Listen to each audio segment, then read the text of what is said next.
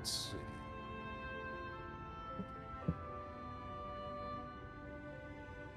Okay, now it's working. It's another wonderful day. Good morning, gamers.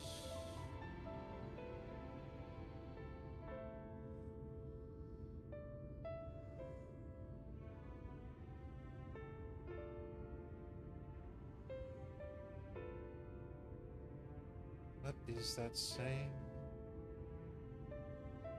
Whatever, we'll deal with that later. And welcome back to Streaming Story Shadowbringers. Today we are back in 14 with Saphrine as we are in the final chapter of Shadowbringers main story quest. Which one gone? So yeah. After we took down Vothri in his little temple on high and took in the last bit of light from his version of Light Warden, everything kind of went to crap and the night went bye-bye. Can't really see it inside here. And so now the light is working its way to break Saphrine in half. Emet-Selch, in his good old scheming ways, decided to take the Crystal Exarch as a trophy. And now we gotta somehow rescue the princess. And save the Warrior of Light, and save the First.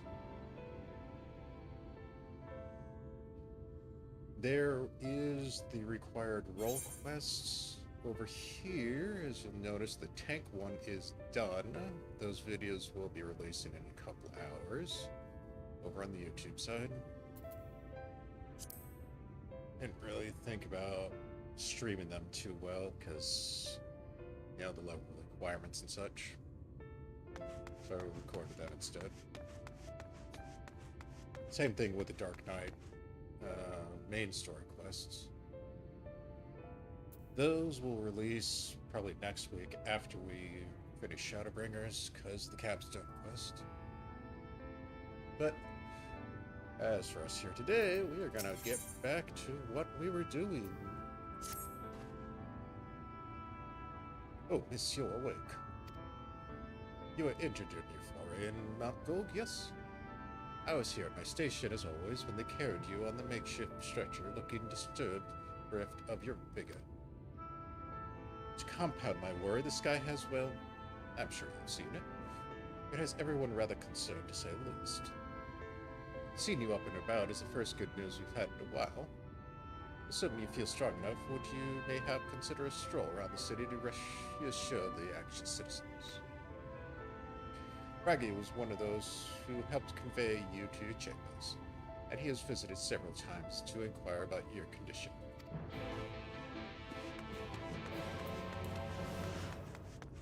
Of course, Braggy would be bragging about that. Have that on.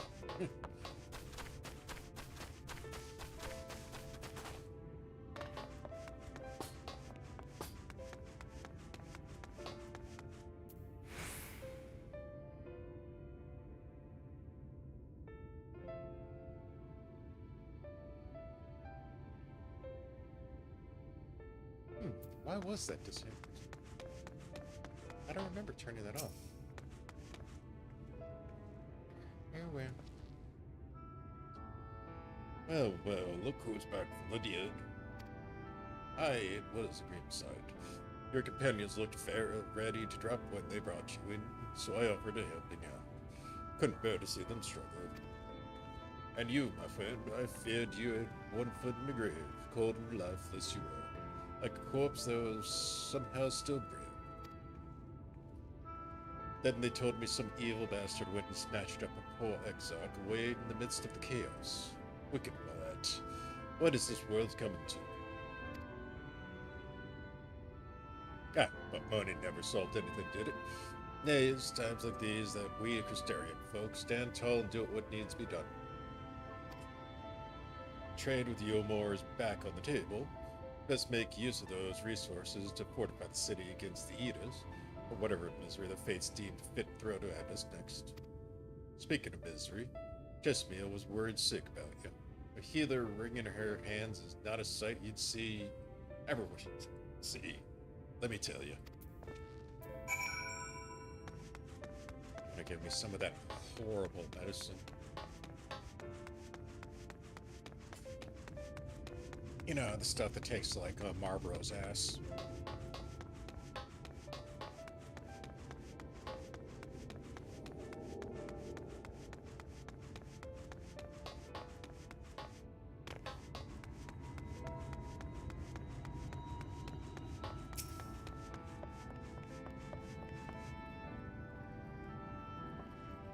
Oh, sweetie, you're alive. No one's been allowed to see you ever since Spagrix, even Spagrix Shurgans, were forbidden from making visits. Reen was kind enough to tell me you were showing symptoms similar to Eater corruption, so I suppose there was little any of us could do for you in any case. As for your companions, they've been rushed hither and yon, seeking a cure to your condition. I worry to see their faces grow ever more haggard every time they pass through the Crystarium. I shall let them know you're awake. When they do come see you, sweetie, please do convince them to rest a bit.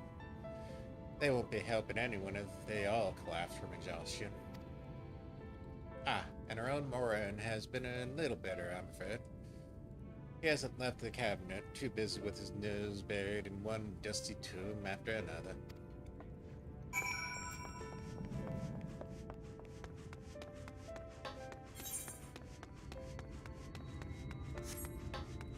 Keep going. We're good. Alright, let's go visit the bookworm. Not sure what he's worried about, but...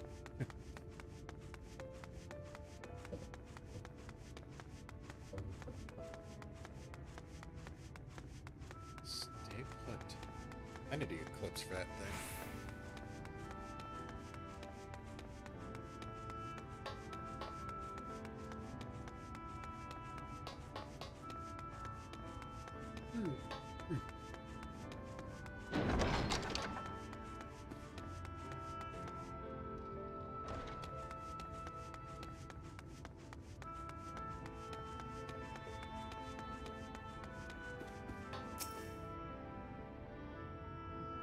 To this as the same thing as it was.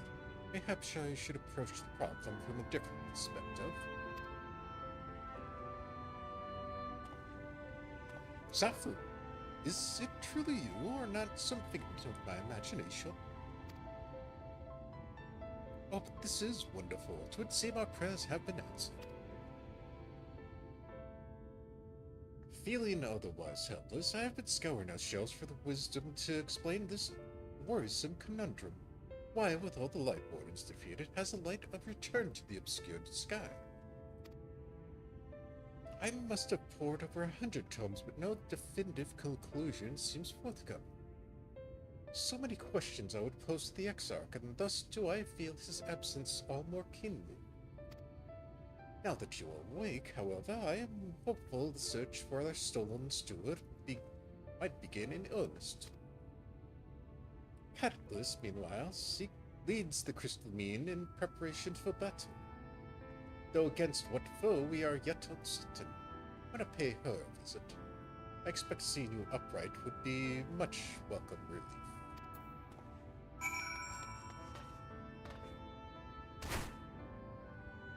There we go.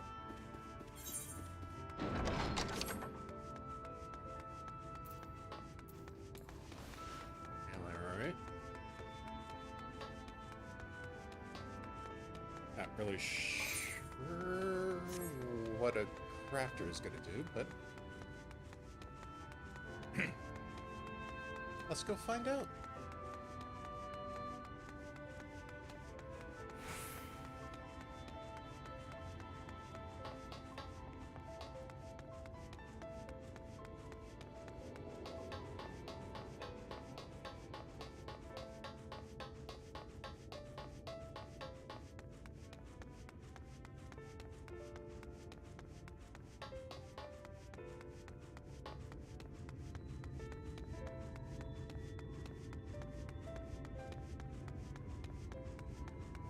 obviously still need to do all of these, but that'll be for later.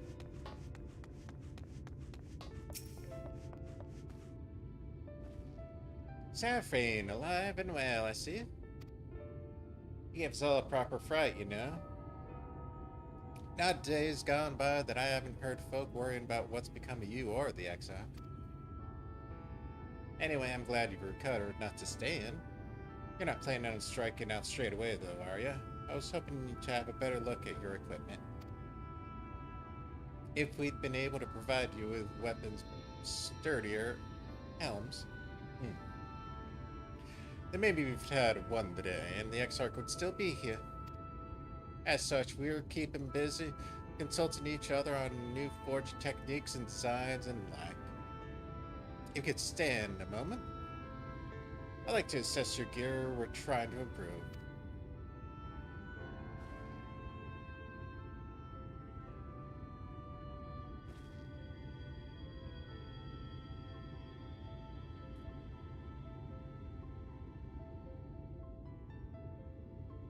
Ah, well, that's some fine work, I must admit.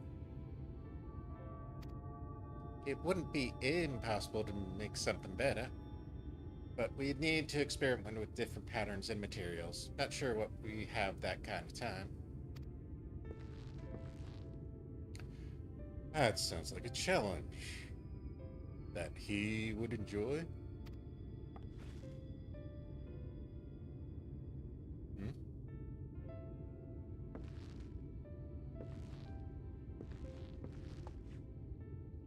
Greetings, Gnod. Master of the Stairs is running his own errands now, is he? Oh, well. My servers are distraught enough as it is, and I didn't want to crack the whip too hard. But never mind that. I think our absent genius and his epiphanies are the perfect answer to this predicament of yours. And by genius, you mean old Grenold? He is a man give unrivaled gifts, I won't argue with you there. What good does his talent do us if we can't bloody find him? No one's seen hide nor hair of Grenold since he wandered off some years ago. You know what he's like once he catches latch on an idea. He's probably closer to himself in some forgotten cave, completely absorbed in his latest creations, with a whole bunch of helper brooms. I wouldn't even know where to start looking. That does make things difficult. Still, if that eccentric is someone you're deigned to meet, I'd wager he'll show up soon enough. My time at the bar and many tales I've heard told of strangely fated encounters. Even if a few of them might be stretching the truth just a bit. We'll keep our noses to the grindstone for the time being, but on the off chance you do encounter Grenold, you'd be wise to take advantage of his brilliance rather than wait on our oh-so-slow and steady process. This is all talk for when you're fully recovered, of course. I'll let you get back to convalescing.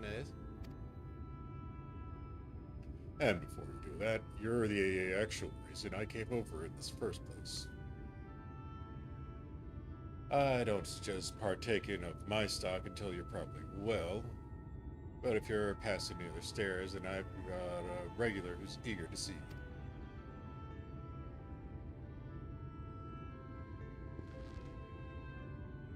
I'd best be getting back.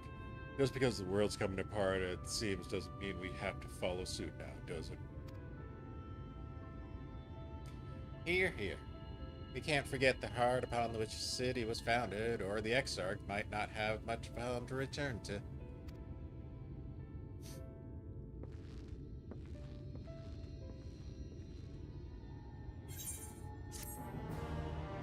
Pretty sure that regular he was talking about was the roll quest lines, but we've already been and done that.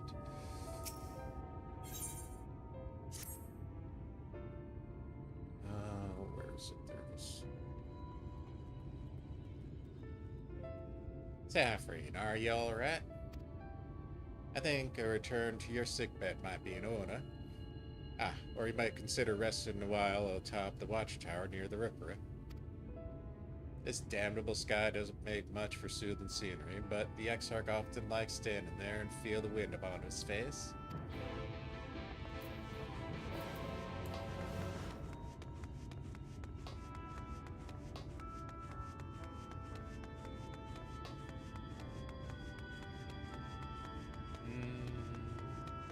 That too.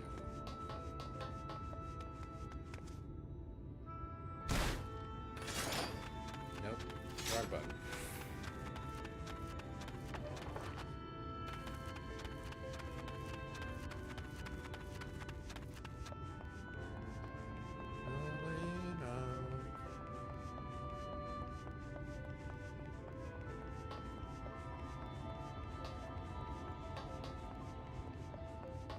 Not even halfway up the Crystal Tower.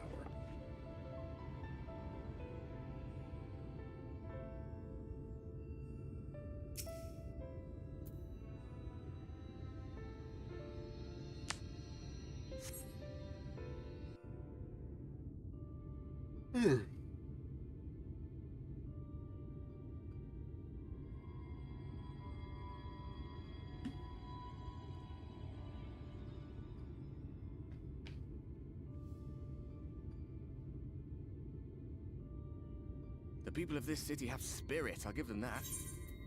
They've not lost the will to fight. I mean, you should know better than anyone.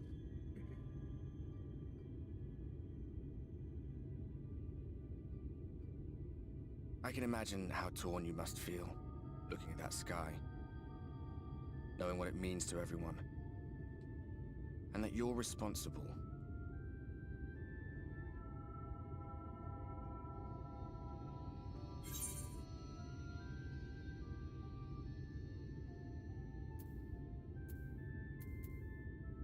Yeah, people can handle the truth, sort of.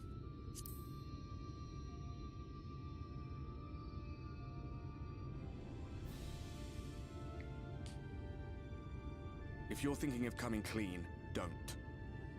It might make you feel better, but it would make things 100 times worse for them. They're better off not knowing.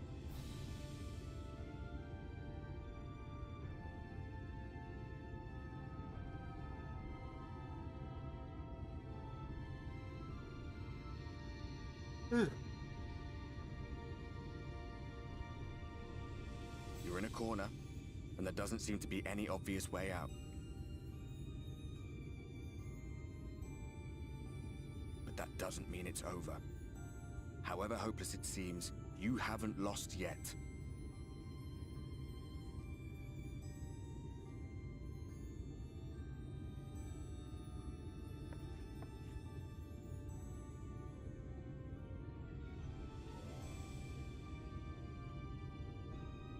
I remember looking up at the sky like this before. Being caught up in a strange kind of calm. It was after we realized we were responsible for the flood. When we resolved to journey to the source by taking our own lives.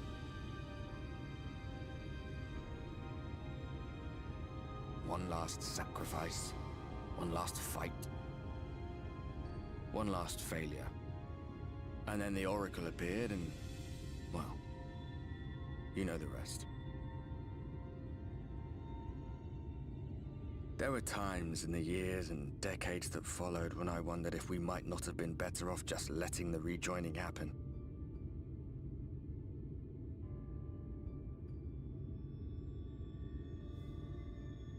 That we'd made one last mistake.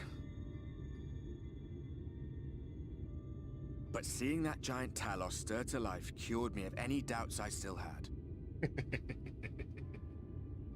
Always we took the burden of fighting upon ourselves. That's what heroes do, isn't it? So we never had the chance to see anything like that. Our people coming together as one. To create a giant rock monster to bring down a floating continent. To think that their hope still burned so bright. that they were still so eager to live, they would lift up their fellows, one on top of the other, till they reached the sky. No. We made the right decision. And I can finally feel proud of the part we played in helping this world survive.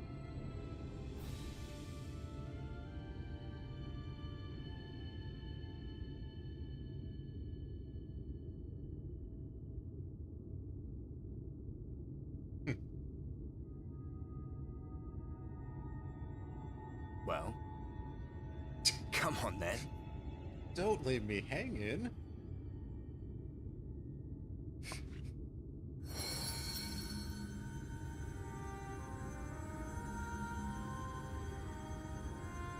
As I thought. What happened between us was no coincidence. My story may be finished, but the fates have gifted me a minor role in yours.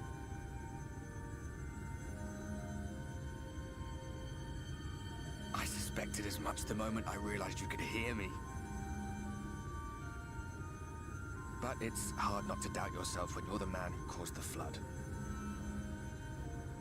I was afraid to do anything more than watch for fear of making things even worse. But no longer. After all, the path I once walked is now yours to finish. Those who come after. They call him the hero of the North. For what it's worth, I cast my lot with yours. If you need a push, I'll be right there behind you. If you lose control, I'll do my best to stop you.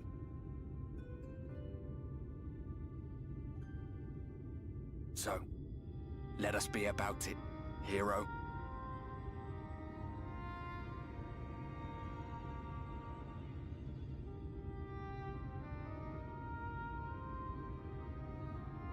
Oh, I was worried you were up here all alone, brooding and fretting and wallowing in your woes.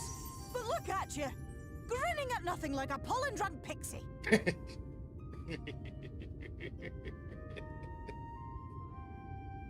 Good to see you two again. Look at what you've done to your ether. It's a mess. And you have cracks running all through that pretty soul of yours. My poor little sapling. Whatever am I to do with you?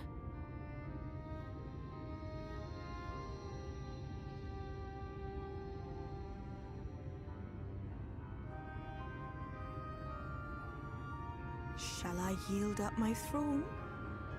You could claim it, cut ties with the mortal world, hide away in the castle.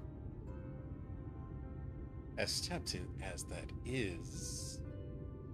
It won't fix the problem, but would it really matter? If any pesky heroes come calling with steel and magic, all of Il Meg will rise up in your defense. My crown and scepter are yours, if you want them. Tempting. Very tempting, bud. What? Don't give me that look. Of course I knew before I asked that you'd never ever heed such a wicked suggestion. And besides, what would become of my precious and ephemeral flower?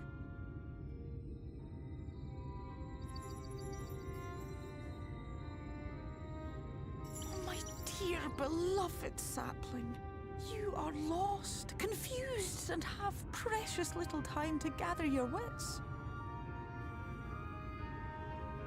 Your kind is always so preoccupied with what lies ahead, and so we muddle your vision with fog and glamour. But such trickery is easy to see through. Stand very, very still. Think not of where you need to go, but where you are right now at this moment, at this time, in this place.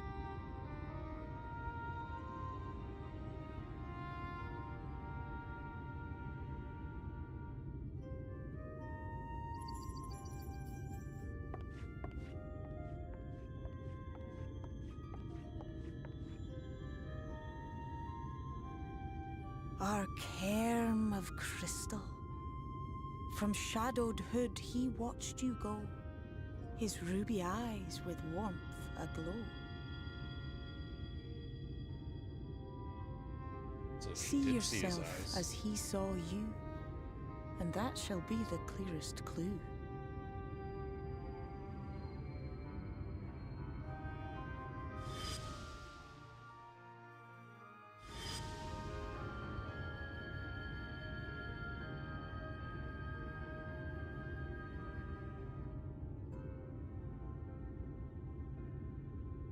You stand in his garden, dear sapling. Ask his flowers what they know, and you will surely find an answer. But what will you do with it, I wonder? I'll be watching and waiting. Waiting and watching.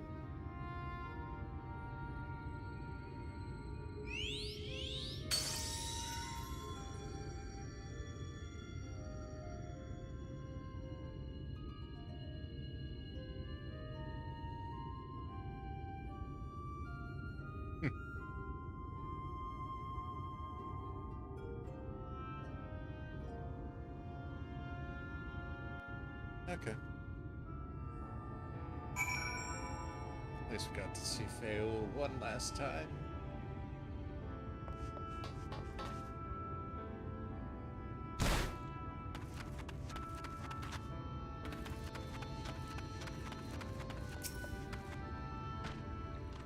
Oh, I did not expect to see you on your feet so soon.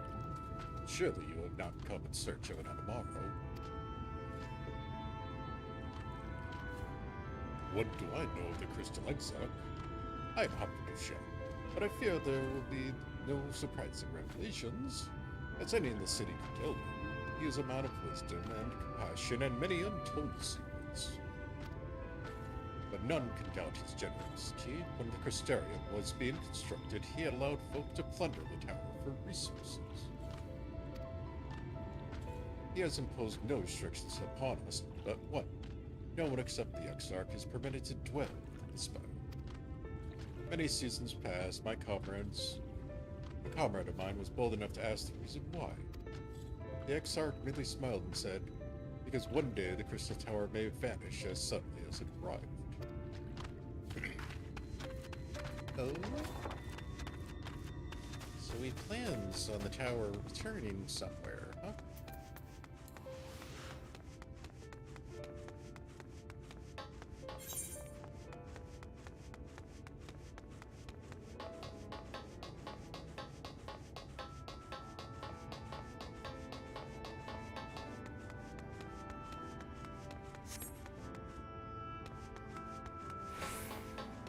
Other one's down, isn't it? Yeah, it's gotta be in the library.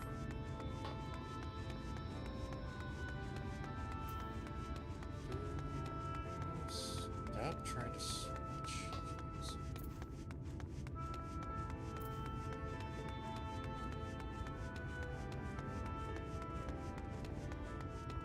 This is what, at the other Amaro spot? Yes, yes it is.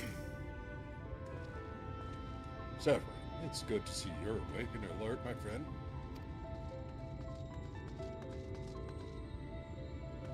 What's this about? You're not writing the Exarch's memoirs, are you? I'm not sure how much I can tell you, considering we avoid asking too many questions. Unspoken rule and all that.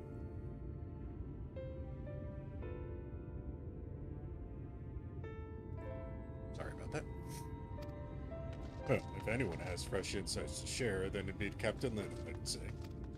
She lost her parents to an eater attack not long after she was born, and the Exarch saw to her upbringing.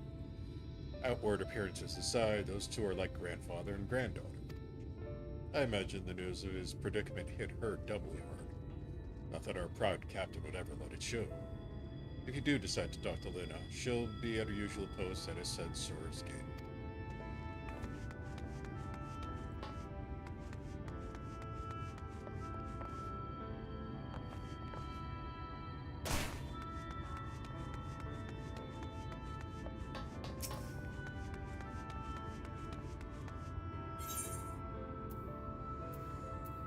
Kind of interesting, Bueno. Because the only V's we know of are the ones in Ratika. That I can remember, at least. But for her to have normal parents is kind of against typical V's upbringing. Oh, was there something else you needed? If you've come for the results of my research into this persistent light, I'm afraid there is little to tell as of yet.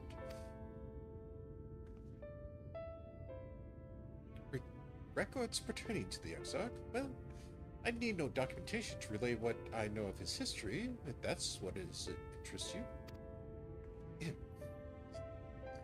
Less than a decade has passed since the coming of the flood when the Crystal Tower first flashed into existence. Its summoner, the Exarch himself, became known to the refugees in Lakeland soon thereafter. He welcomed all who sought out the spire, be they locals who had lost their homes or the Bulgarites fleeing their ruined kingdom. Together did they found the city which would become the Crystarium. Some thought to call him king, for he refused to share his name, but the summoner did not deem himself worthy of their royal attention.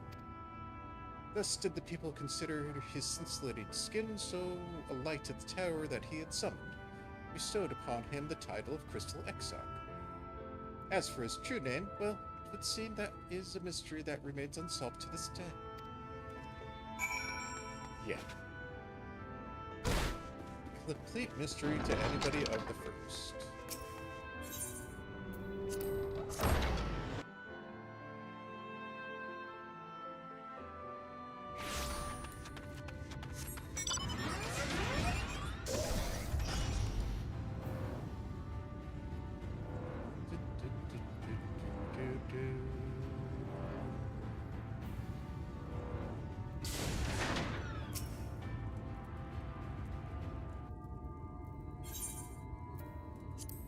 Saphrine, I was not told you had awakened.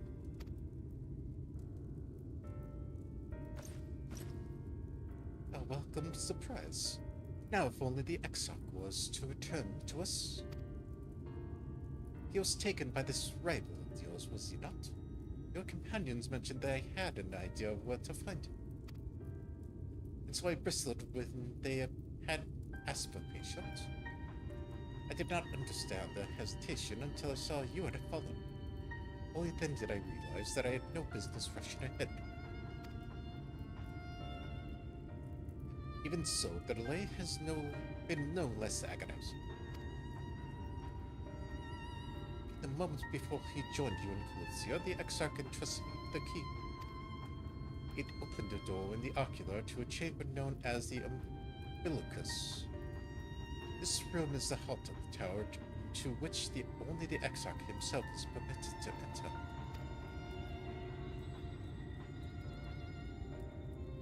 He bid me allow none into the tower once he had departed. Only in the event that the armies of Aetors depend upon the city was I to access the Umbilicus and awaken the defensive man. Never before had he left me with such instructions. But the battle with Valkyrie loomed near, and at the time I accepted the key without much thought. Since then, however, the moment in all of this occupies my mind. When I recalled the look upon his face, he knew that something terrible fate awaited him. Tell me, Saphrine, I need to know what he feared. What battle you and your companions are truly fighting?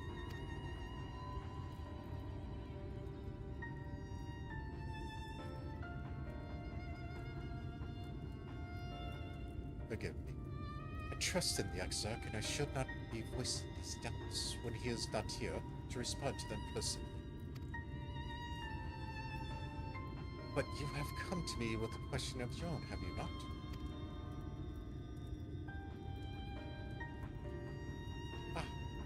I see I'm not the only one who burns for answers. The time has come to open the tower's heart. Although we do not face an invasion of Aetors, I suspect the city will be in far more danger if you do not gain the knowledge you seek.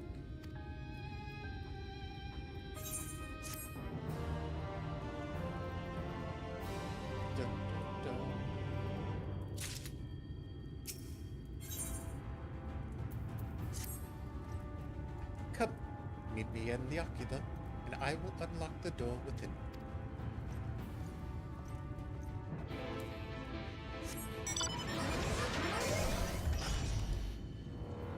Alright, let's go check out the Exarch's hidden room, filled with all sorts of unmentionables and his private collections.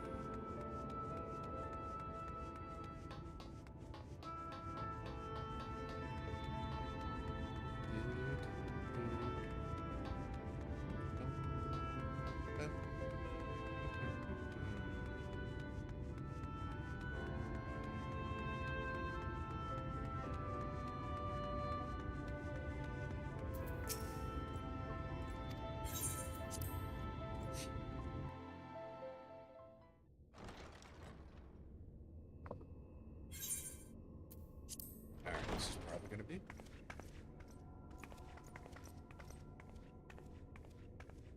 I have unlocked the door to the umbilicus. You are free to enter. Once you have what you require, I'll see it sealed once more. Until then, I will remain without.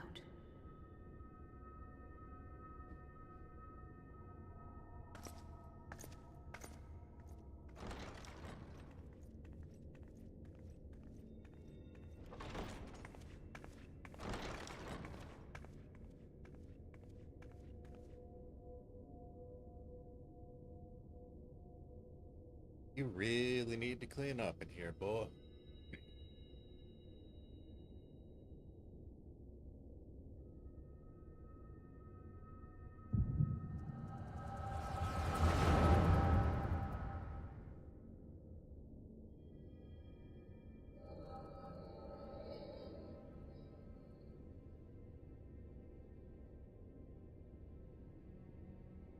A moment to collect my thoughts, I prithee. Thy true name is Grahartia, then. By thy claims, thou too art a native of the Source, though from an age beyond our own, when the 8th umbral calamity hath visited devastation upon our star. Thou hast, by subtle means, reached across the boundaries of time and space to unsow the seeds of catastrophe, ere its creeping vines drag our champion unto an early grave. In essence, yes. A difficult story to swallow, I am sure. Putting it lightly.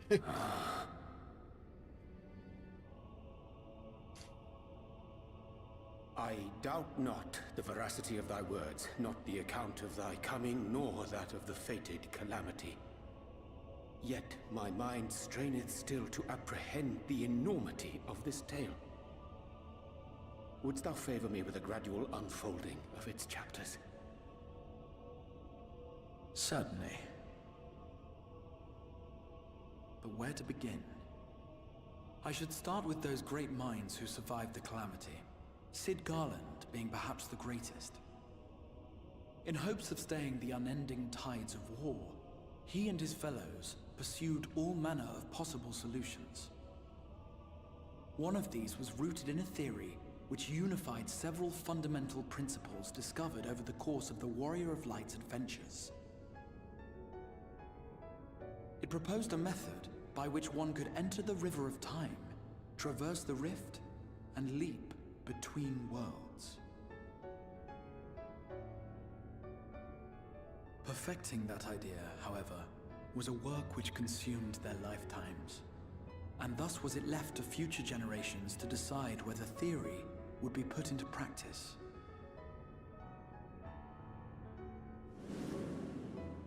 But all the while, the world continued to burn. Hope was a feeble outpost, beset on all sides by thievery and misery and murder. People cried out in despair. There is no hope. We are finished. Mankind is finished. Then others raised their voices in answer. Though we be beyond salvation, those who came before may yet be saved. We will forge a crossroads and pave the way for a different future. By the wisdom of our forebears, we will prevent this calamity from ever having come to pass.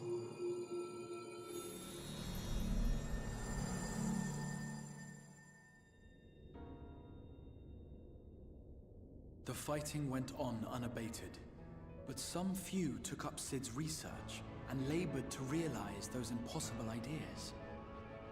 After 2 centuries of labor, their descendants finally succeeded in awakening the Crystal Tower, an integral part of the process, and, in doing so, roused its caretaker, me.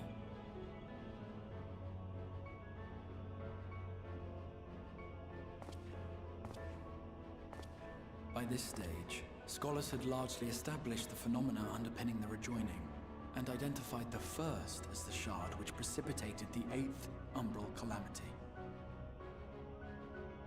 This grand structure was already capable of storing the energies required to attempt the translocation. All that remained was to augment some few of its functions based upon the theoretical models of Sid and his compeers. And by means of such technologies didst thou affect thine arrival in the first, to an age before this star had joined with the Source.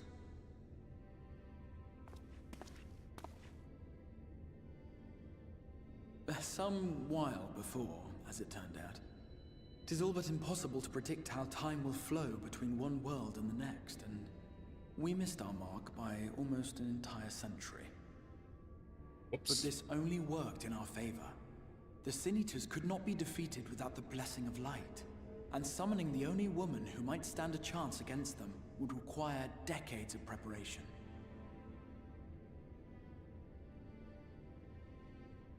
An undertaking of scarce credible endurance. That thou hast kept thy plan from falling into disarray these many years bordereth on the miraculous. Yet howsoever history be rewritten, thy present self was shaped by events which followed the calamity. Should said catastrophe be averted, the very skein of thine existence will unravel. Surely thou hast foreseen this. I am aware of the consequences. 'Tis for that very reason Sid and his colleagues bequeathed their legacy as an offering, and not an edict. To give all of oneself for the happiness of others, and with no promise of reward.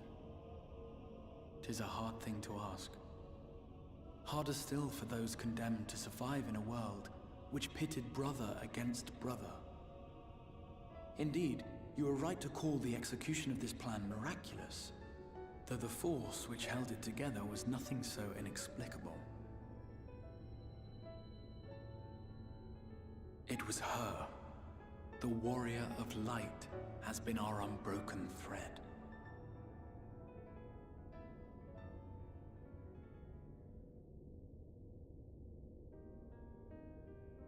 Where others would stumble and fall, she would rise above. Where others would break and run, she would carry on. The Warrior of Light's tale is one of unyielding bravery. To tell it was to feel courage. To hear it was to feel hope. It was a breath of inspiration in an age of suffocating shadow. In the histories of a fallen nation was our hero hailed as its greatest ally. In the time-worn pages of a noble's memoirs were her deeds joyously retold. For many, these stories were the flame which warmed them through the coldest of nights.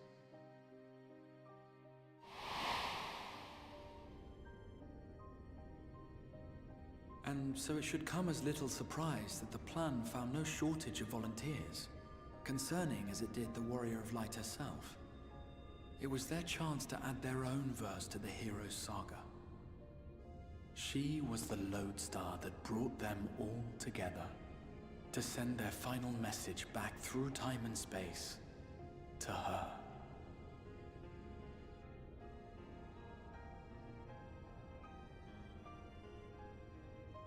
The light of your legacy was our torch in the darkness. Burn bright again and live.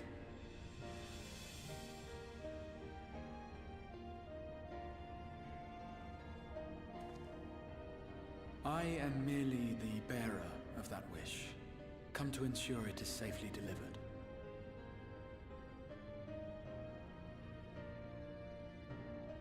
Wherefore sharest thou this burden with me and no other? What wouldst thou have me say? That you will be my accomplice? 'Twas you yourself who convinced me of your suitability when you spoke of how you learned of the Flood, and of your part in arranging Minfilia's journey to the First. Your actions showed uncommon resolve. 'Twas clear you were committed to the cause of saving this world. Basically, you're I scheming knew I could bastard. trust you to choose the right path forward, even if that choice came with a heavy price.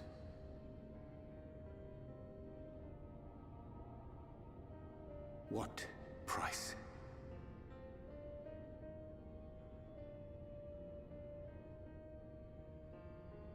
When all is said and done, and the last of the Light Wardens lies slain, I will absorb their corrupted ether, and then I will die. Knowing what I know of your companions, not to mention your champion, they will try to stop me. But in saving one, they would save none. Therefore, I implore you to aid me in concealing my identity, and ensuring this tale ends as it must. To this end, I would have you take what I have told you of the Calamity, and make of it a portent. A prophetic vision you beheld in the swirling chaos of the Rift.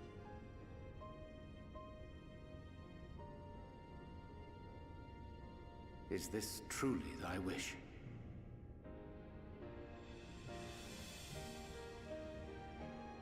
History remembered the Warrior of Light, as I knew it would. And I will suffer no other to rescue the champion whose star has charted my course.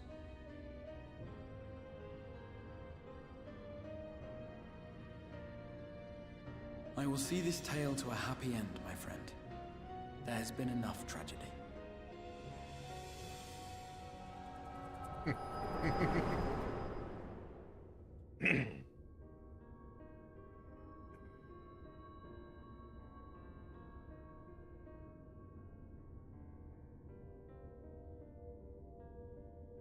Careful now. If you lose control again, the Light could claim you for good. Although it's probably only a matter of time before you succumb to the change in any case.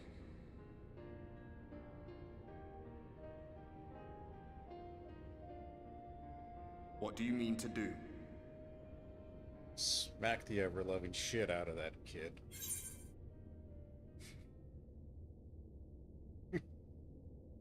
Yes.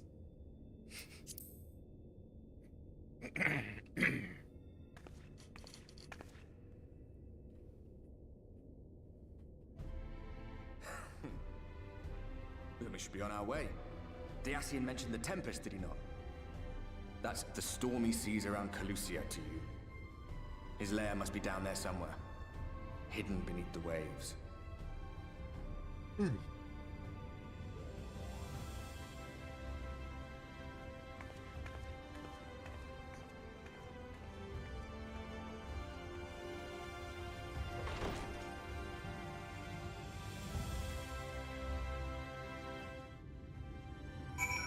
Alright. So, of course, Ariadne would go along with the plot to sacrifice one for the needs of the many.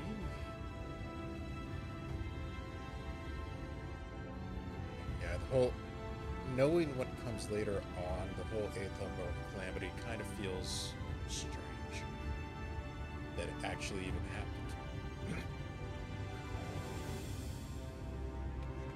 That's a discussion for later. Did you find your answers, you said? If there's nothing more you need, I will go and lock the door.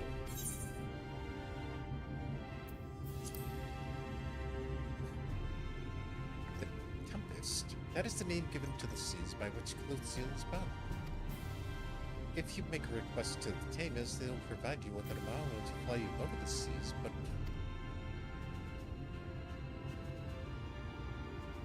do you mean to leave right this moment, alone? I am not sure that... I will not seek to stop you. Go with the blessing of the Shadow. I shall await your safe return.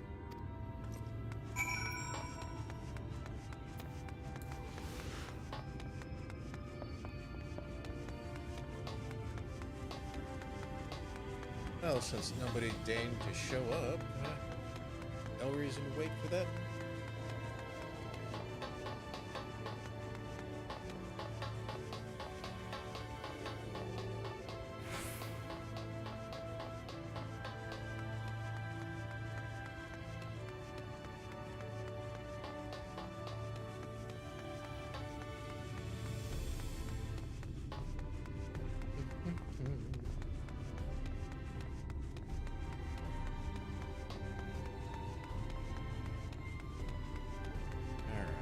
Where are we going? Up the stairs.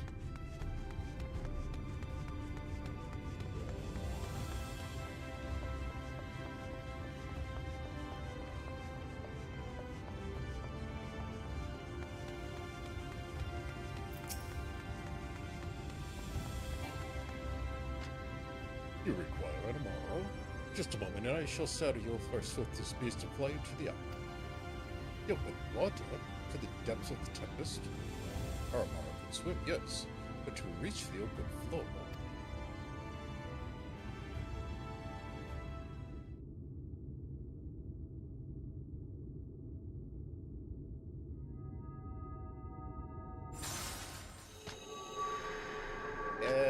not good.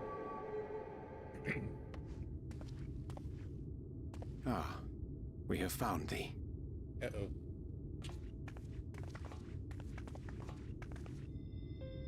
Word reached us of thy recovery, and thus did we gather with all haste.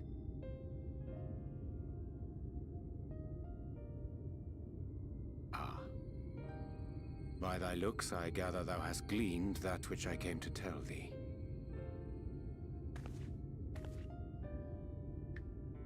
Urianger has shared everything with us. The Exarch's true identity and purpose.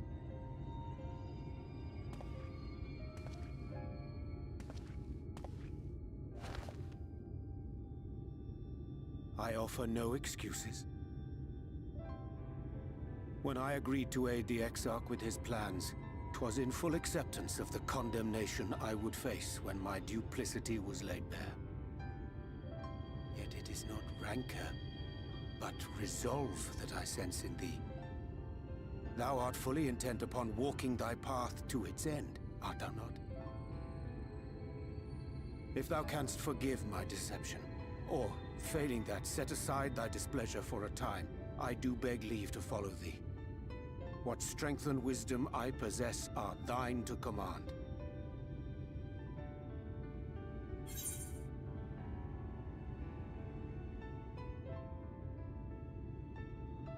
Can you try to not lie to us for 5 minutes? Just 5 minutes.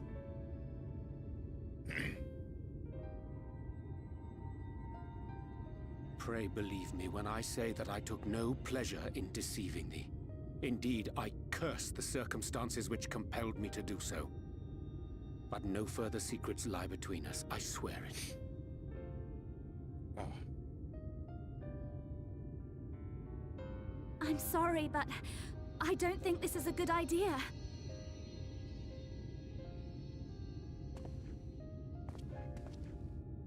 Leaving the Crystarium, I mean, with or without Urianger. What I did for you won't last forever. There's no telling when the light will break free again. Please, you must stay here, at least for a little while longer. We will find a way to cure this, I promise you. How can you make promises? We don't even know where to start. Alisaie, please. You know Reen was only trying to help.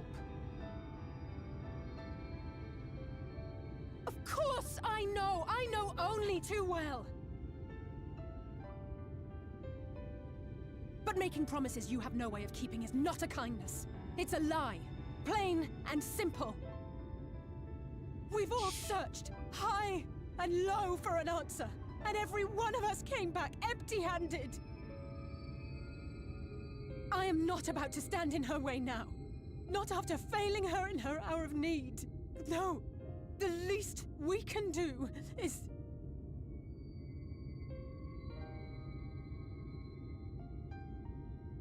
Push forward.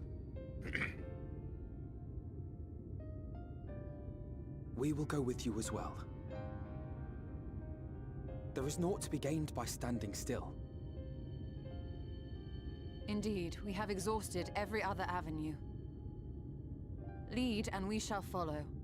If there is any hope to be found, then we will surely find it at your side. Are we all in agreement then?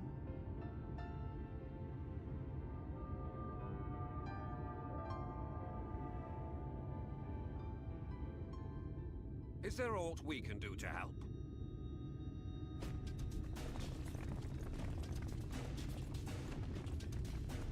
Though we may not know the whole story, we do know you're in for a fight. And while the Exarch's away, it falls to the rest of us to see the Warrior of Darkness is given a proper send-off. You told them! No! Well, not in so many words. Aye, we didn't need it spelled out for us. When the night sky appeared over whichever place you went to, it was harder not to put two and two together. From the moment I heard that you and the Exarch shared the homeland, I had my suspicions.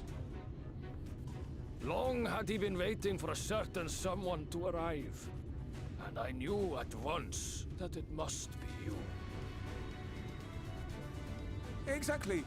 When he went up to meet you, it was clear it was no ordinary visitor.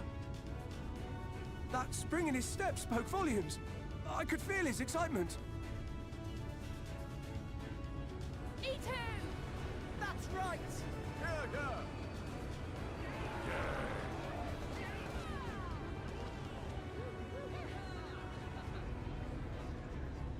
We do not fully understand where you or the Exarch hail from, or why you've all done so much to protect us. But we are deeply grateful nonetheless. So, if there is anything at all we might do to aid your journey, you need only name it. What would you have of us?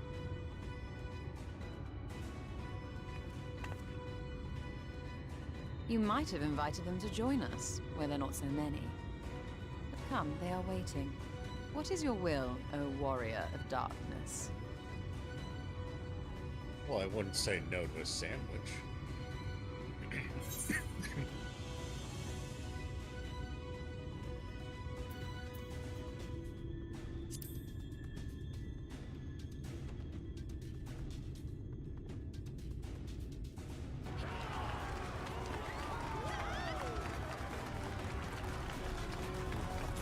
Anyways.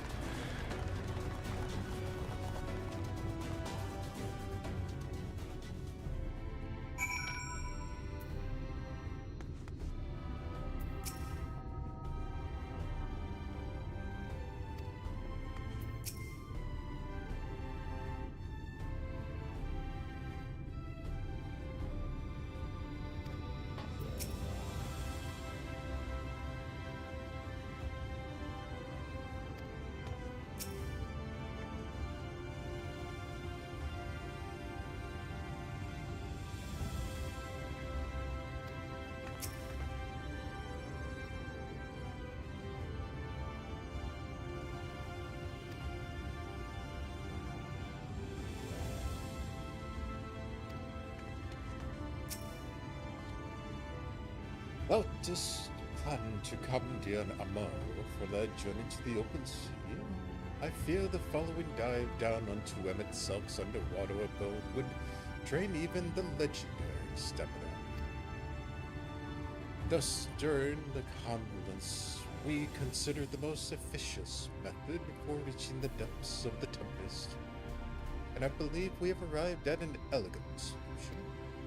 Yet ere we discuss this step, I suggest thou dost conclude such pressing business as remains to thee and the Crystal. Once the sea closeth above our heads, we are unlikely to surface until our grand deed is done.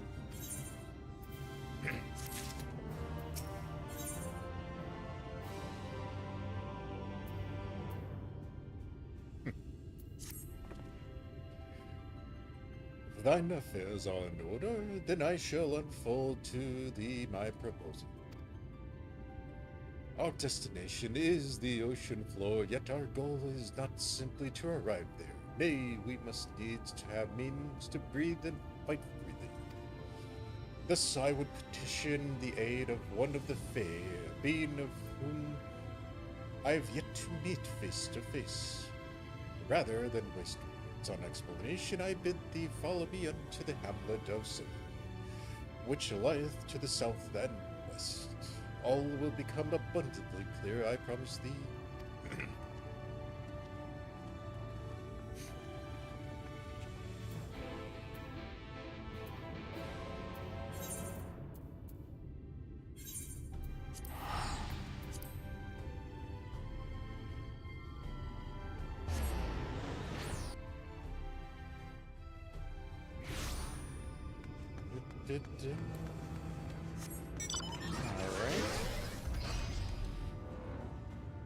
I mean, technically he's not trying to lie to us, so it doesn't really count this time. But let's see what Urianger's grand plan is.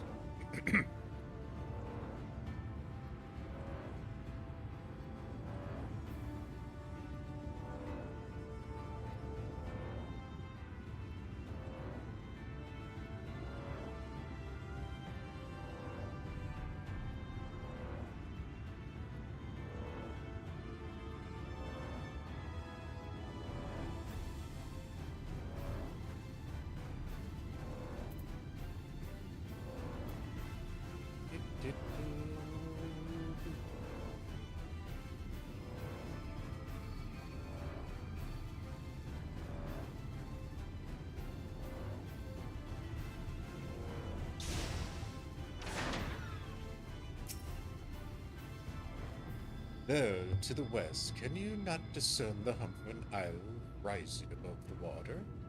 You mean this one over here? That foliage-covered mat hideth the key to our safe descent. Swim close and plunge beneath the surface. Thou shalt soon divine the reason of mine insistence. Though it be much to my shame, I can but flail and flounder where thou mayst glide as a fish. I shall board a boat to the island and spare one and all the spectacle of mine ineptitude strokes.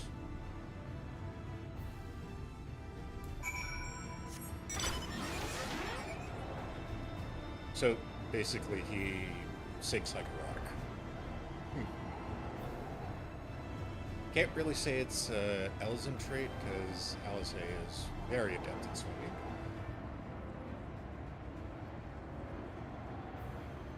And it is quite quaint that both them do have that issue.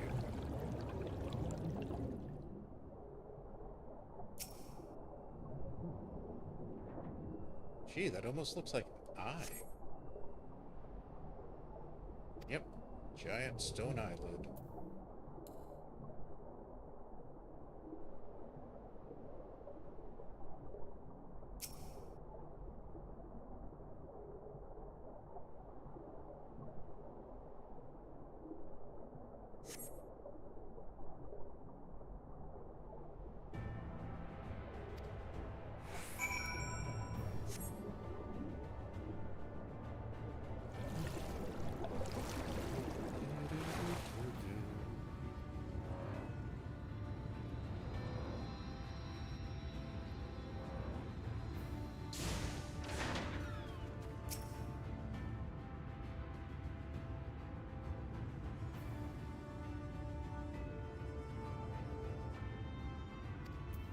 This territory.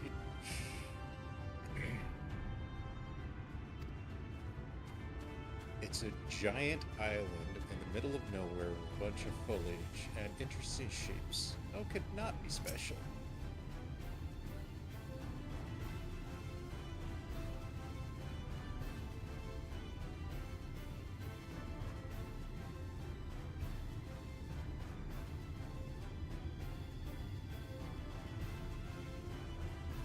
Similar to your lake, huh? That's an interesting comparison.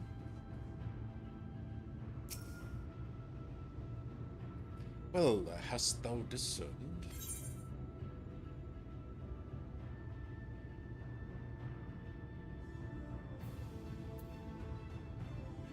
A certain primal. I wonder. Most perceptive. According to the lore of the Pixies, we are, even now, perched upon the back of an ancient Fey entity. Its name is Bismarck. I, the self-same title by which we know the great feathered whale revered by the Vanu Vanu of the souls. I would enlist its aid to bear us into the deep and thence banish the waters with an Aerosphere, alike in form to the domes which shelter the hamlets neath the ruby sea. With its companions we may move unencumbered. Within its compass we may move unencumbered and defend ourselves when the hour of the battle cometh, as is most surely shall. Now I must needs ask for silence while I make a supplication.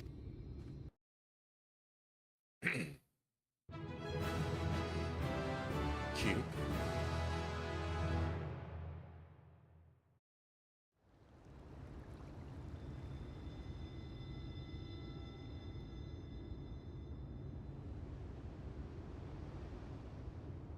Ugh. Serious as air.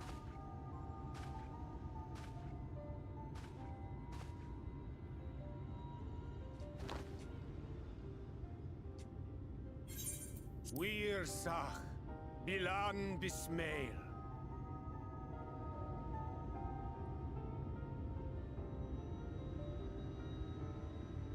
Oh, I turned it off. My bad. I didn't realize it was still on.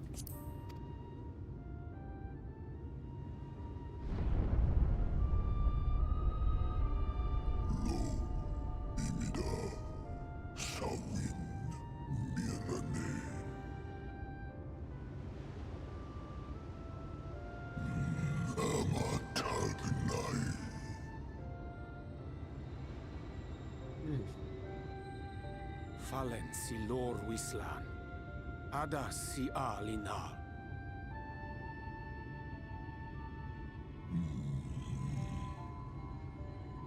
Van urs atslir. Olfod thim. Iri guath thi.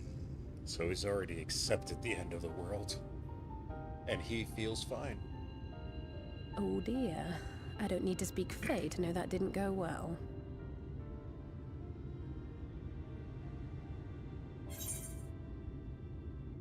Oh, beloved branch. My dear king, could you please intervene?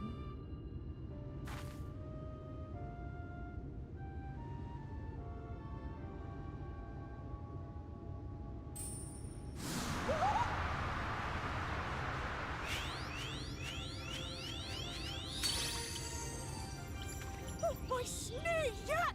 You've learned to call me at last! And where do you go?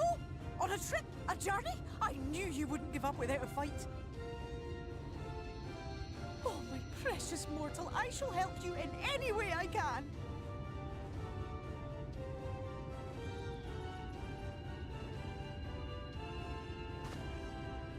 Gers Bismail win picked. Van dromi drom jakom.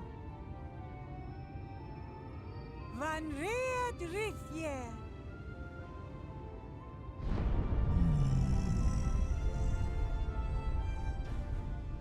Ahai, una.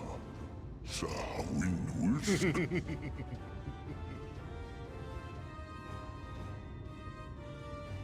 Isnerim. Sor dierlo.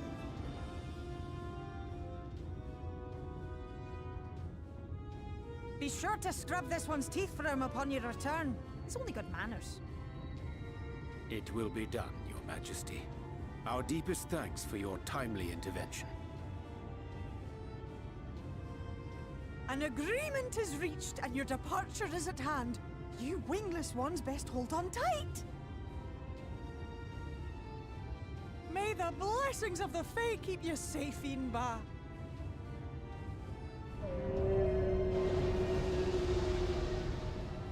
Lo fallo ruis. Vanin nar sitar. Dir sitagnai.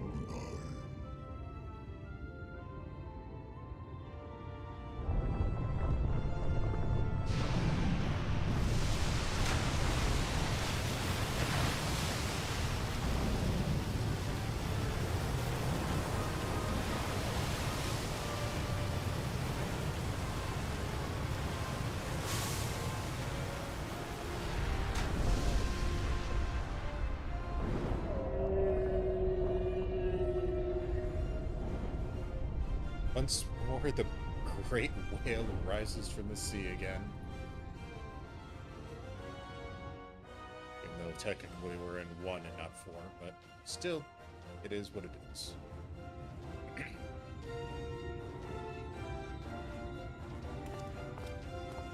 And just like that, it's all gone back to the way it was. What was you expecting? 100 years of honey and rainbows? Seeing them Yulmore types wake up and smell the ashes was miracle enough for me. Ah, but the magic in the air when that ladder started moving. And when that great hulking Talos rose up! Gods. You ain't I could live seen 1,000 yet. years and never behold anything so amazing. About that?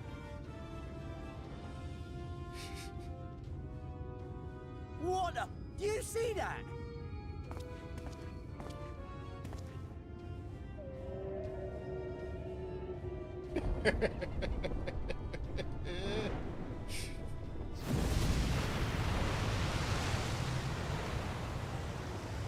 What a monster! Where did it even come from?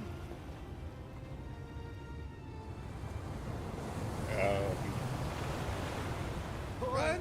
Whoa there! It's not stopping! Run! Run!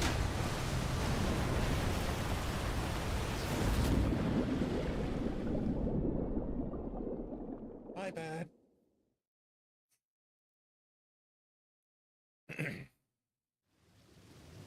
Lo vanana ana.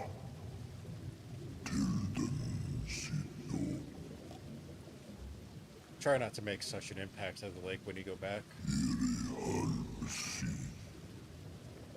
Funne. Aktma von jasni. Tagnai. You know, we kind of want Lakeland to be there when we return. It's already suffered one flood.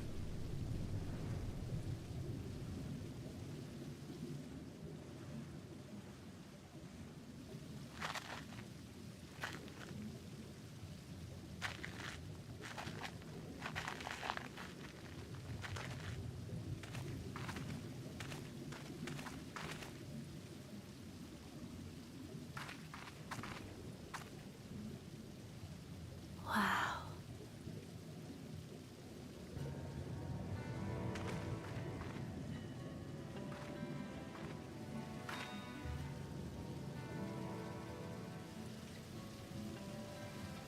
The breath of Bismarck. See how it swells to form a dome beneath the waves? The waters recede. The Tempest's floor is laid bare. in defiance of the blinding sky, this place holds fast to its gloom. The last refuge of he who denies the light with every fiber of his being.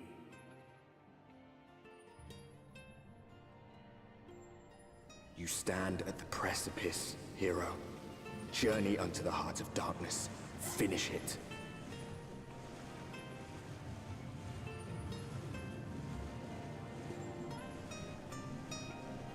All right.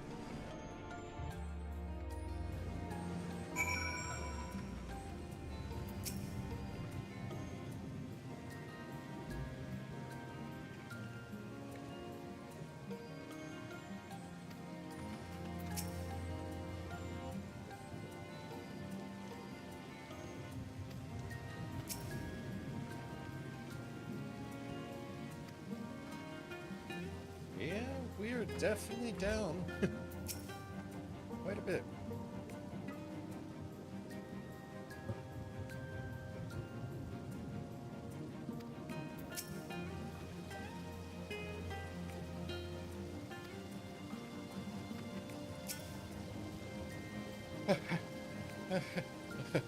Oh, glad am I. That Bismarck was true to his word. We are arrived in the Tempest, safe and dry. 'Tis here that we shall find the lair of Emet-Selch, and I believe the imprisoned Exarch as well. For an Ascian alone, it is of course a trifling matter to flee unto the rift, yet I suspect such travel is nigh impossible with a mortal in one's custody. Nay, he would not soon risk his prize when the Exarch's very body serveth as the key to the Crystal Tower, and its power a temporal transportation. Thus am I all but certain that this underwater realm harboureth our friend and enemy both. We have but to find them.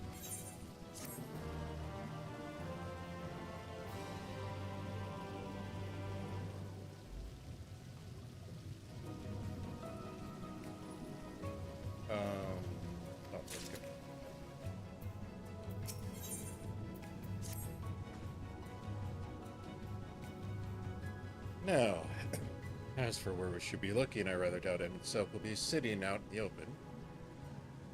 Oh, it's Emet, so that's possible.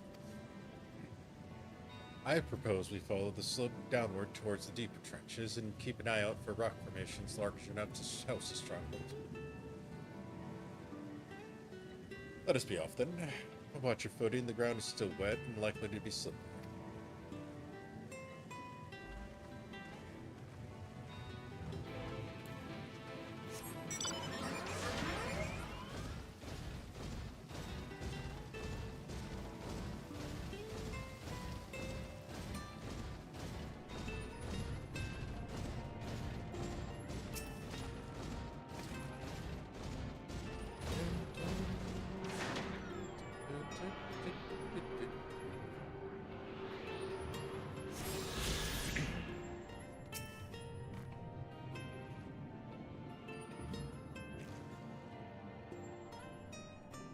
Oh, someone just had lunch.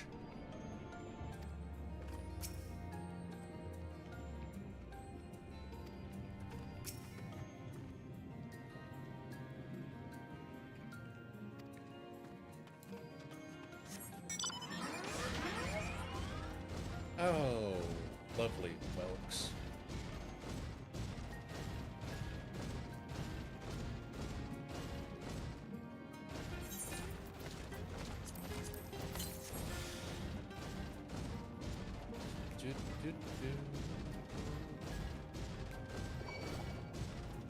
Piss off.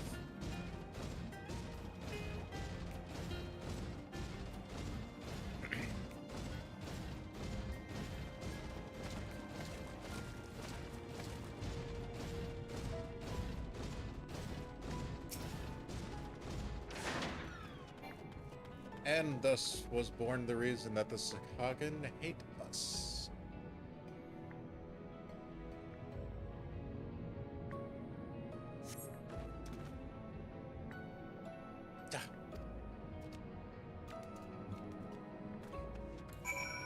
We took away their natural environment, so it's not too surprising.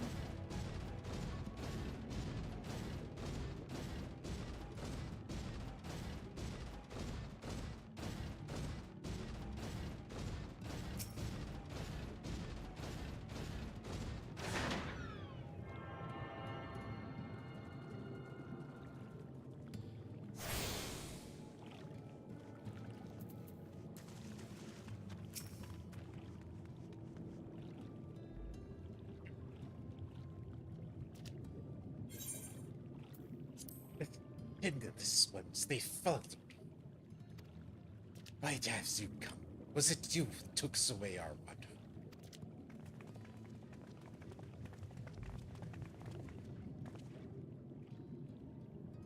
Ah, so this is where the Ondu make their home.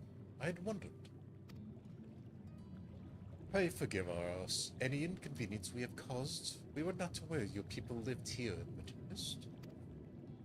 We need this great dome of air that we might conduct a most urgent source, and thus begging you for your understanding.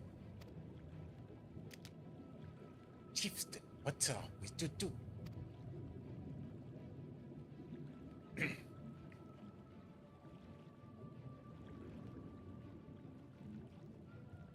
Are you emissaries of the ancient one?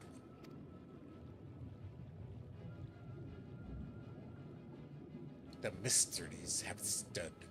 We have seen the illuminated light shining through the gloom of the abyss. If you are the emissaries chosen, I bid you welcome. If you are not, I bid you leave. I am not sure. I understand. Would you be willing to elaborate?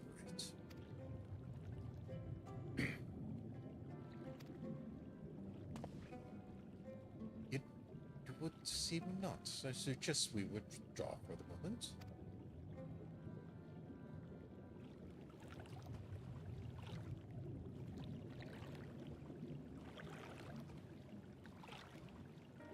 So, what's the plan? Given your condition, I'm reluctant to suggest still lingering here.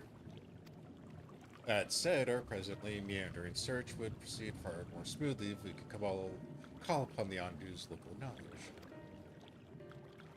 Yes, I would like to know more about this illuminated land the chieftain spoke of. Could it be Emet-Selch's stronghold, do you suppose? Perhaps he lit the lanterns upon his return? We cannot dismiss the possibility, but if these Ondu refuse to speak with us... Saphrine, do you remember my first scheme for entering Newell?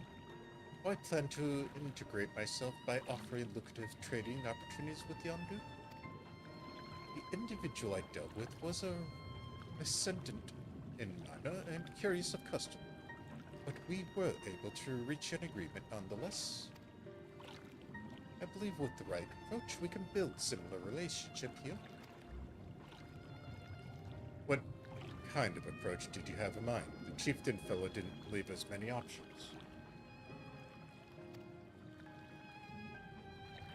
If we are to tread the swiftest course, then we must needs locate its beginning. Displayed our all too dramatic arrival hath thrown the settlement into confusion. Were we to solve such problems as we have caused in and assure our hosts, thereby our purpose here is not inimical to them, they may yet prove amenable to reason. I smell yours. Very well, if it can be done quickly. What do you think? I have nothing better to offer, but I worry that what will happen if the Ondu's tail end up leading us to a dead end?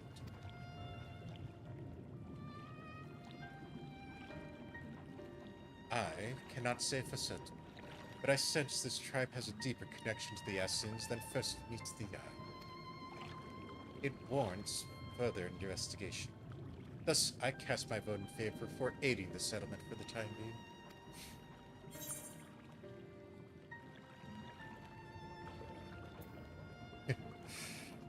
Well, it is what we do, so let's do more of it.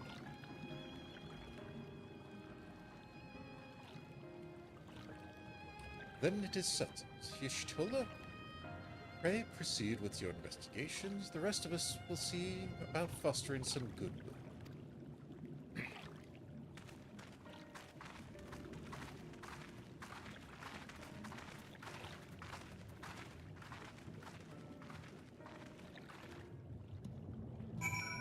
Alright. Since we caused the issue, let's see how we can help them out. Saphrine, you won't believe who I just bumped into.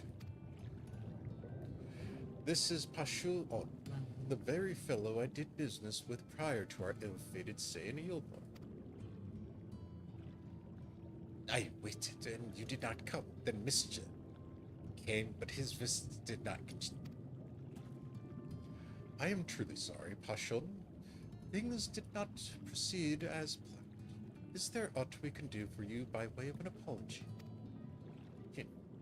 Perhaps.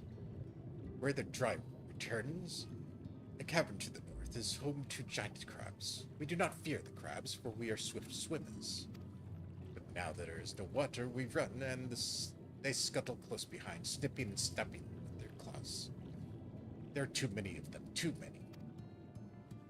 I believe I can be of assistance there.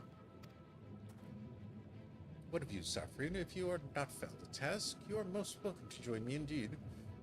Sure, I should appreciate the company. Where the dry returns has a rather ominous ring to it.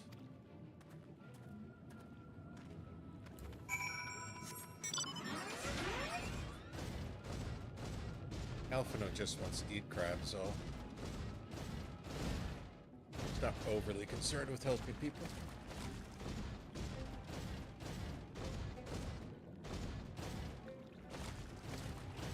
Where the hell is this exit?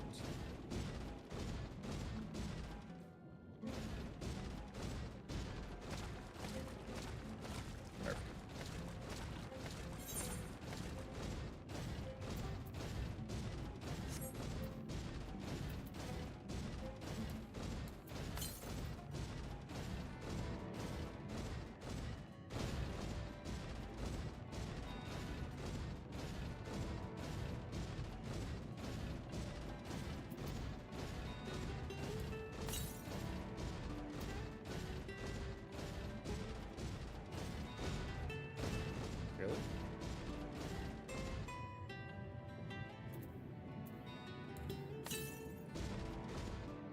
Oh, this one's underground.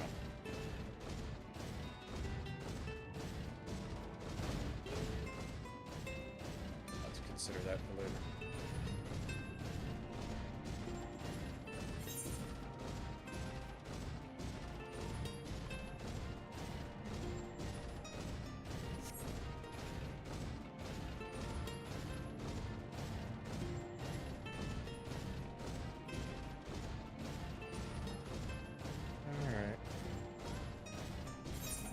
To the north.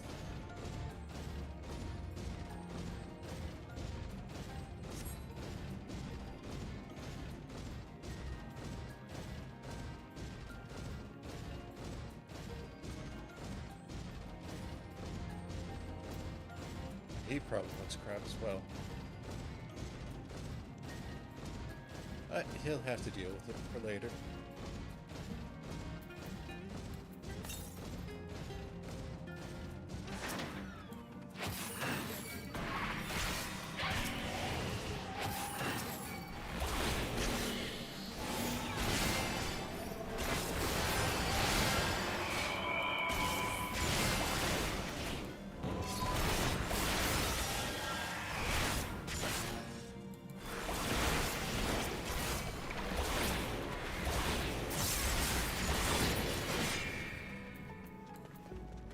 Where is Alpha?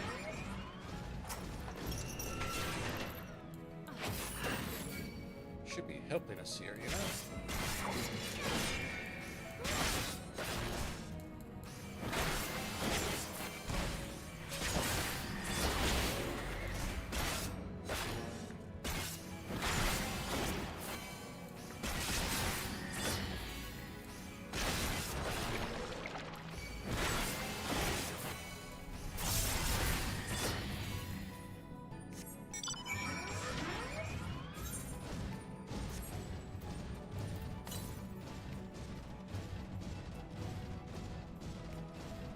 Or not. Probably saw a shiny rock along the way.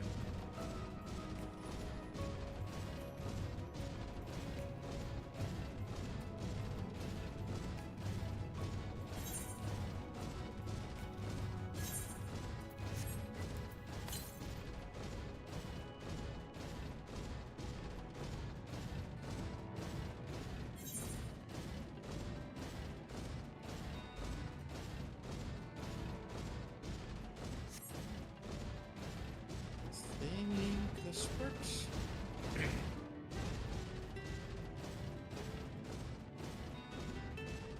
Of course, I'll never remember to get out this way.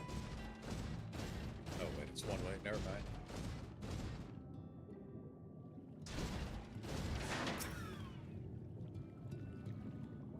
Never mind.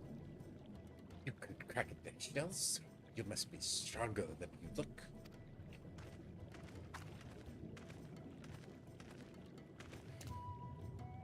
I see you've reached your quota first again. I shall never be your equal in such tasks. Still, I would say we reduce the local crab population to a far less threatening number. My thanks to both of you. You must have a reward. Nay, Pashun, this was part of my apology to you, remember?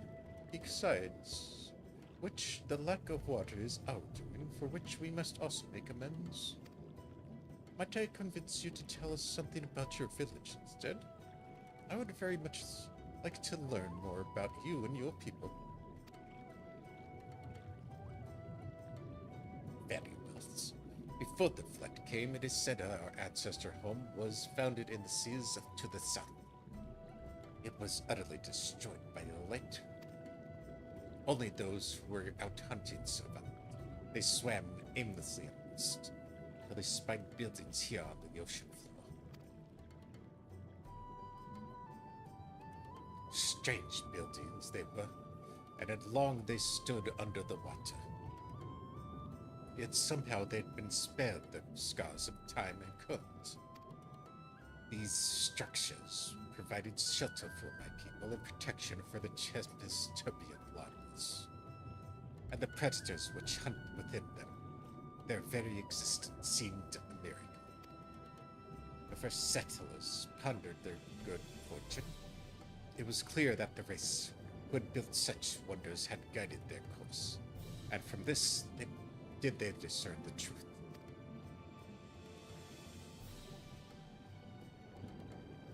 That the ancients had chosen us to serve as caretakers for their eternal sanctuary until such time as they returned. Thus, if it is judged that your coming and this great vanishing of water was the ancients' design, you will find warm welcome here. A truly astonishing history. Yet I cannot help but wonder how will the significance or otherwise of our arrival be decided. The ancients have blessed us with protection and prosperity. If your presence serves to bring us the same, there will be no doubt in the matter. Then it would seem our earlier decision was the correct one.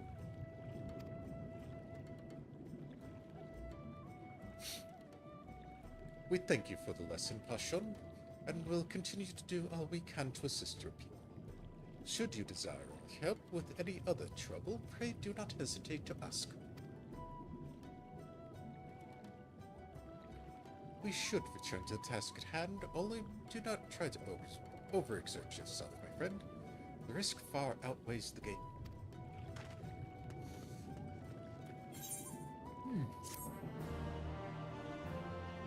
Okay.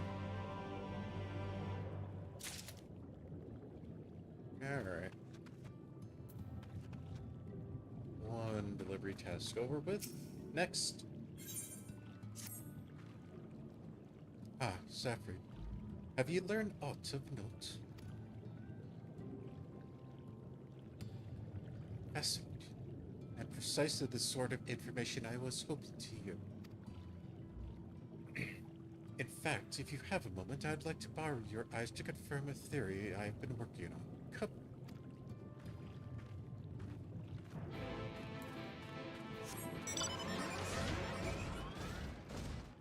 Yes, Mother.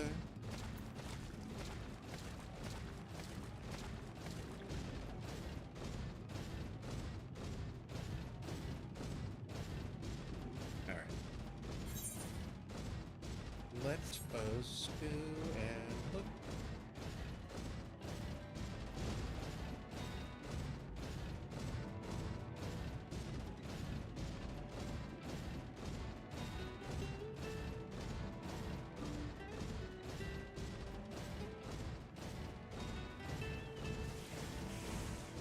There we go.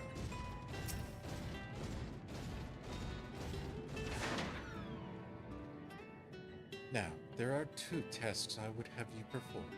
The first requires you inspect the buildings which surround the Ondu settlement and note their most distinctive characteristics. The second, I wish you to use this knife to take scrapings from one of the remnant walls. Pray be as thorough as you can. I shall be waiting here for the results of your investigations.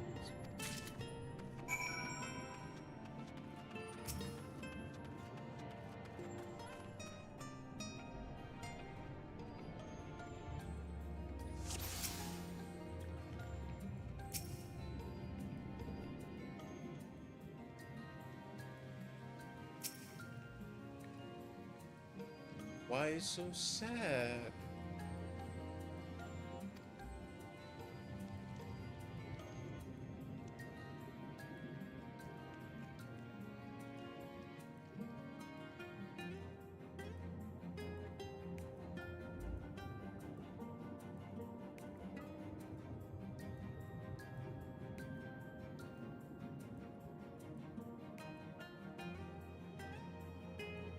Just the distinctive window, huh?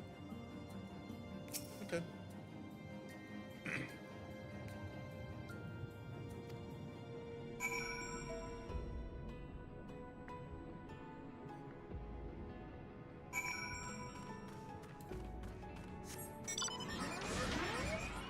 Alright, let's see if we can get a chip off these old blocks.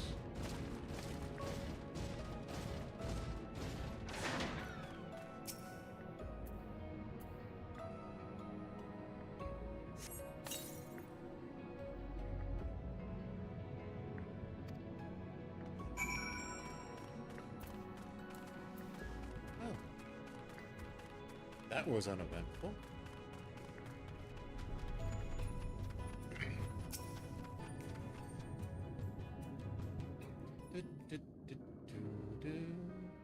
And what have you discovered?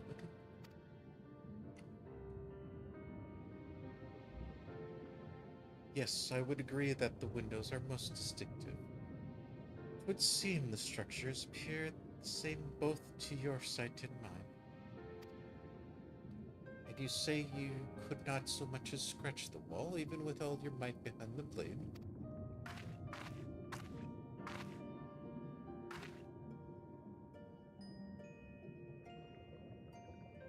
Saphrine, everywhere I turn in this place, my gaze is drawn by particular materials, for which I do not have a name. The buildings I had you investigate are prime examples. They may appear to be constructed of ordinary stone, but I assure you it is nothing of the sort.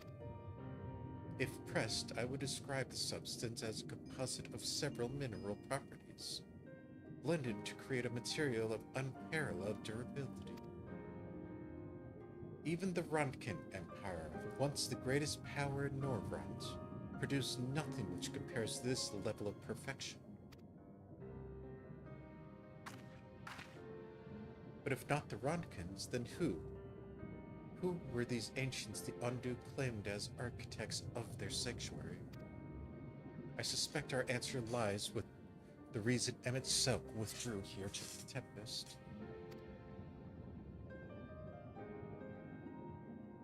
He may simply have wished to retreat somewhere mere mortals would have struggled to reach. But there are many such remote locations. Why here specifically? Emet-Selch devoted his role, and thus we might assume his choice of stronghold somehow serves the Ascian agenda. Or mayhap 'tis a place more dear to him than any other.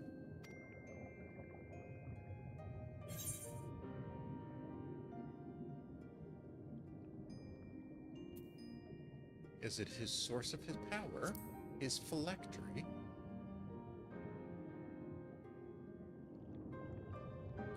That was my first thought as well. Yet no matter how superior the materials, a ruin is a ruin.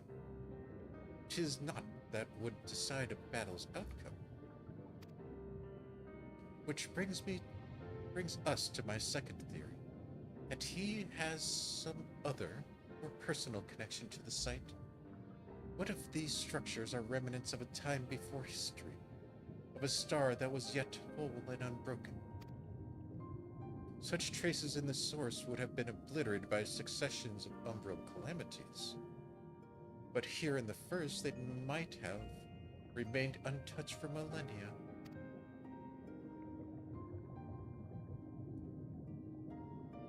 A copy of the mural in Khitan Revel.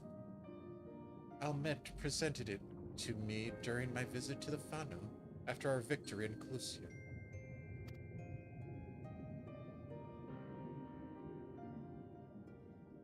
Here, in the first scene, by Emet-Selch's own words, it depicts a city of eons past and a disaster which befell it. The design is much simplified, of course, but do you see the similarities between these towers and those you've just inspected?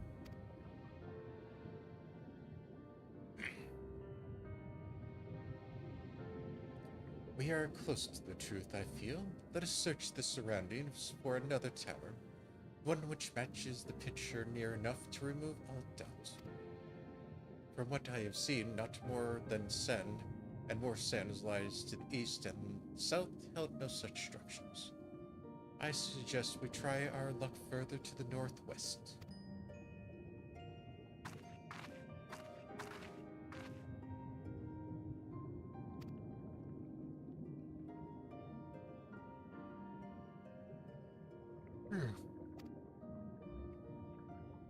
Okay. We do the good old searchy search.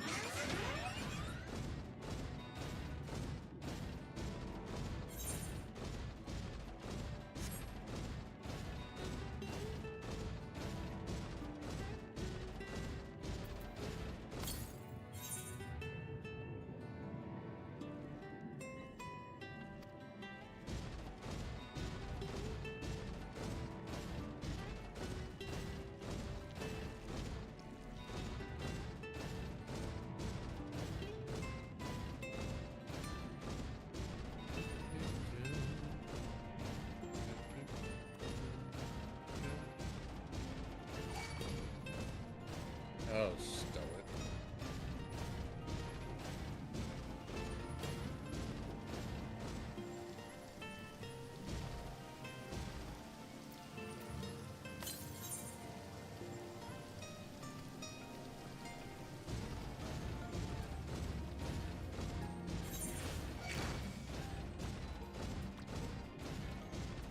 Might be a little too far north.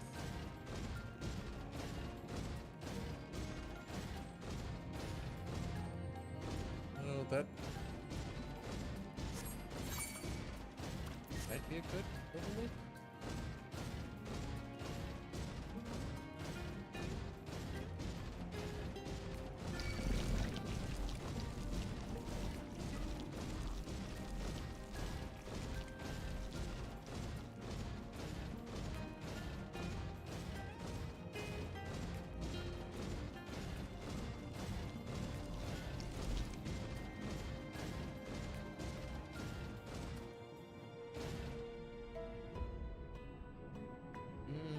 Have to get closer.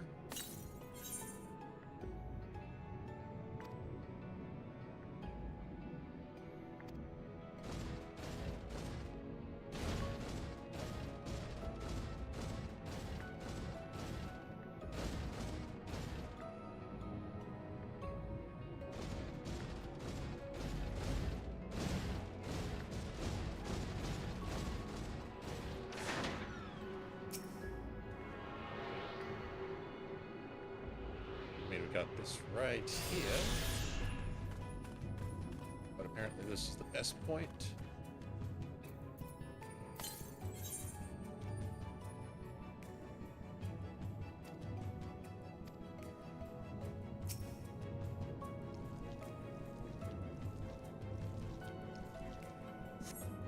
Not all the structures survived.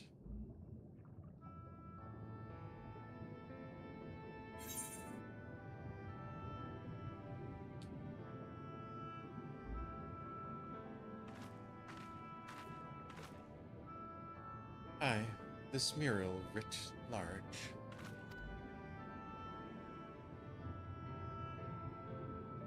Though I could not guess its purpose, it must have been an imposing sight. How much of the tower's height lies beneath the ground, I wonder? Centuries of our history have settled upon such ruins. Countless layers of dust and sediment. An entire civilization, its existence forgotten by all except a handful of Ascians. And yet it exists. They lived in this city.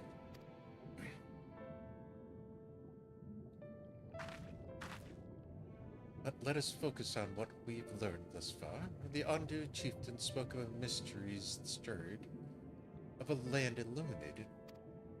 Judging by his words, he believed this phenomenon related to the ancients' return. Thus we can surmise that what the Ondu saw shining in the abyss was, in all likelihood, yet another remnant of this age-old civilization. And who else would light the lanterns, as Reen put it, than Emet-Selch himself? 'Tis almost certain he is there.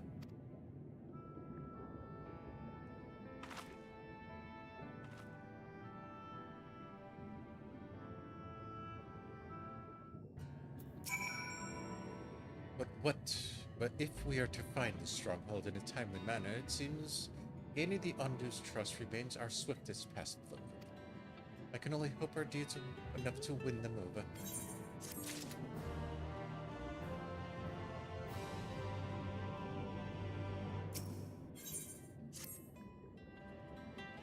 Thank you for assisting me with the investigations. I shall seek out our companions and share what ye have learned. Much as I would like to tell you to sit down and leave the rest to us, your condition demands that we make all reasonable haste. If you are not too weary, it may be useful to speak with Pashans again, and ask if there is aught he is willing to divulge.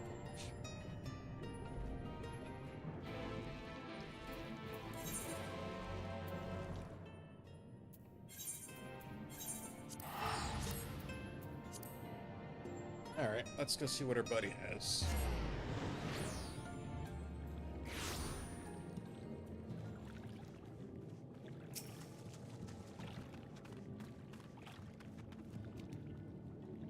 Alphanos, friend.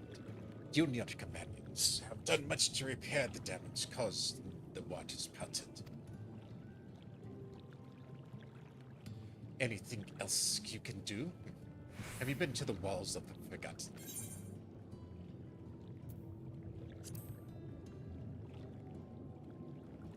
Yes, that is a sacred site of which I speak. Could it be that your footsteps were guided there by the ancients? I believe it may be so. Listen then, I will tell you of our plans to bring the lights to the walls, that we might answer the shining call of the illuminated land. We have requested the Finless craftsman to shape for us a sacred lantern. He is odd for a landowner, choosing as he does to live in the ocean, but his skills is beyond question. It is concerning, however, that we have heard nothing of his progress. If you were to visit this artisan and return with a long-awaited light, then any doubt as to your purpose would be laid to rest. His name is Grenold.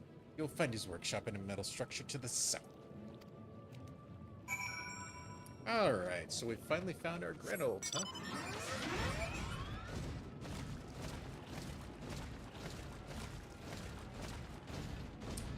Of course, the person that they were looking for, the eccentric individual, decided to hide away in the ocean. who would think to look there?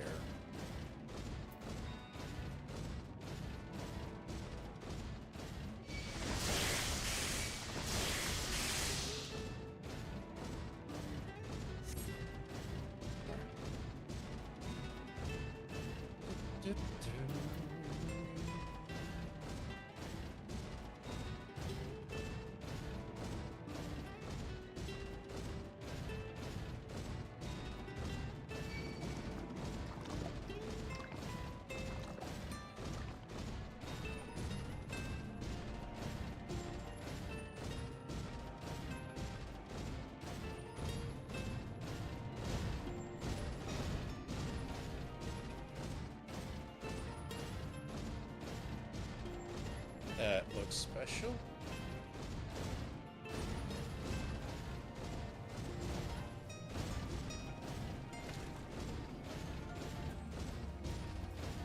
And it goes way up.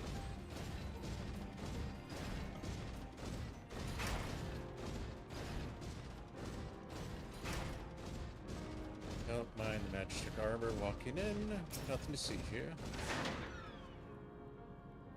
Oh, that's just great, that is.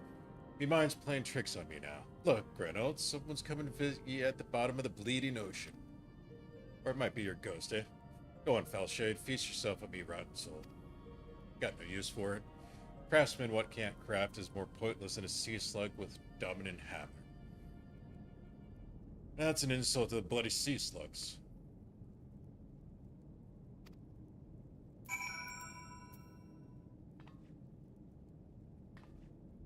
Yeah, you'd be trying to raise my spirits now, would you, spirit? Not what you'd expect from a servant of the Netherworld.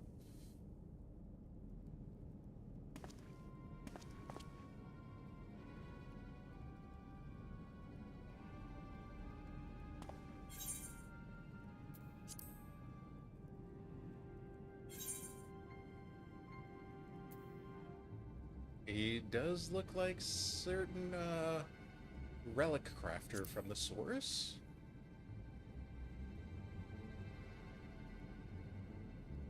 Yeah, might be as we cross paths back at the Crystarium, but I don't reckon we've been formally introduced. Shit. Why'd I turn that off? Really getting to have an issue with that. And yet here we stand. Now what's so damn important that you dive all the way to the bottom of the bleeding Tempest to bother me?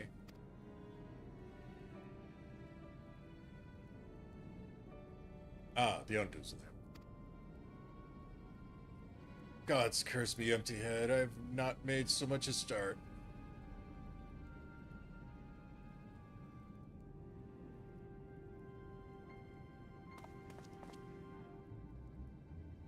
I'm worthless than a sea slug. Nay, slime left by a sea slug. Me delivery dates long past and me bench is untouched. And I call myself a bleeding artisan. You've heard their beliefs, had you? Bringing light to them ruins would be an act of deep religious and cultural significance. And it was me privilege as a craftsman to be tasked with bloody a ritual instrument worthy of the occasion, but I just can't bloody well.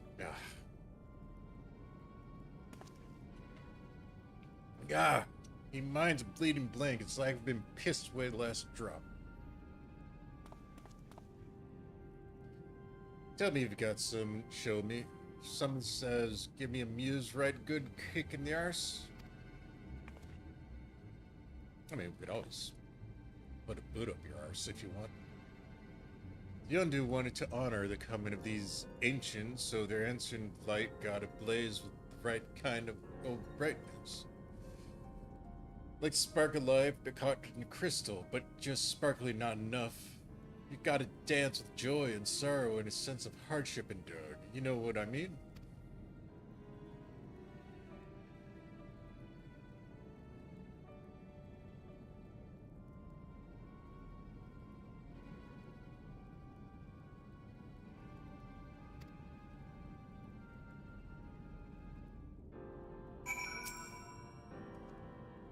I have let the Undu down, but more than that, I've let myself down.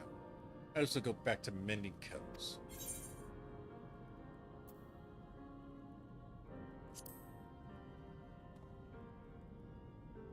What's that you got yonder there? Such striking beauty, it shines with heartache and laughter, and the transience of life, like the turmoil of a history made manifest. I can see its brilliance, the crystal's legacy. You'd never capture such a gleam, not if you'd labored 100 years. Bugger me if I don't mean to try. Where did me tools... Gods damn it. Must set to work before feeling fades. And for those who don't know, the crystal came from the tank role quest line with Brendan. Having to deal with him, which should honestly release in a couple minutes, but I need to take a quick break to tend to something. Yeah, I'm back in just a moment.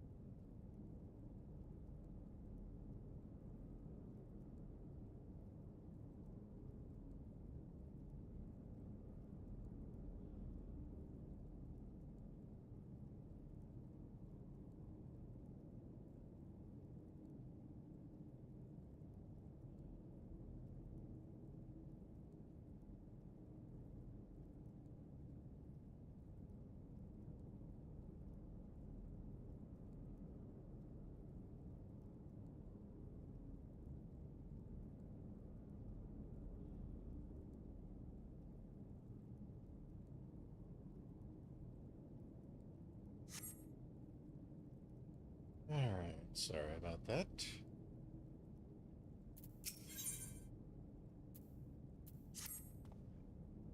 I can feel it. A vision forming in me mind. Step aside, lass, and let me itching hands get to work.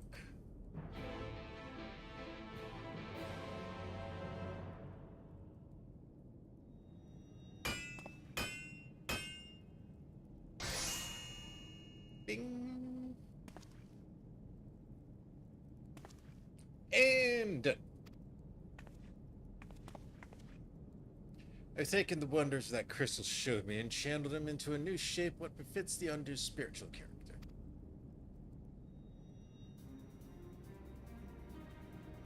That works, I guess. Not a bad job if I do say so myself. And to think, I was this close to hanging up my hammer after studying them of the ancients. I've been across the length and breadth of Norvrand and gobbled up every scrap of craft and wisdom what I could find. But no matter which technique I tried, me was just no comparison. I couldn't even figure out how to put them damn buildings together. Mystery for the ages. That's what drew me here in the first place. Built me workshop, got forges burning, and then lost me bleeding wheel of crap. Thank the gods for that crystal of yours, or I might never have gotten it back. I'm proud of your business, but I reckon your little miracle there has been through the kind of journey they sing about, songs about. The echoes of the memories it holds just speaks directly to your heart. I can still feel him coursing through me. Inspiration's not fading away, and wells up stronger and stronger. Give me the chance, and I reckon I could weave the Crystal Saga into other things as well. Bugger me, I'd almost forgotten the Yonder's commission. If he could drag the lamp over to Shelf for me, I'll stay here and dream up new armaments for you to try. And free blue gear for you to have. Not that we really need it at the moment. Although, I will not deny that is very tempting of a sword. You know what? Okay.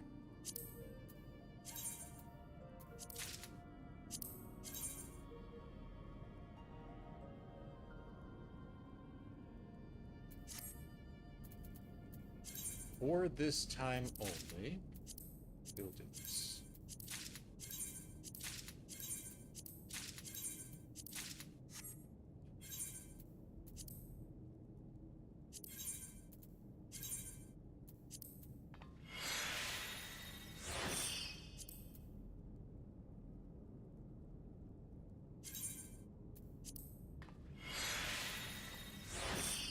Actually, the headpiece will go bye-bye.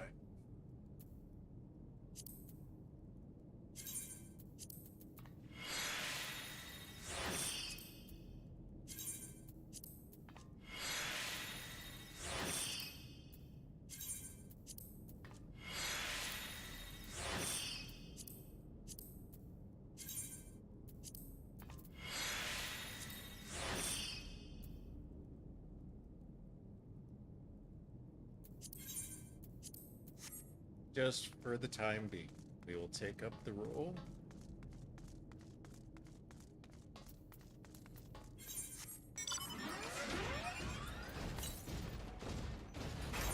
To the northwest, that's still that one.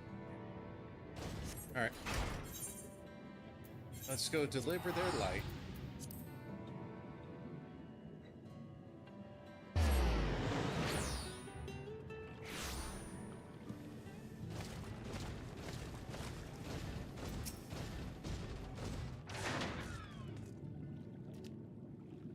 What is that you have there? This sacred lamp. Then the Finless one has kept his promise. My people tell of the many deeds you have performed in the name of the aiding of the cups. Now you've come to me bearing the light which we had almost sundered hope of ever seeing.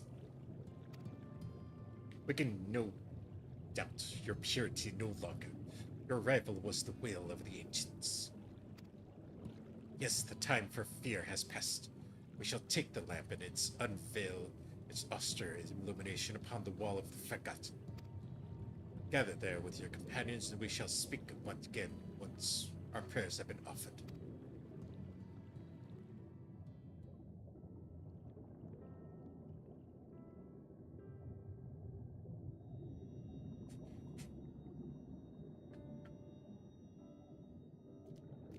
O stewards of the Ondo, we offer up our light in answer.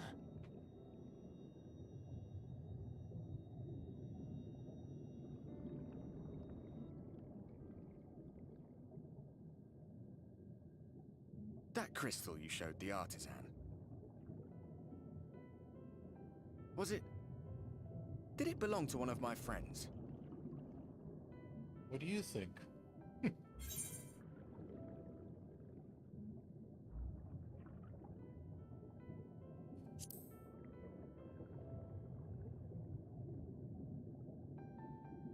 I tried to give you a measure of privacy.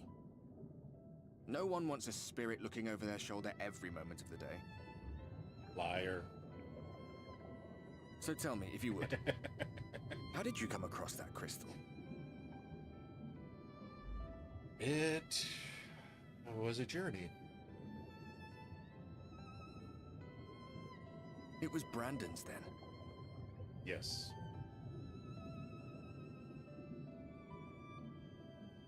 Strange that I should learn such things now, after they're long gone. They were fine friends, every one of them. I didn't expect death to teach me so much. About them, about Seto, about you, about the hope that hides at the heart of this world. I've never been one for idle chit-chat, but if by some miracle I could see them all again, I doubt I would ever stop talking.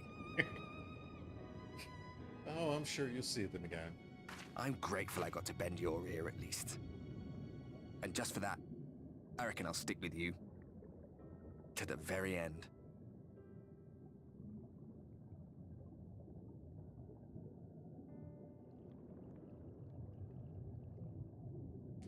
Apologies, we were a little late to the gathering.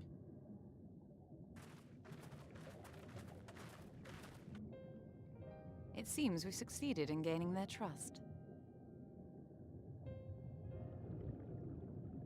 The delay wasn't exactly welcome, but at least our many hands made light work.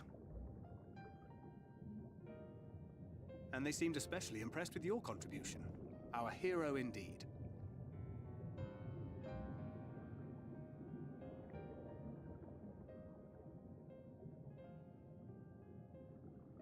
Y'shtola was telling us those structures may date back to the age of the Ascians.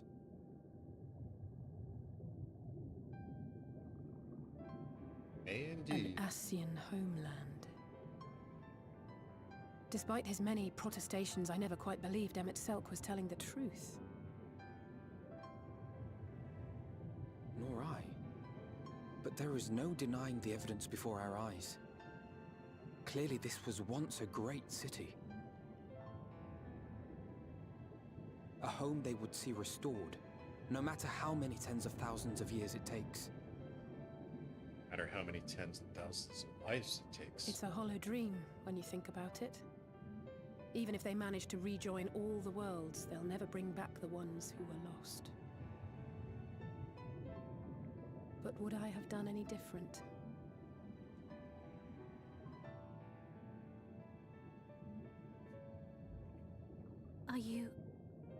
How are you feeling?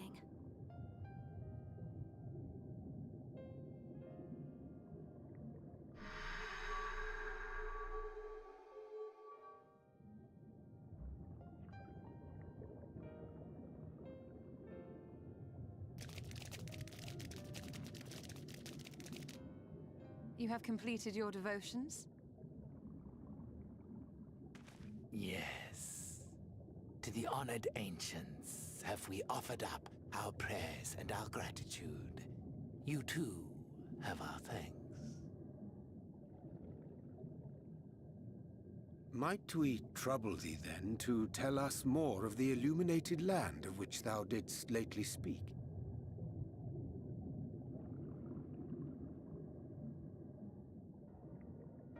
To the west of here lies a great trench. Some days ago, a light appeared in that endless darkness. Curious, we ventured closer and discovered in the depths an entire city.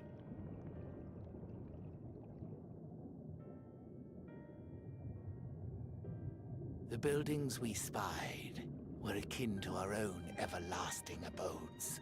Impossibly so. We understood at once the ancients had risen. There could be no doubt. Taken with terror, we retreated to the cups, and I decreed that none should enter the trench until such time as we received a sign.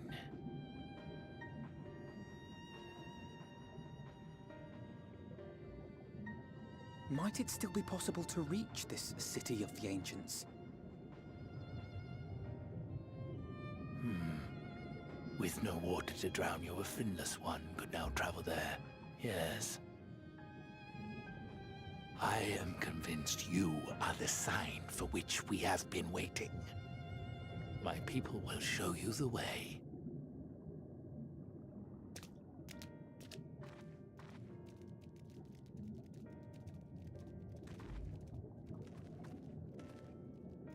Shall we? Shall.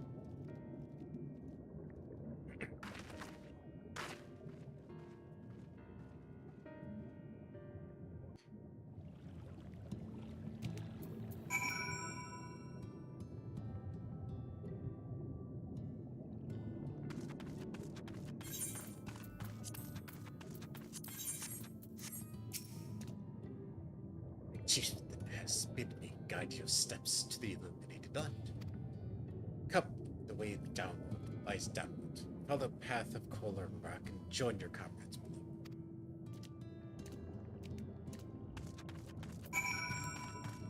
Down, down, down we go.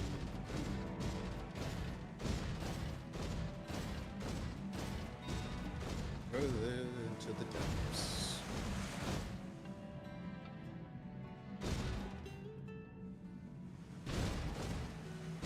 At least we know there's a way back.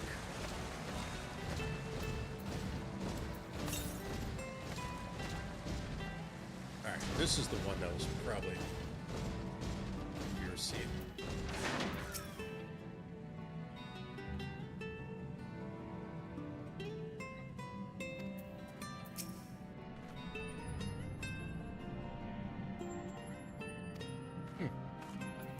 Reminder to get the freebies.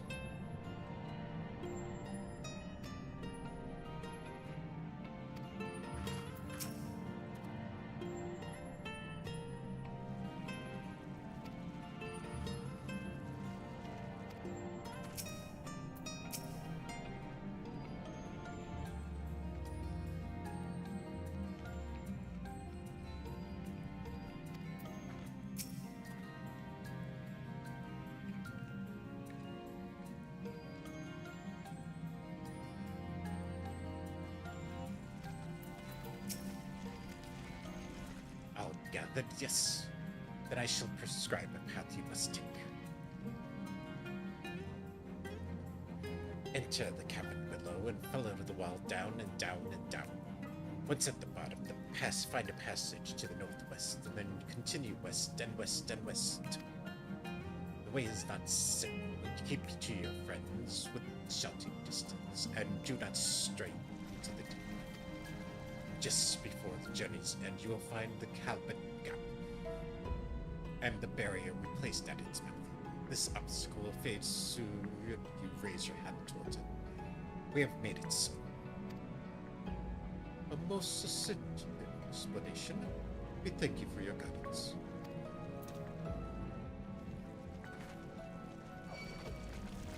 Right, deeper into the depths we go. Yes.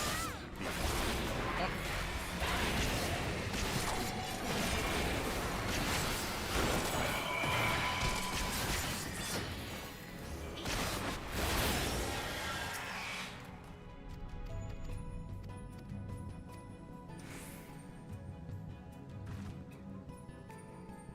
Right, deeper into the depths we go.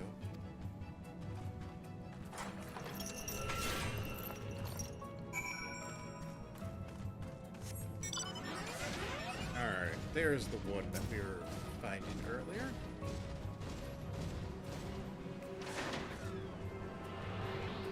Definitely can't see from above.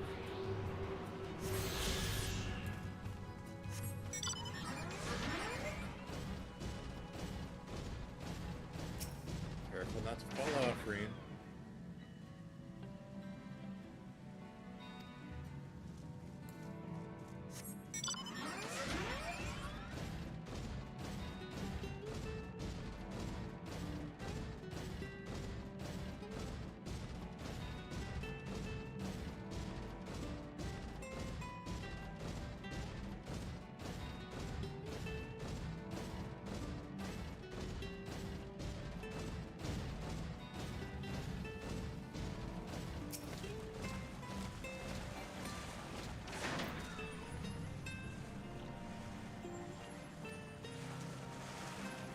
You should try them. They're fun. for the lava.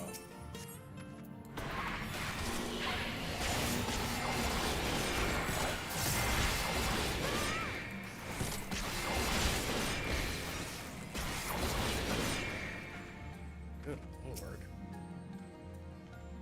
Our guide bade us travel the cavern floor and thence to the west. Yet 'twould seem these twisting tunnels defy such simple instruction. Rather than relying on direction alone, I suggest we scout with care and rely the path ahead to those who come back.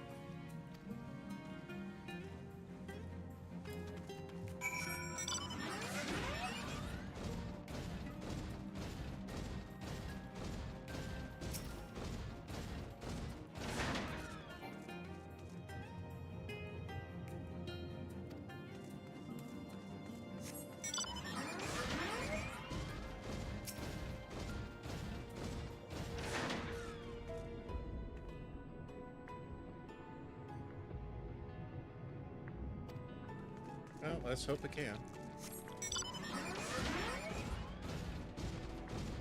It is a big specimen.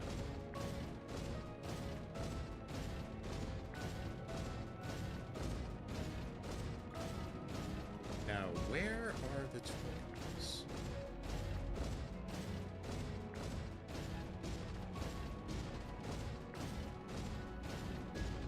Alphino, there's your sister. Is that a ship? Well, someone made an unfortunate end there.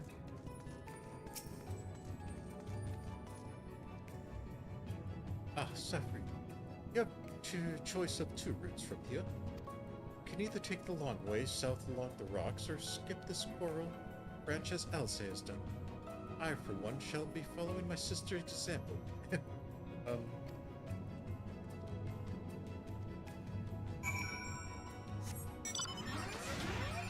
I am real tempted to take the long way.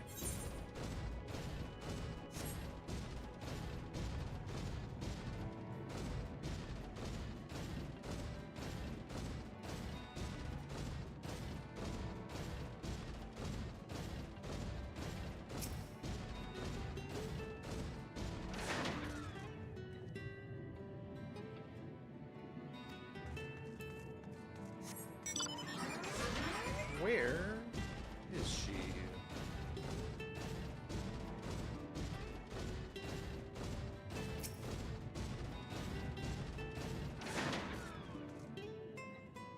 There you are.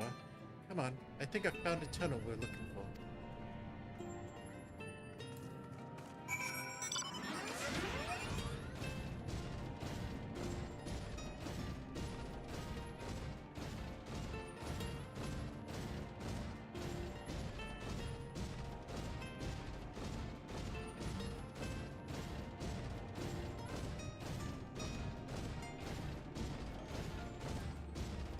Yeah, that looks like a mystical barrier.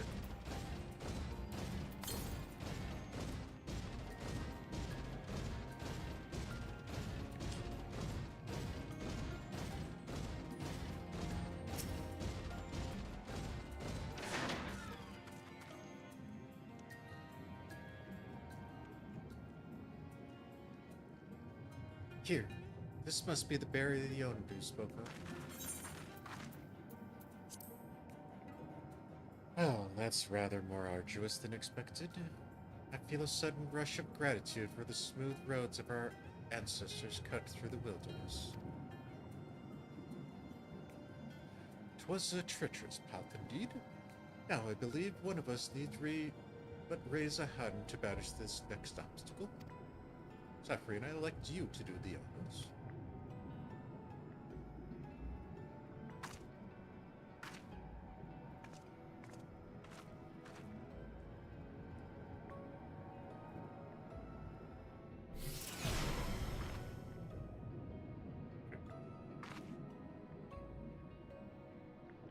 Gone, just like that.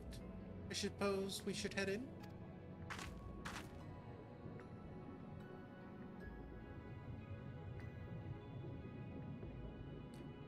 Like as not, this tunnel will be just as perilous as the road we walked to get here.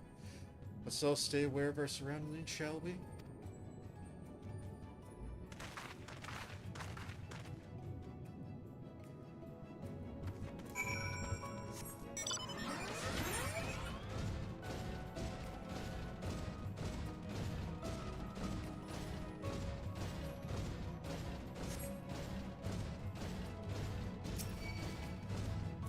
Where the fuck? Get lost.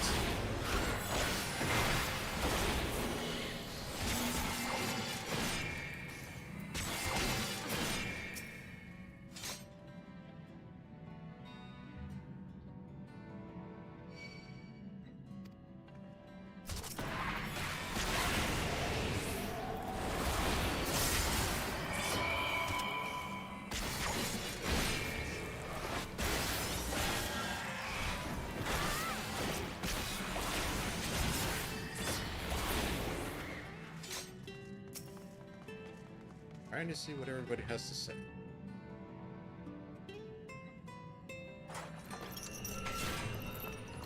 They're really tempting me with the jump, aren't they?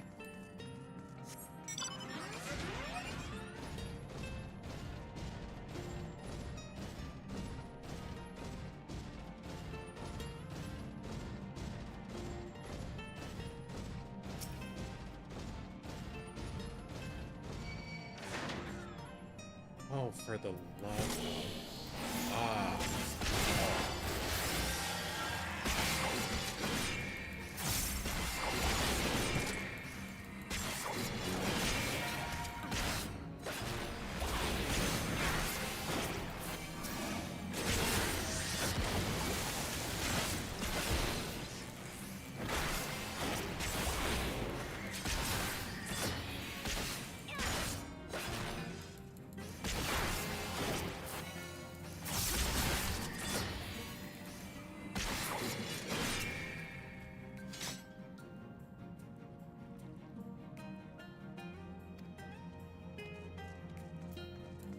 Seriously.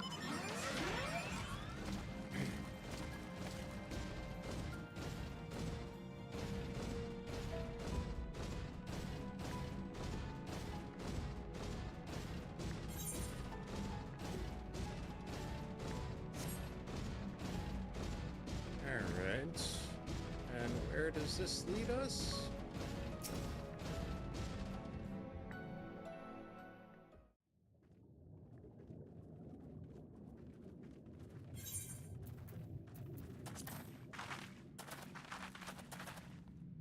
By the gods.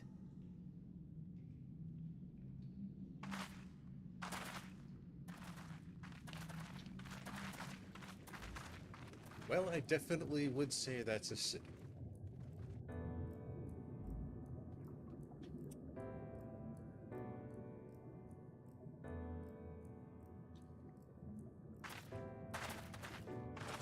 When the Ondo spoke of a city, I did not think they meant an actual city.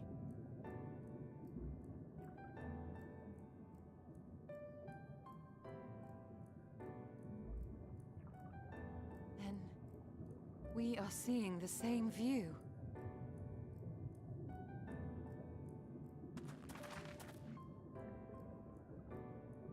The remnants in the Ondo settlement were solid material structures.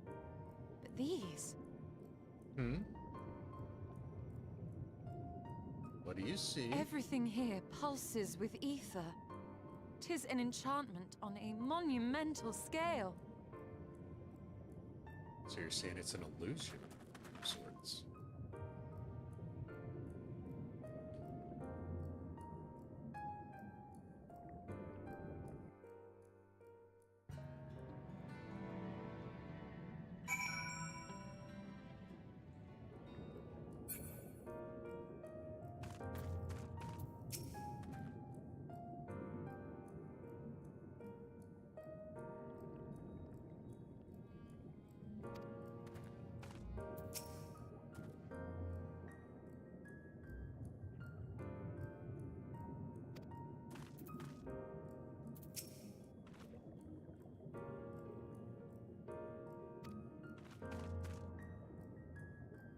Really? That's an interesting way to look at it.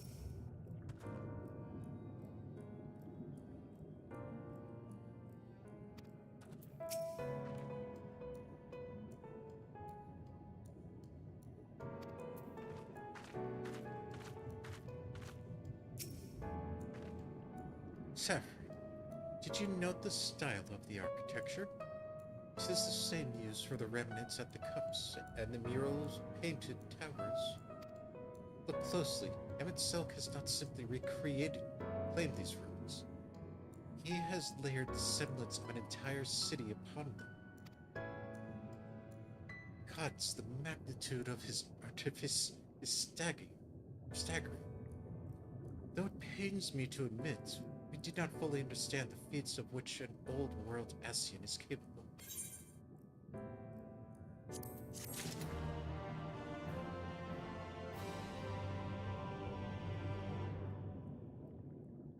I mean, as impressive as it is, we don't necessarily see the exact murals buildings.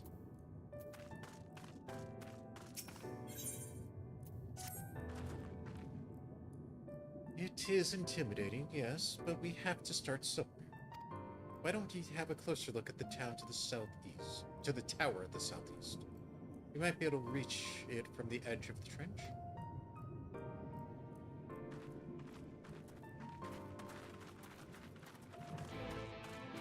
Of course, also have to get our bearings, because that is straight to the south. The north is that direction.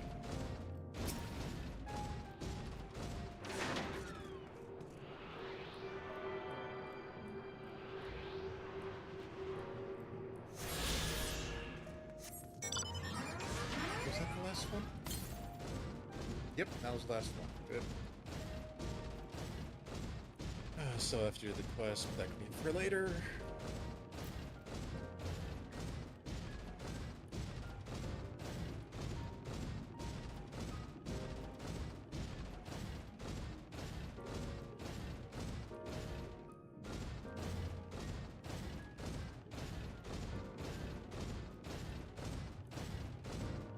This is definitely a tower.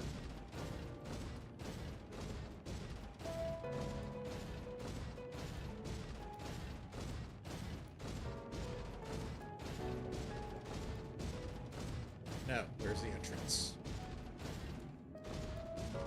Go.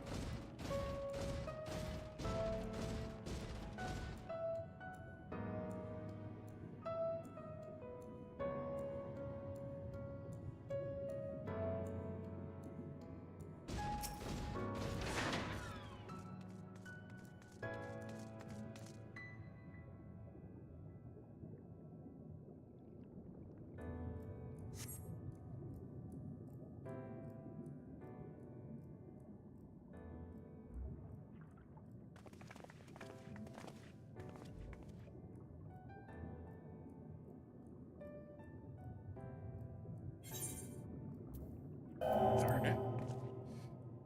Saphrine Kanakuro recognized. Welcome to the city of Emerald. Will you be riding the lift? But did the building just welcome you? Mayhap it is not so passing strange. Did Emet-Selch not invite Saphrine to visit his abode?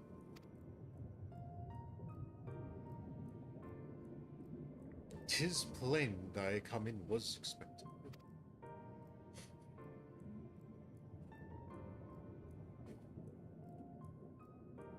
And where will this lift be taking us?"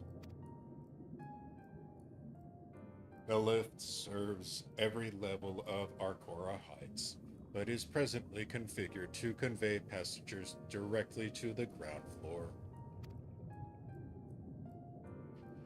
Well, there you have it. In absence of a few hundred yards of rope, we have little choice but to accept the offer. But the emphasis on we. I am not about to let you walk into that place alone.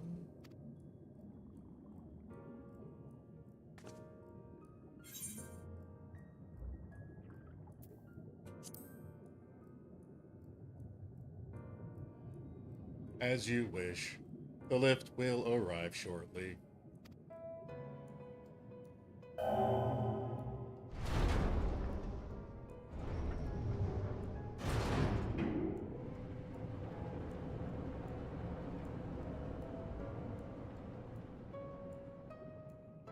Next stop, ground floor. Facilities include the Bureau of Administration, the Bureau of Architect, and the Capitol.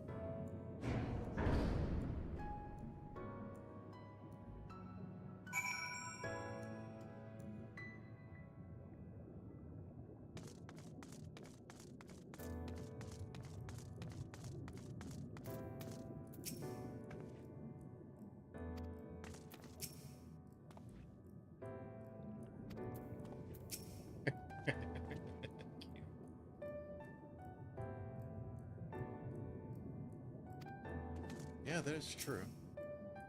Quite a big place.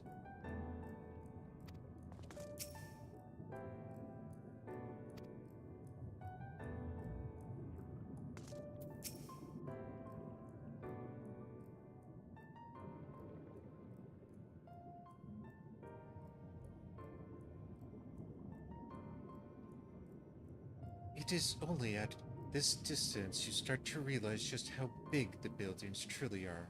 What did this voice call the city? Amarat?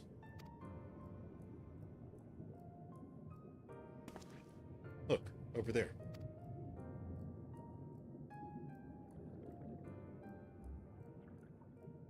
Is that a person? No, my mistake. That's a giant. Doesn't seem to have noticed us yet. Giant or no, a resident of this place must have much and more to tell us. I say we make the first move. Alpha, now, you can't just...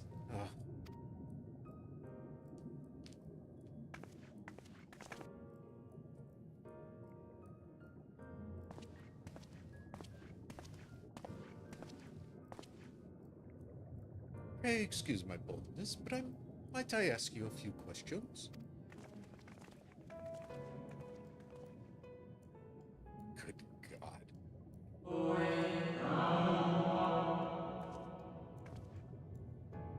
Oh, what adorable costumes. Are you children on an excursion? This district has much to teach you. How odd. That sounded like no language I've ever heard, and yet I understood every word. Just as he understood us.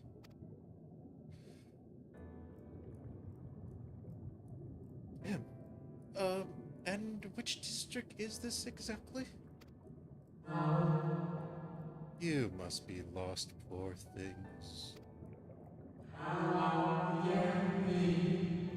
You stand in the Proletariat district, wherein lies the institutions most vital to the management of our star.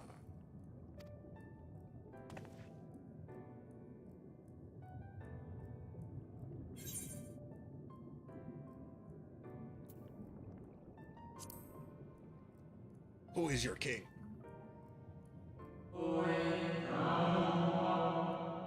Who rules? What a curious question.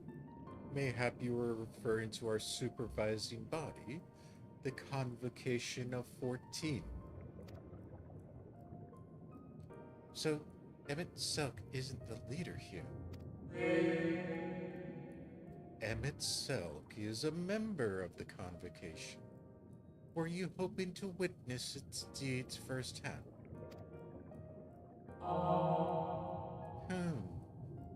Hardly surprising, I suppose. The whole world holds its breath as the final days draws near, and our brightest minds race to implement their plans.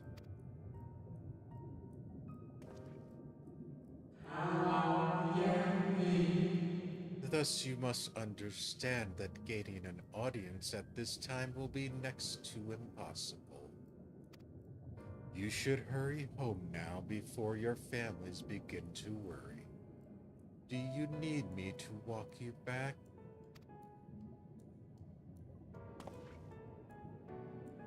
No. No, thank you. We'd be fine.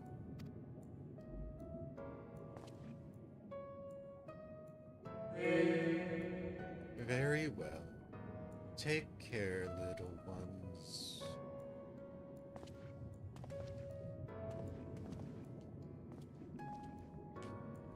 So there is not one singular ruler, but a council of 14.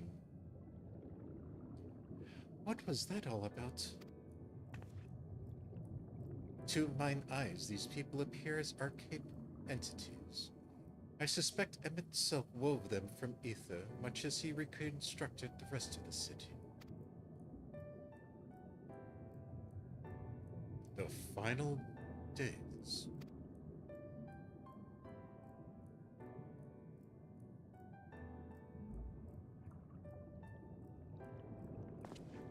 Such words well befit the oblivion described to us by our Ascian foe. A catastrophe of unprecedented scale which did set in motion the summoning of Zodiac, and hence Heidelin herself. But that happened centuries and centuries ago, didn't it? That man spoke as if they were rushing to avert the disaster here and now.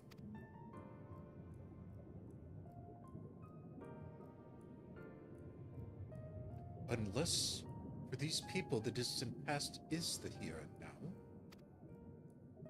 Go on, Alphino. I believe thou hast the right of it, Master Alphino. This ethereal Amrot and its residents appear to be phantoms of a different age. Emet-Selch hath resurrected a memory, a moment in time from before the Tsar was sundered.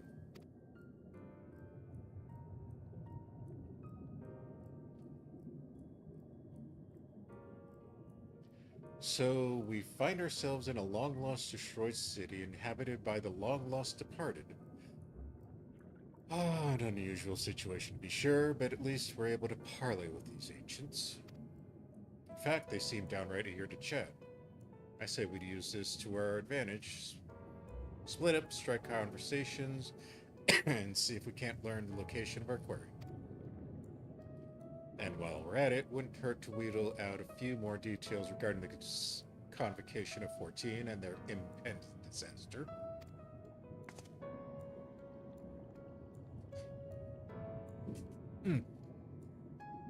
Too mingling then. Let's meet back here when our jaws start aching. Alright. Off we go into the wild of Amarant.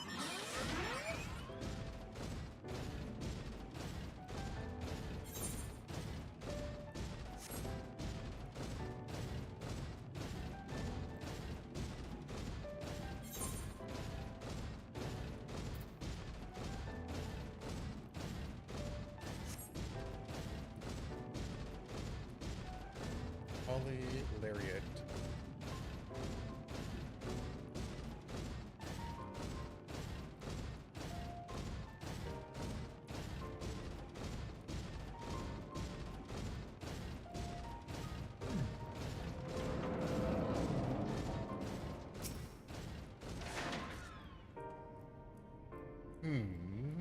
Thou would seem the hall of host to a most precocious visitor this day.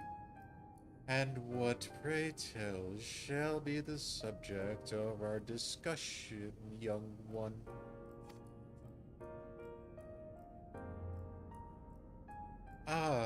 The convocation and their handling of the coming peril. 'Tis only natural that you should have questions. Shall we begin with the members themselves? As all know, the 14 are the wisest and most puissant among us. They are the stewards of order, responsible for the decisions which keep this star turning season after season. Be it the speaker Laha Brea or the emissary Elidibus, each seat is occupied by an elected sage of surpassing intellect. Lawgriff, Mitron, Emet-Selch, their individual titles have, as a gesture of respect and matter of tradition, become synonymous with their incumbents. Thus it is with great incredulity that I greet this recent rumor that the seat in the convocation is soon to be left vacant. If proven true, would be an unprecedented development and testament to the immense pressure under which our saviors are toiling.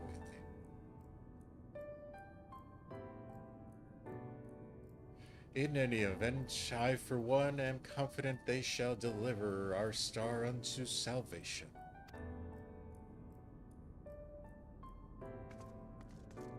I wonder which seat they are referring to.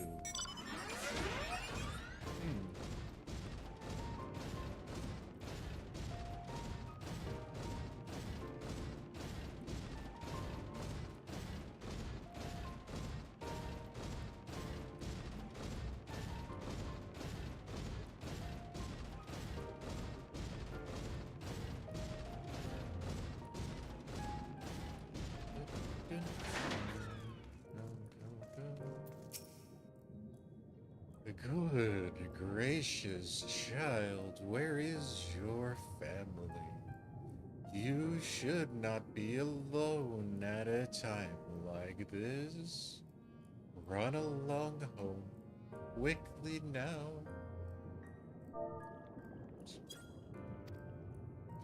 Have you not heard? Though yet confined to the lands across the sea, a terrible phenomenon affects our star. They are calling it the final days. 'Tis said it starts suddenly, a cacophonous kneading from beneath the earth. The sound distorts all living things within earshot.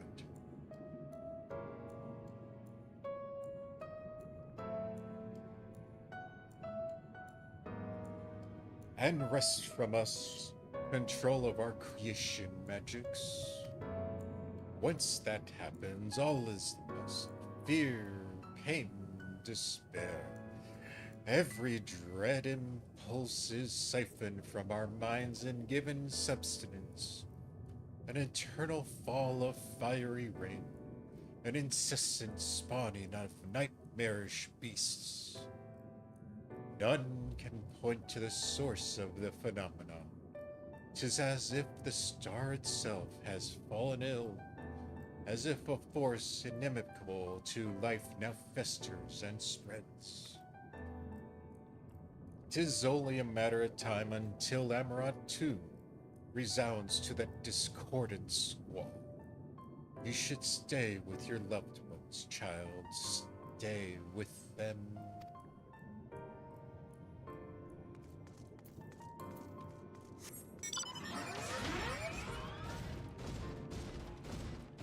So even the ancients didn't know what was causing their distress or discord.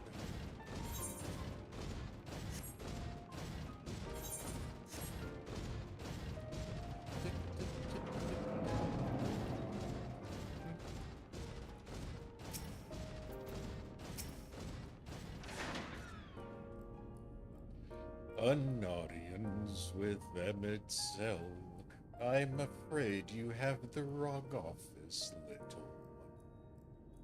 And besides, he will be far too busy to field questions of curious children.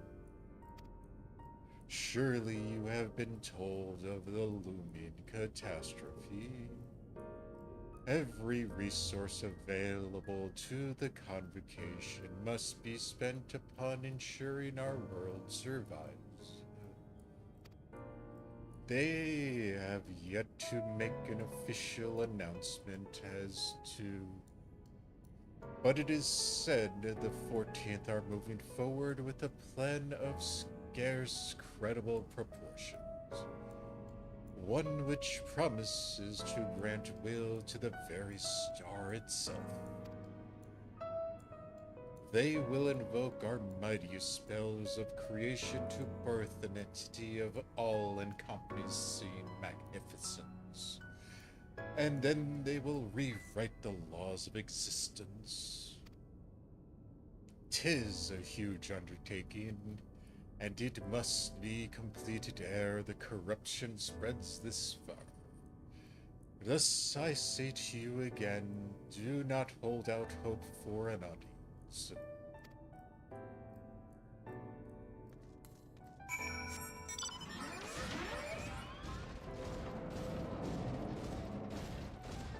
And even back now, they were planning on summoning the Prime.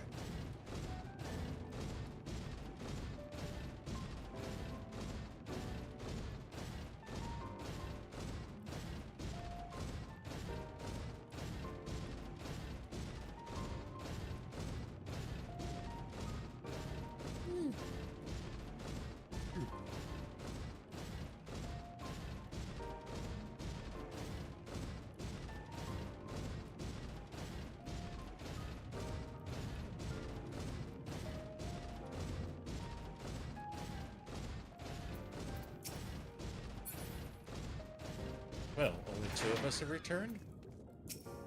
Gee. Well, that was an experience.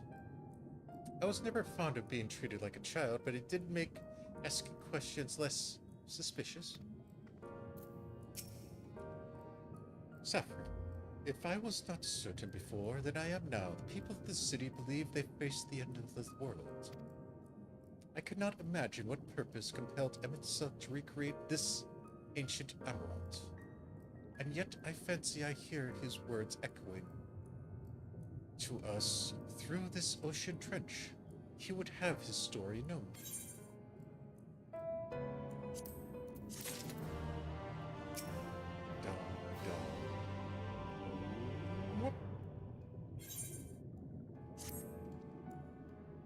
We can compare notes on the other's return. Hopefully then our next move will become clear.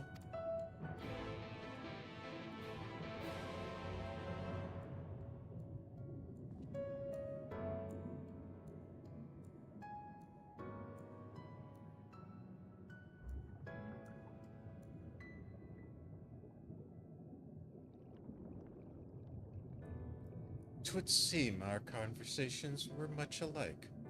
A looming disaster, creation magics running rampant, and this convocation's effort to bring the salvation out of chaos.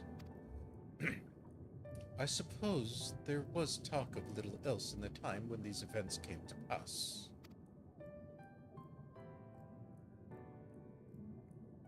Uriache, if I may, what are your thoughts on the ancients' art of creation?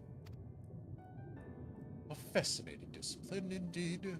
What the mind can conceive may be rendered into reality. All that is required is a clear concept upon which to focus one's will. 'Tis not dissimilar to the primal's rites taught by the Ascian, wherein ritual ceremony breathes the life into figments of myth and legend. I see we arrived at the same conclusion, then. The people who lived in the age before the Sundering were blessed with vast reserves of mana. No matter how draining these creation magics must be, it seems they paid the cost with not more than a fraction of the ether which coursed through their own bodies. If we were attempted the same, the spells would soon deplete our energies, and then seek to draw the balance from elsewhere, from a hoard of crystals mayhap, or from the very land itself. Thus, when this art of creation was placed into our hands, became, in effect, a means for destruction. An interesting matter, which no doubt bears further study, but despite all these revelations, I worry we are no closer to finding Emet-Selch. Has anyone learned aught of which might lead us to his location?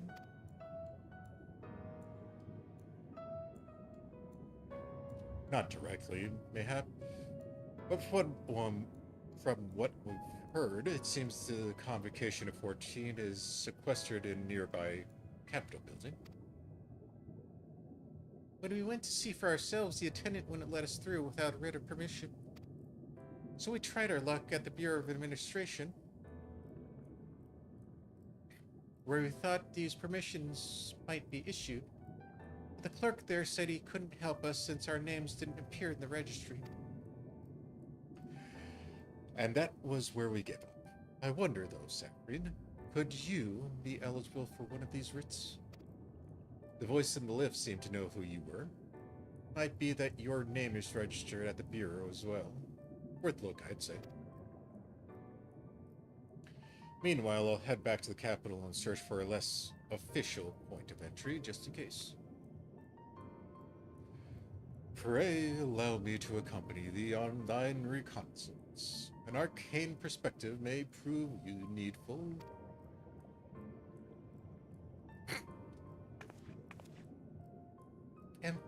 I think I'd like to speak with more of the ancients. Maybe they know something that could help cure Saphrine's condition. Would you mind coming with me?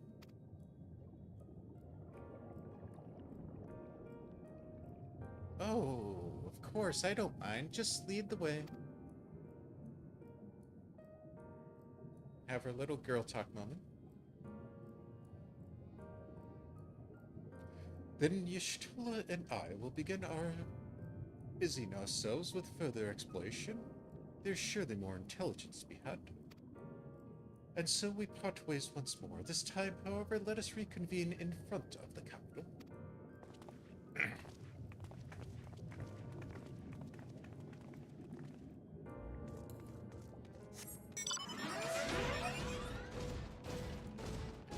Alright, let's go fight the bureaucracy.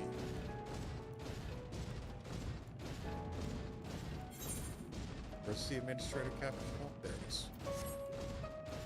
In our path.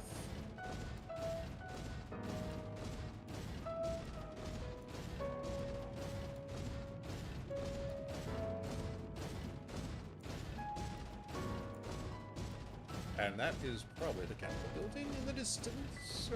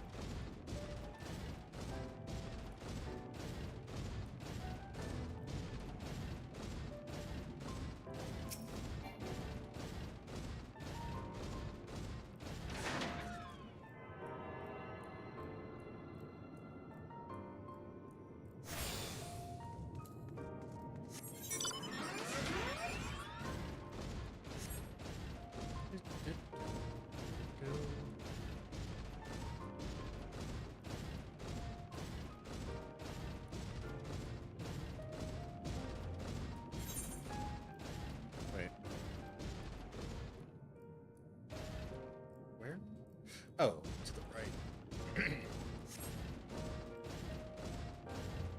Overshot by a little bit.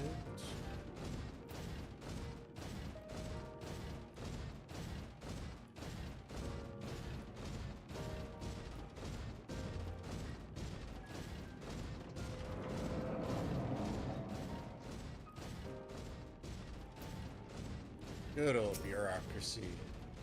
Do your thing. Of visitors, writ. Yes, I can assist you. Full name, please. Saphrine Cannon Girl. Please wait near the counter while I confirm your details.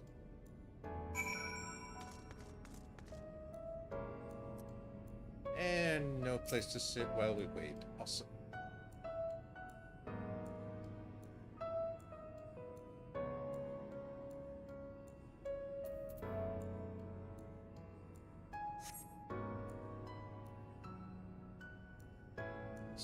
Saphrine Kuro, your application is ready for collection.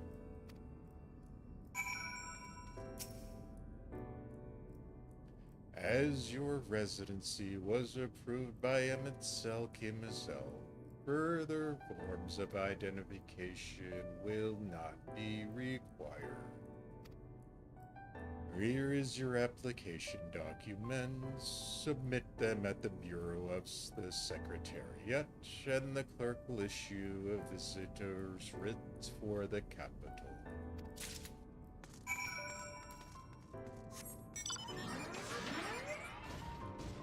Yay, bureaucracy! Because why would it be convenient to fill everything out at one location?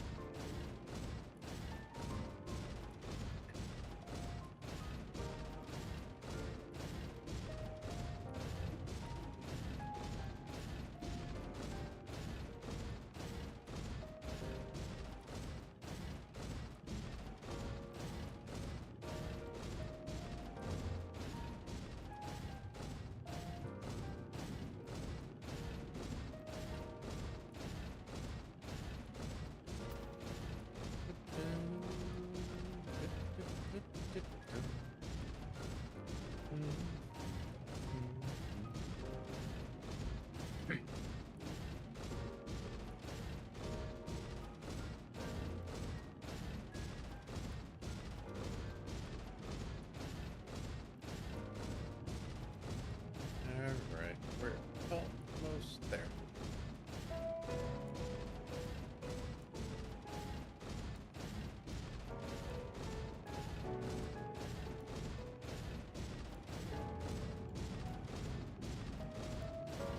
Slowly but surely.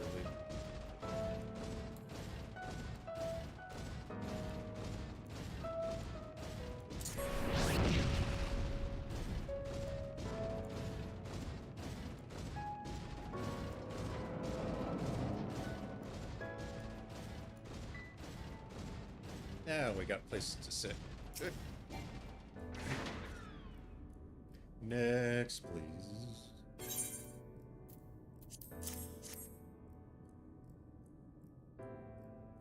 Visiting the capital, are we?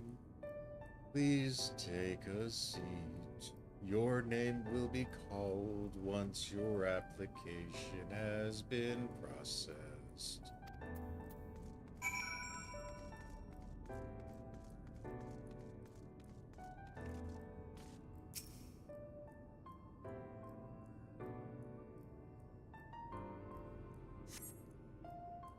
That's bad.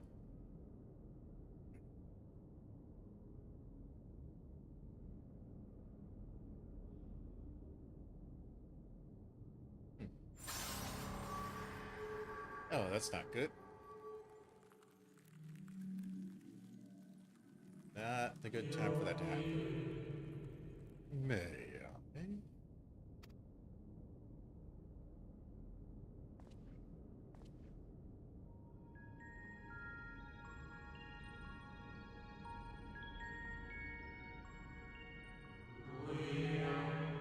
You think you,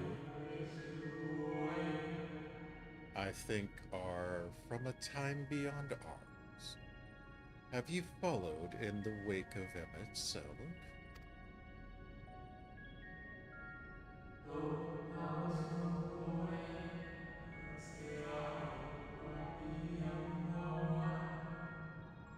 Nay, there is no cause for alarm.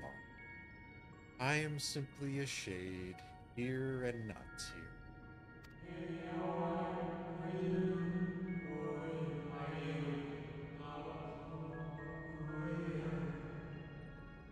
I only know that my name is Hythlodaeus, and that this city is a recreation, a phantom moment plucked from the well of history.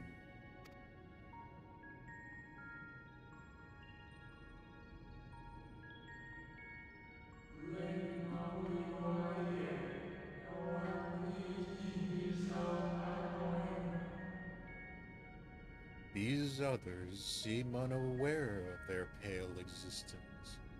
But I wonder if Emet-Selch's mind was distracted when it came to my reconstitution.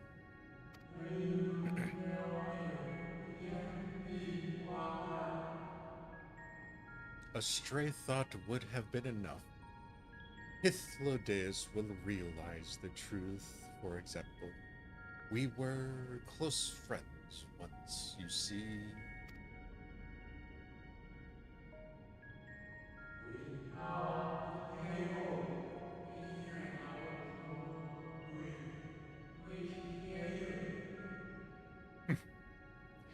Yet, in spite of my perception, I play a small role all the rest.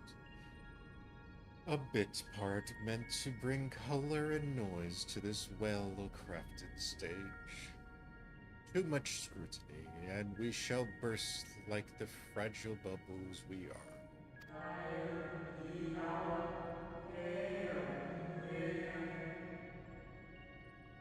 Thus I tell you again, my presence is not to concern.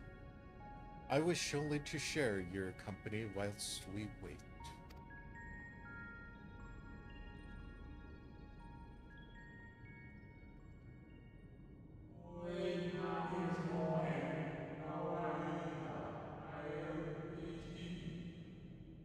If you've come this far, then you know of the catastrophe which awaits us on the morrow.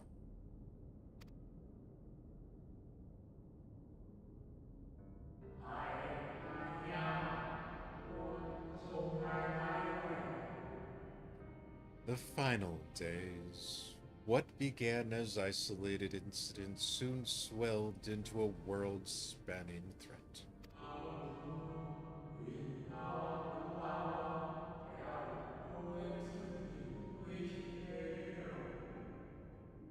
The Convocation of 14, well, it was 13 at the time, endeavored to create a will for our star.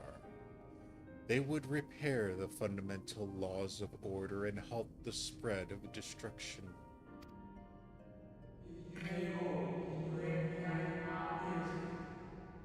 But creation on such a scale required an immense source of power.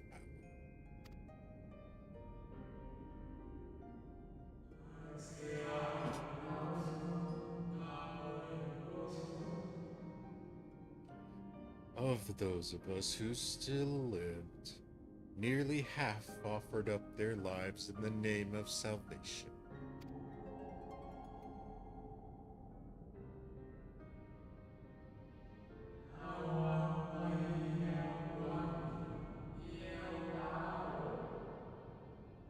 And from their sacrifice, Zodiark was born.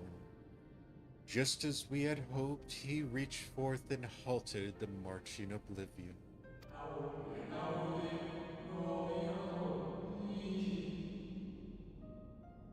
Yet how the star had suffered. So many species lost. The land was blighted, the waters poisoned, and even the winds ceased to blow.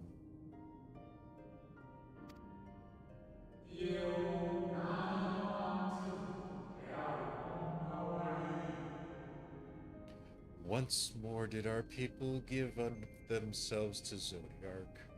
Another half of our race sacrificed to cleanse the world, to ensure that the trees and grasses and myriad tiny lives would sprout and grow and flourish.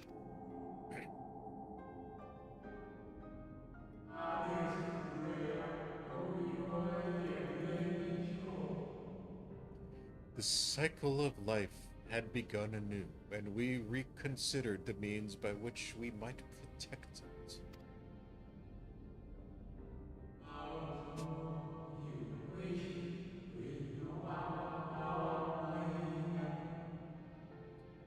The Convocation decided thus. We would nurture our world until it was bursting with vitality. Then, when the time was right, we would offer some portion of its living energy to Zodiark.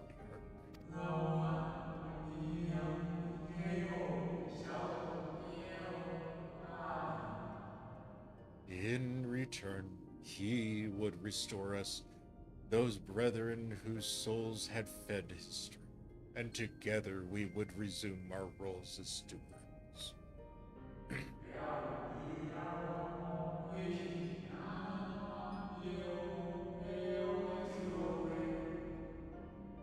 There were, however, those who disagreed with this plan.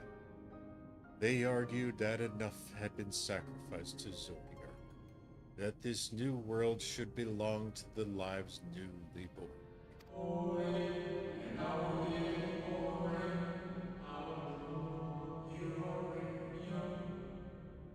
These dissidents surrendered their life energies in the creation of Heinlein, an incarnation of their opposing belief. And for the first time in history, our people stood divided. You know, then, how this conflict ended.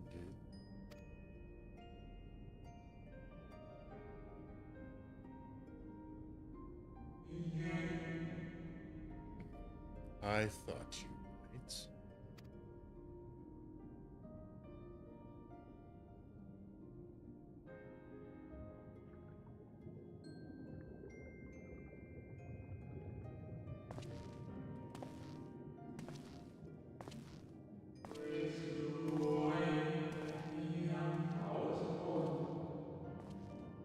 Emet-Selch has ever been a champion for the will of Zodiac.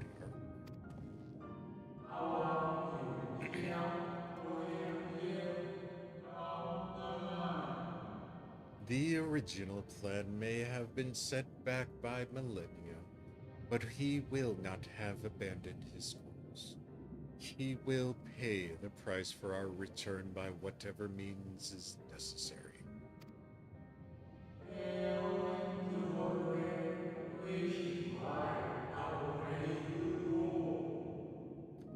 And though he may carry himself with a certain glib ease, Emet-Selch is not a man to bear his burdens lightly. In fact, I imagine that they have only grown heavier with each passing century.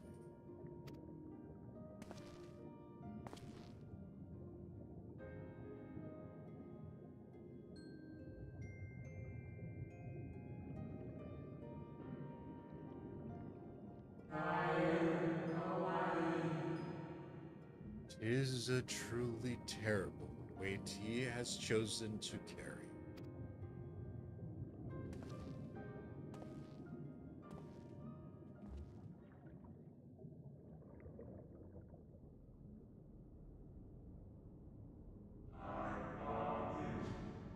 Saphrine, Cannon, Kuro.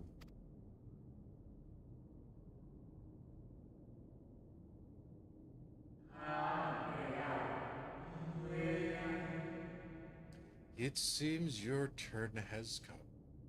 Pray do not let me keep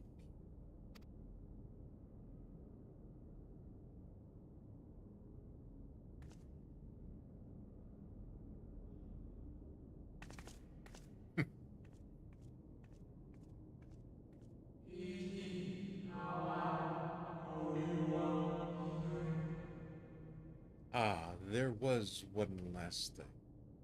You walk with another at your side. The first person to finally sense Artbert is nothing but a specter themselves.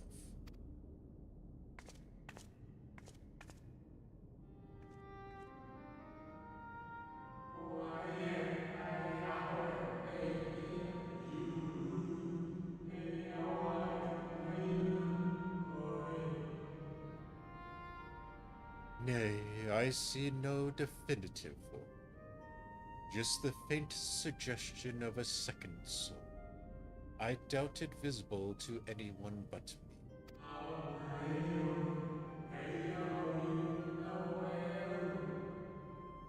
Otherwise, I can only assume you can see and hear this ethereal companion.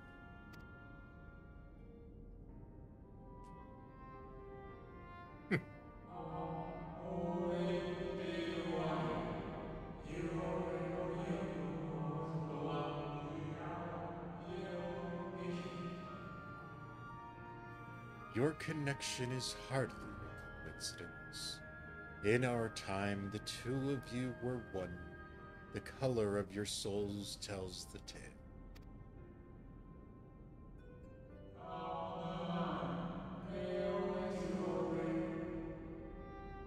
A hue that distinctive cannot be mistaken, no matter how thin the soul is spread.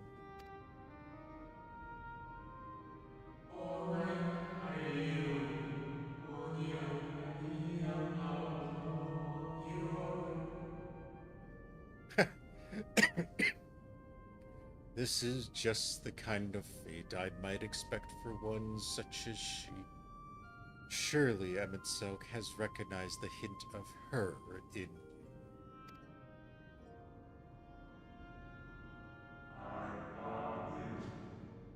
Saphrine, Cannon Kuro.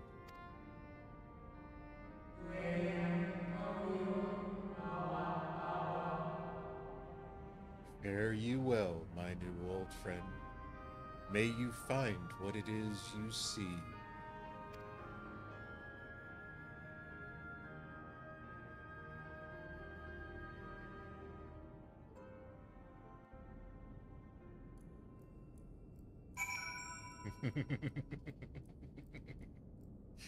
Oh, the hints. The hints are great. Your visitor's writ as requested. When you wish to gain admittance to the capital, simply present the document to the attendant within.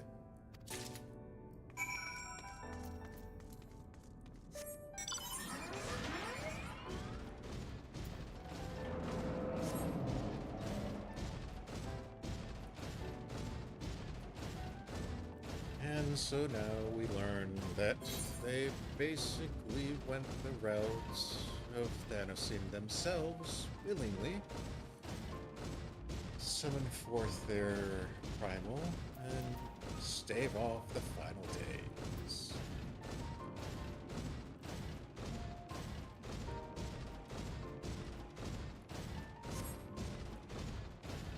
And then once half of them were gone and the final days were averted, they sacrificed yet another half, bring them down to a fourth of their original population to heal the world. Their intention was then to use the healed world as a sacrifice to bring back their previously sacrificed individuals.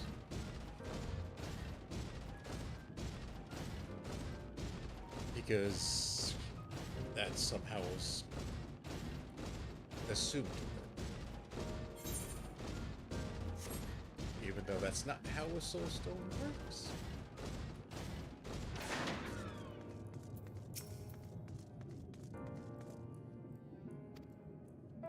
Green. Ah, Saphrine.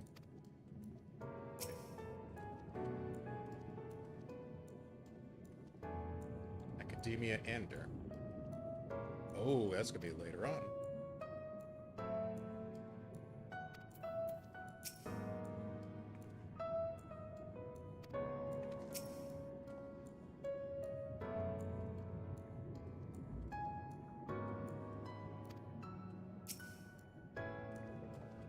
Finally, you were gone so long I was on the verge of mounting a rescue party.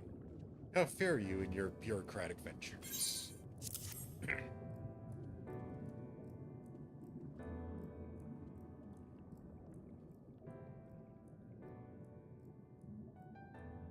I see my instincts were correct. And a good thing too. Ryuanche and I weighed our chances of breaking into the capital, and the unofficial entrance is by far a more attractive option. The capital boasts not a single armed sentry. 'Twould seem that in their time they did not deem it needful to post guards. The windows and doors, however, appear heavily warded, though mightily we did strive with strength mundane and magical, we failed to budge them even a fraction of 1 inch.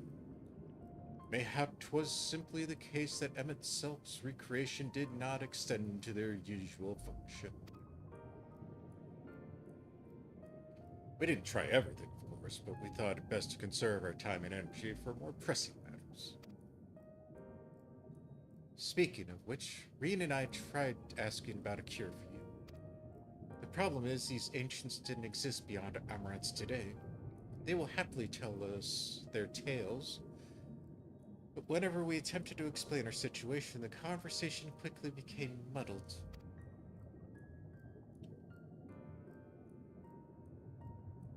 What of you, Saphrine?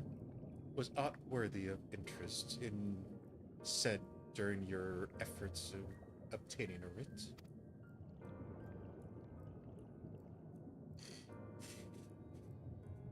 Well, we met a guy who saw my ghost companion. A great sacrifice of life in exchange for the brethren resurrected. And you say all the Ascian scheming has been leading to this?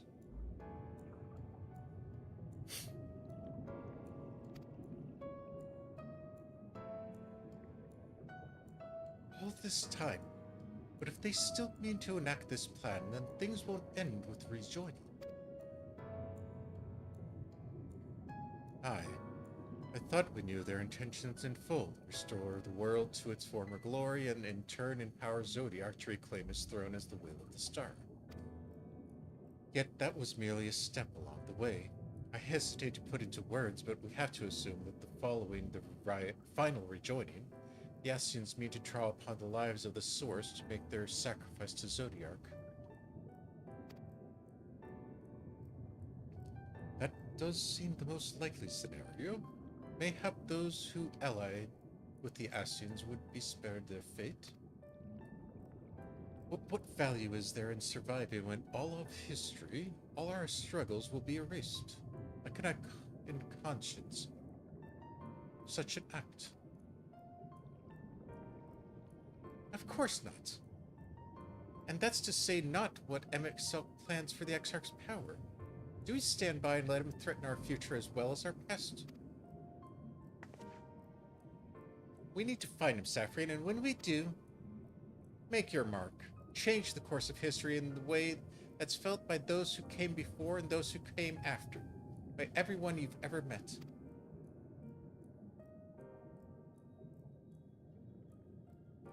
Change things so that even my other self, dying somewhere in that future calamity, will smile and say, I knew you'd win.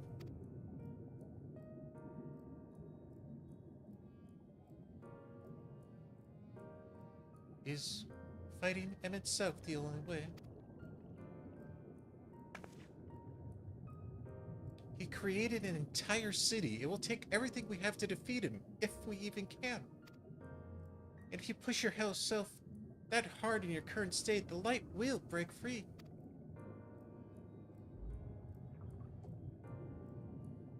The decision to press on lies with you, just as it lies with each and every one of us.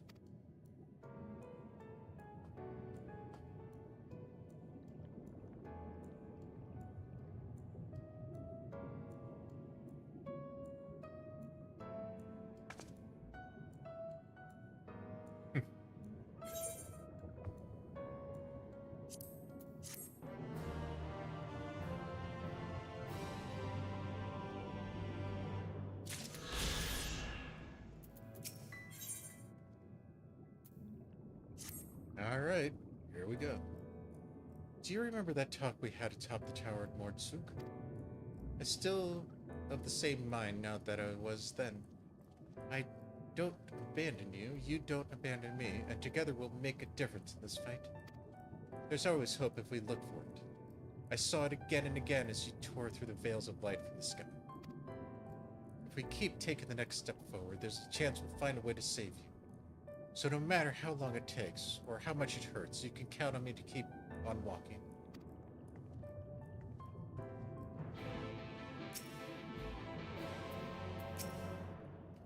Vothri spoke of disaster we would bring upon our heads, the ceaseless conflict. Imagine how he would sneer to see what has become of the first, not to mention your perilous predicament. And yet, who can deny the fire your deeds have ignited in the people's heart? You have achieved what my logic and ideals never could, uniting disparate people under a banner of hope and common purpose. Without you, that giant talus would have never raised its hand. I have borne witness to so many miracles such at your side. Would do so again. This is but another obstacle on the road. So come, let us travel it. Drag me through wonder and danger as you are wont to do, and I shall endeavor not to slow you down.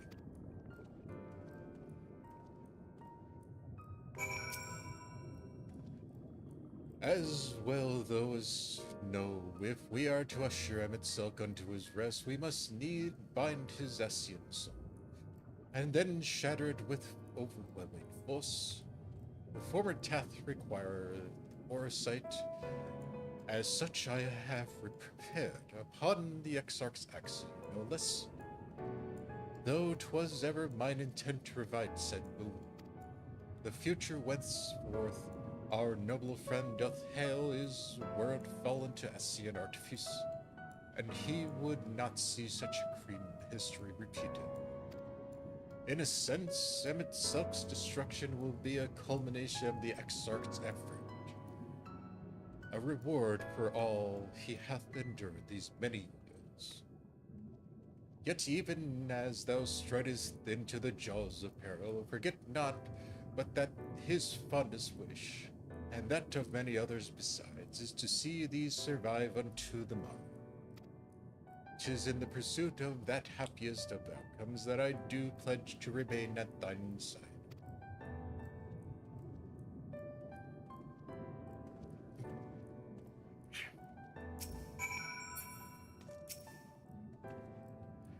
Our time in the First has been a never-ending success of trials, and arduous as our path in the Source ever was.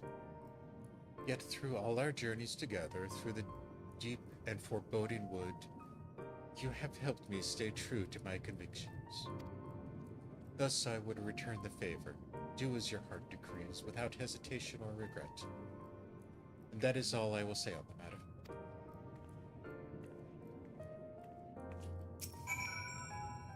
Well, this has put everyone in a solemn mood, hasn't it? Honestly, we're not even sure this will be the end of it. But I suppose we should speak our minds when we have the opportunity. You taught me that much in Amarang. So forgive me this moment of sentiment, Saphrine. By dragging me into this sorry mess, you've given me the chance to think and act as I should have, for Reed's sake. Words cannot express how much this has changed my life, or how grateful I am for your support. So I shall express my gratitude through action instead. No matter where you decide to go, I will be there guarding your back.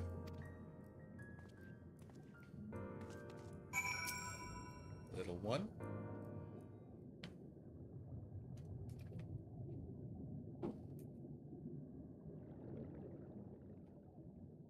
When Minfillian entrusted me with her power, she warned me that no matter how strong you become, you can still fall victim to despair. You can still feel powerless. She was right. After you collapsed on Mount Gold, my hands wouldn't stop shaking. If I had made a mistake, if I failed to bind light within you, I was terrified you would die. Even now, you could be moments away from turning, and I wouldn't know how to save you. You, Thancred, the others, you've all been there when I needed help. And Ophelia surrendered her life to me, her legacy. I should be ready to do the same for you. I want to, I do, but I'm not good enough. She told me to follow your example, and I've tried. I've really tried.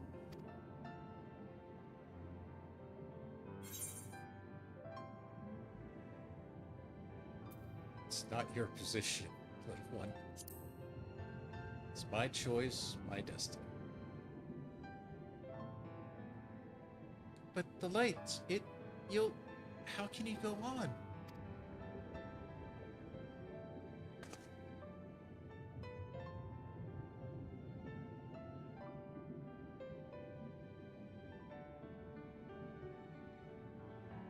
We are the villains of the story.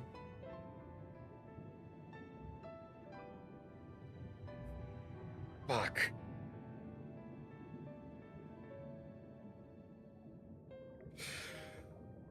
Oh, damn it. Yep, I gotta pick his statement. In remembrance of our old buddy.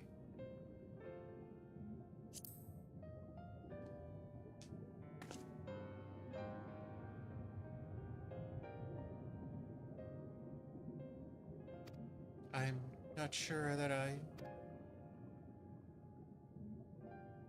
Actually, never mind. I think I will understand better if I try it for myself.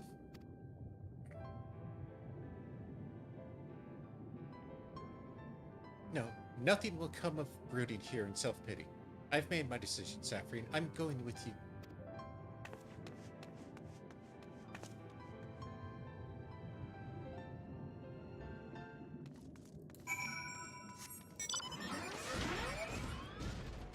All right.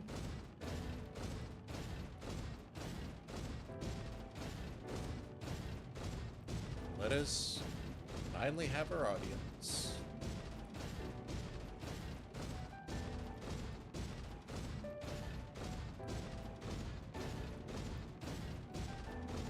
There's a front door. There's a front door, right?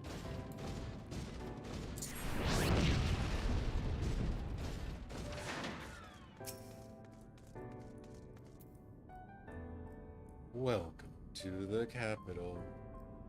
All visitors must present an official writ of permission before admittance will be granted.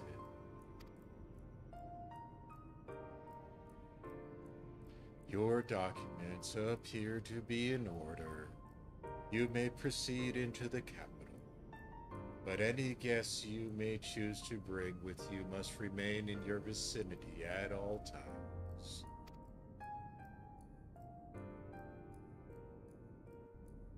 Alrighty, here we go.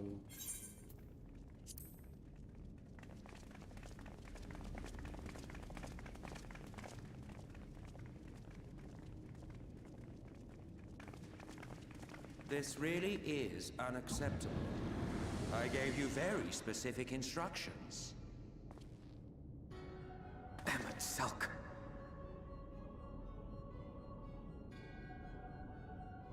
My invitation was for an abomination, ripe with the power to bring about the world's annihilation.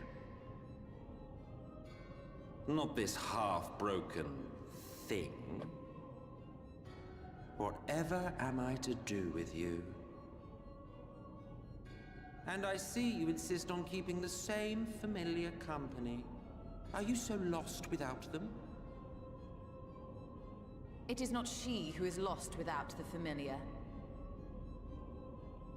Not content with remaking an entire city, you aim to fill it with the reconstituted souls of the dead.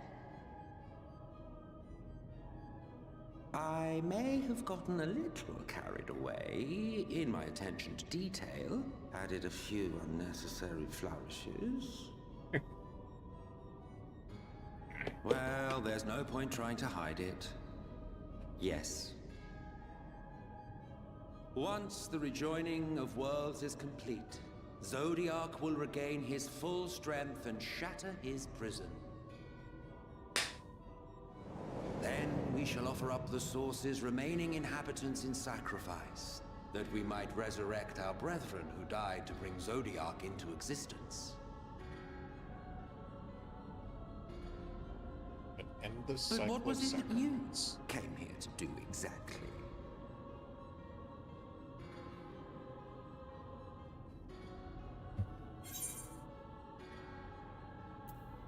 Give us our boy back.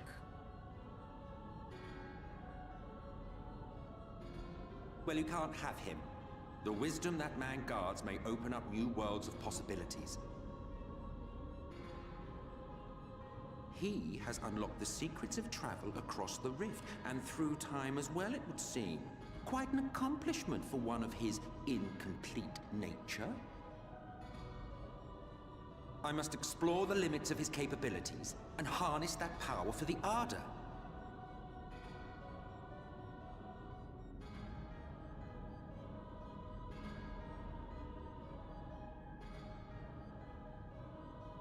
Even now, After everything, you refuse to see reason. You think it unfair that you are subject to suffering? That your lives will be sacrificed for the Ancients? Look at me! I have lived 1,000 of your lives.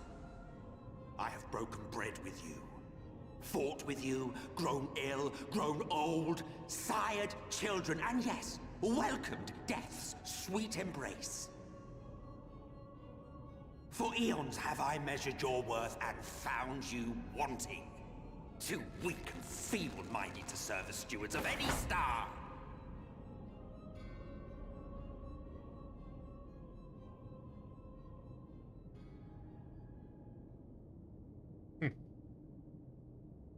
Have your recent spats with Vorthri and his Sin Eaters taught you nothing? Have you not learned that your ignorance and frailty beget only endless misery?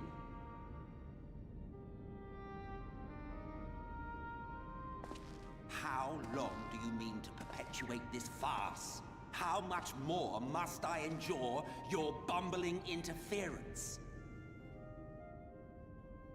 Let us imagine that the laws of reality are again undone and the world faces true annihilation.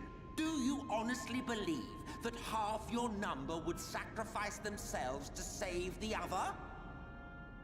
Well, of course they wouldn't. And if you had witnessed history unfold as I have, you would reach the same conclusion.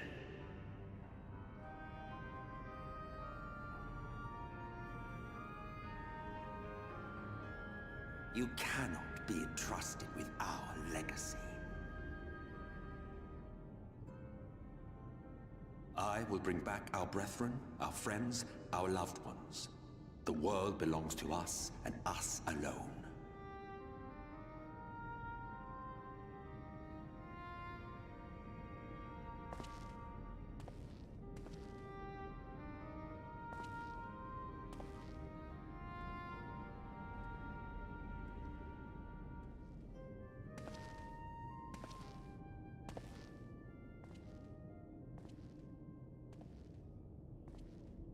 Come on.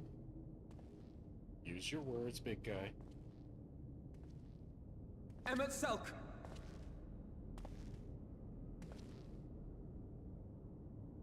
We understand, truly, but it makes no difference. The ones you love are in the past, while ours are here in the present.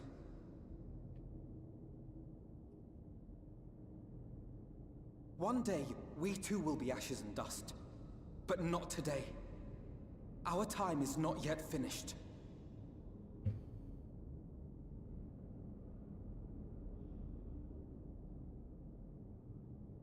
We share your conviction. And that is why we will not abandon our course.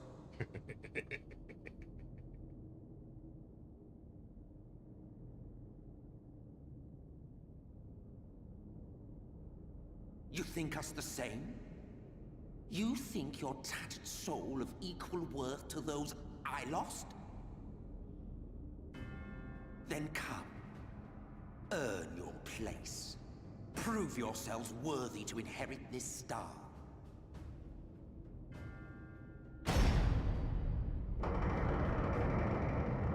I think you hit a nerve, Elfie.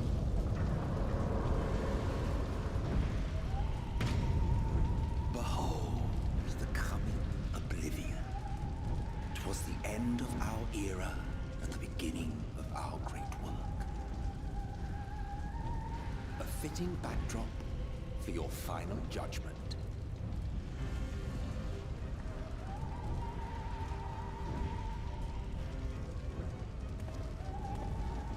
I shall wait within, but do not spend too much time on your preparations.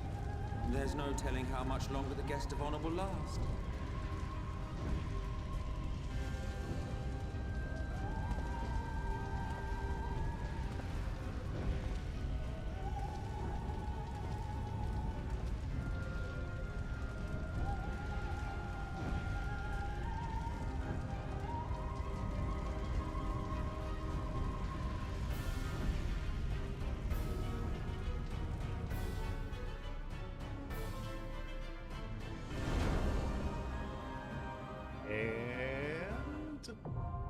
There it is.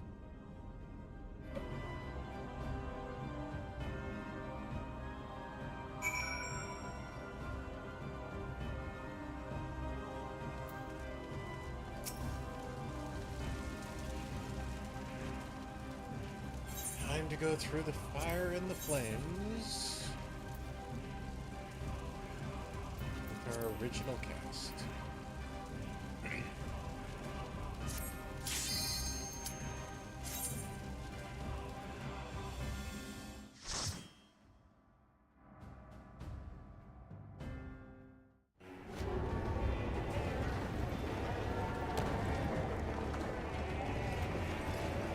This is what Amrod saw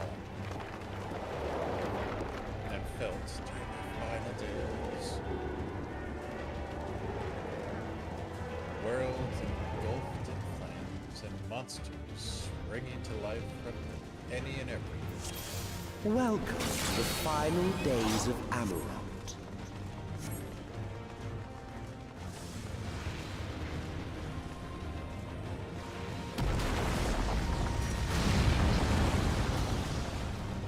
The fabric of our star began to fray, and the unchecked energies of creation began to malform beasts.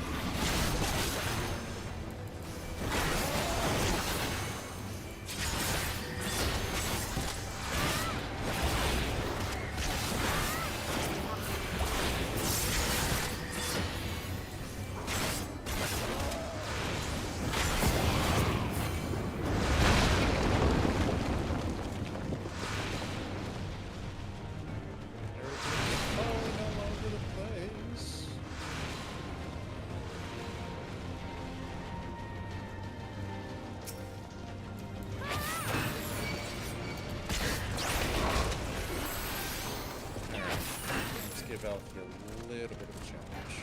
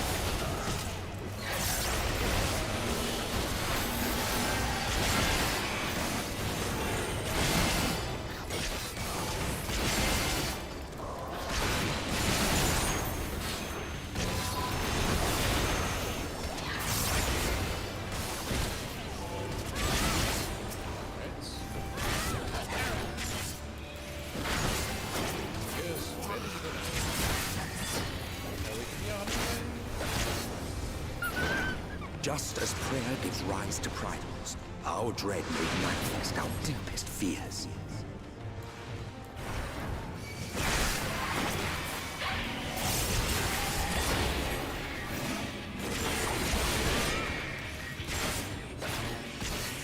What special moves do you have for us?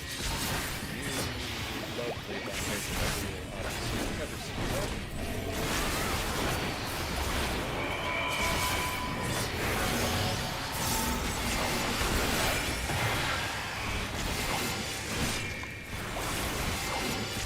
Nice place to put those. This is going to lead us on.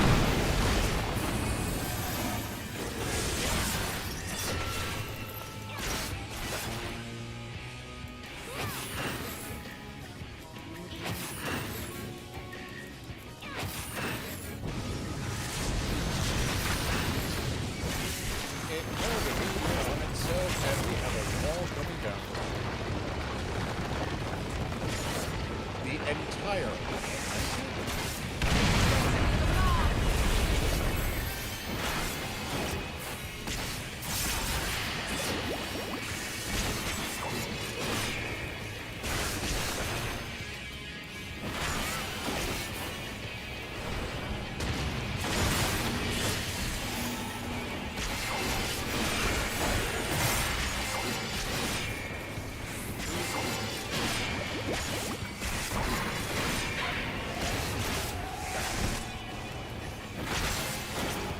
yay, more meteor rays. It's on here, hopefully.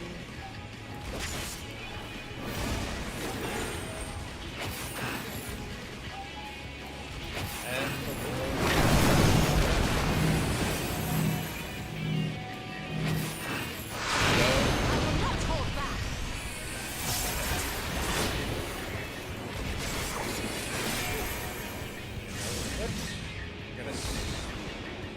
close.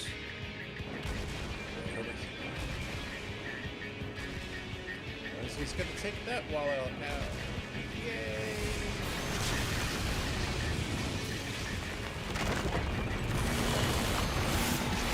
Leave those out.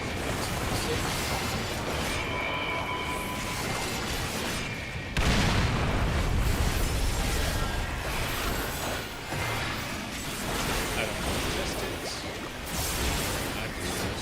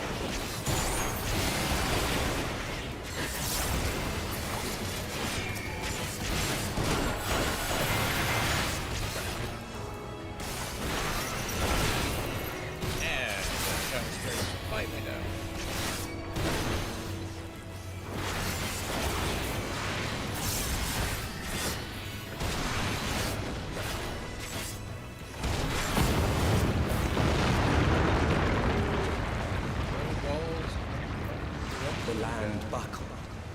The cities burned. The waters ran red with blood.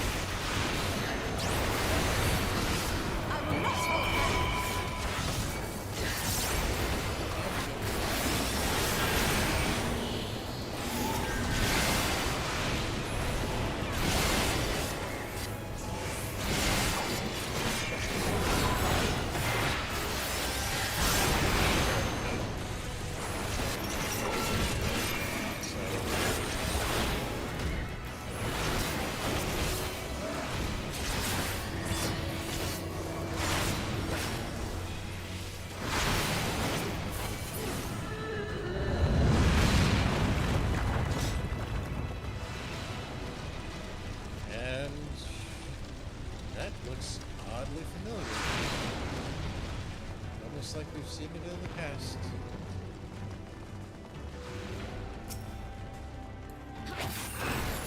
Let's give them a show! Do that. Made a dent. That's nice.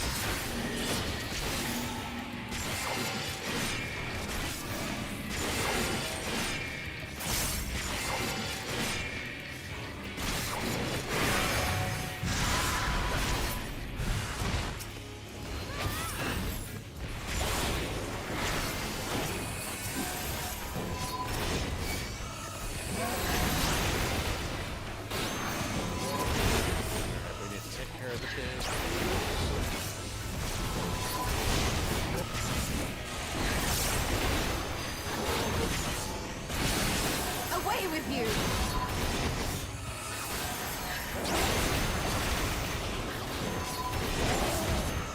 And that bird is just 5 minutes from its best. I will not hold back!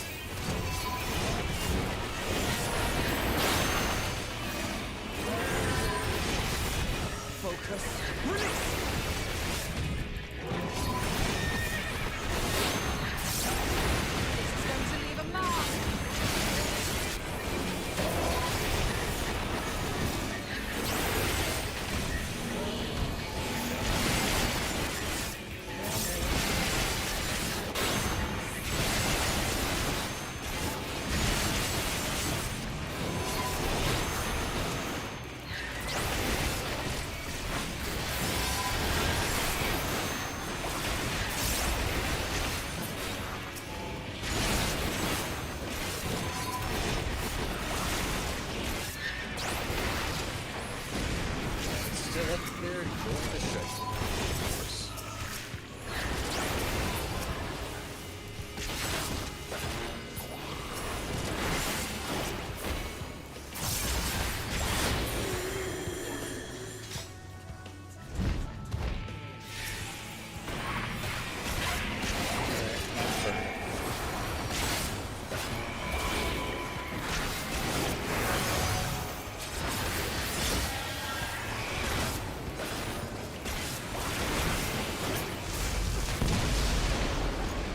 Yet this was far from the worst of it.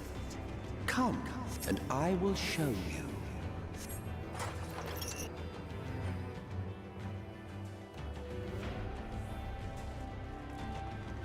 Just a little further. And you will see the end of a world.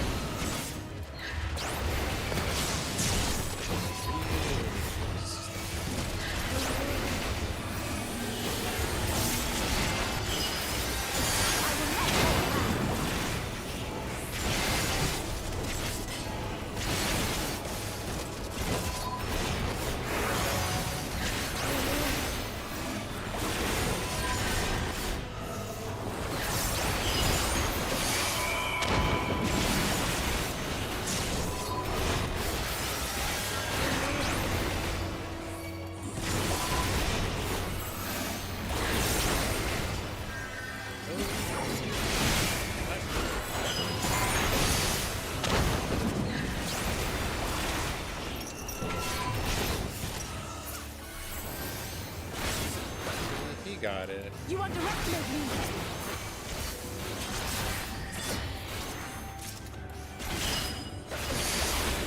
Away with you. The star was fading. We saw we had to weave its laws anew.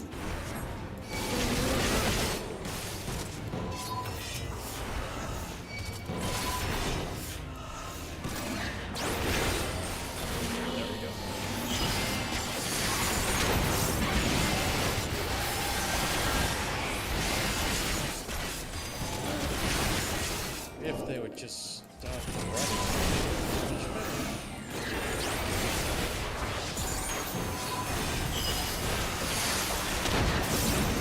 Leave the healing to me.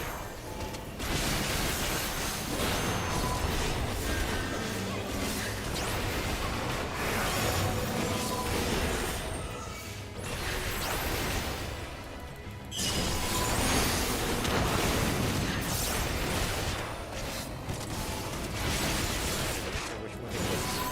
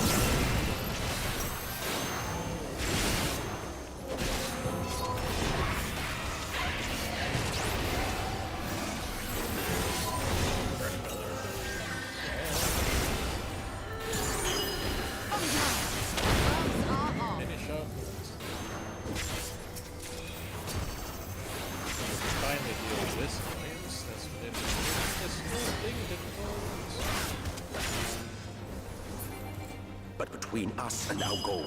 Lead the final whisper fiend.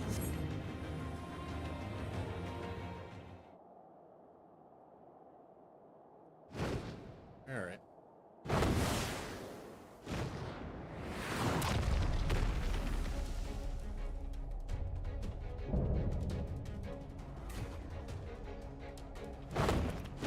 The world is burning. We're on a floating platform in space. And we've got an annoying laser shooting monster with multiple faces. What could go wrong?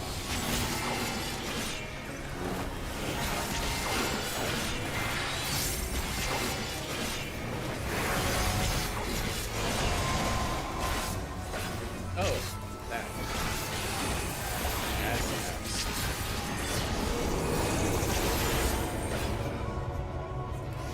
That's gonna be a massive, powerful beast.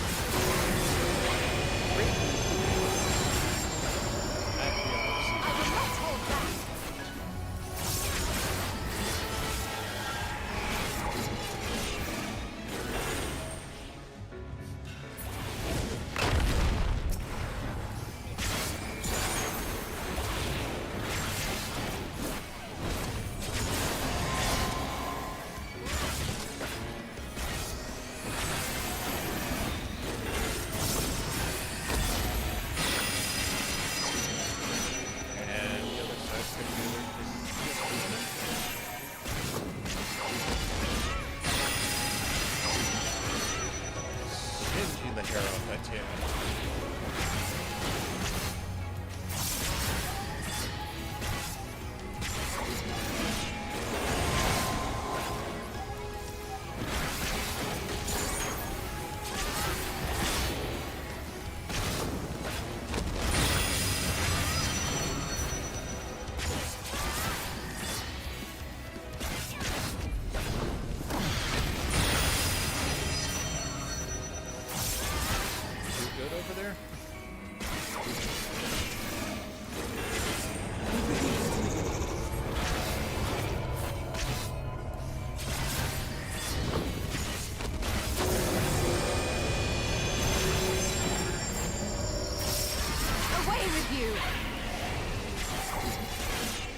And here we go.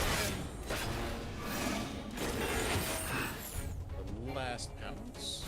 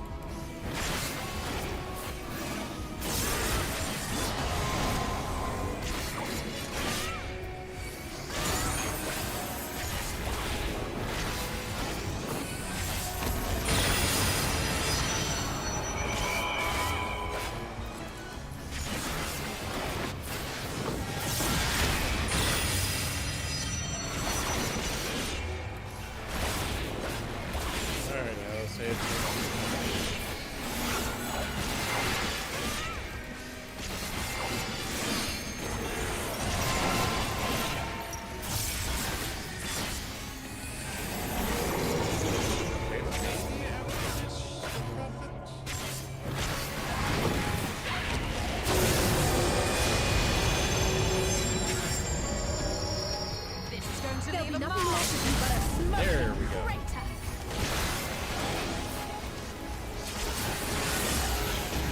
And I do believe she will sacrifice herself for that.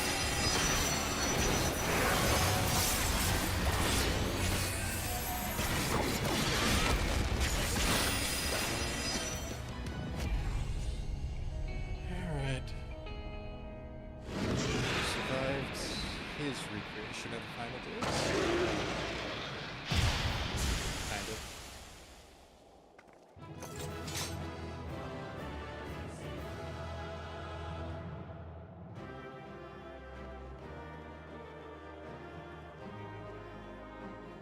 The world is still aflame, but we have other matters to attend to. Praying our boy comes first.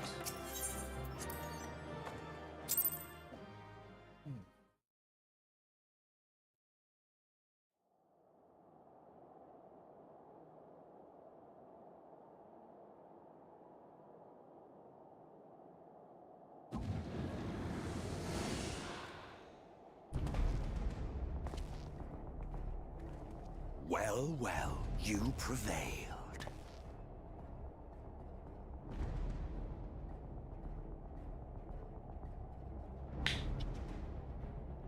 Nevertheless,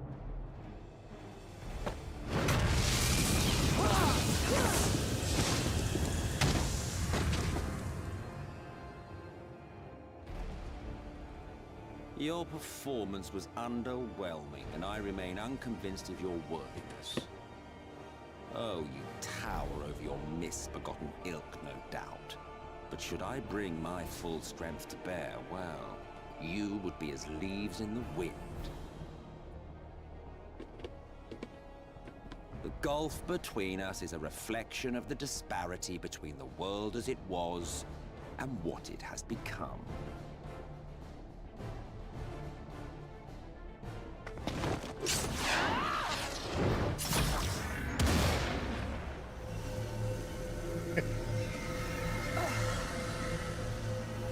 Our worlds may not live up to your lofty standards, but they are our worlds, our homes, full of life and love and hope. And we won't stand by and let you destroy them! Standing here, I realize. Alizé! Just like me. You are a mistake. For we who have known perfection, the shattered source and these shards are ghastly mockeries of the true world. The ephemeral lives you exalt are pale imitations, utterly devoid of meaning.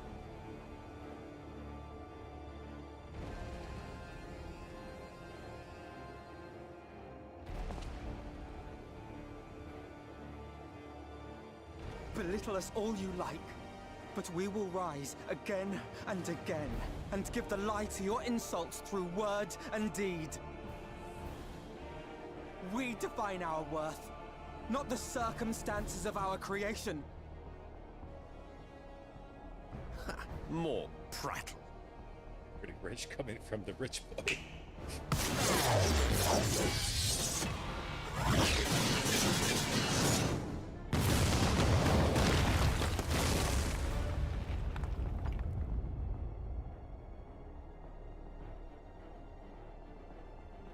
Now you've done it.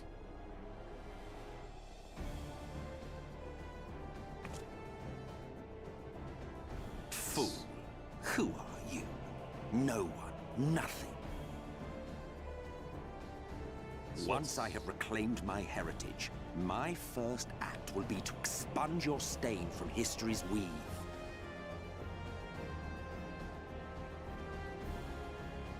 My world will have no need for heroes.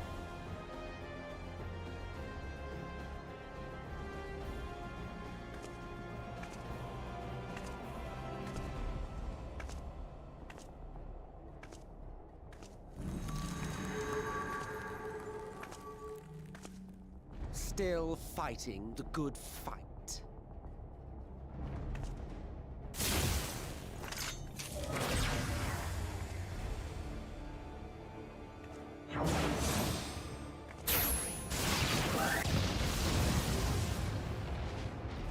It is true that all we hold dear is fated to fade away. But that is no reason for us to forsake it. To take what steps we may, and thus mark the road for those who would follow. To strive for the best of all futures. Be this not also thy purpose?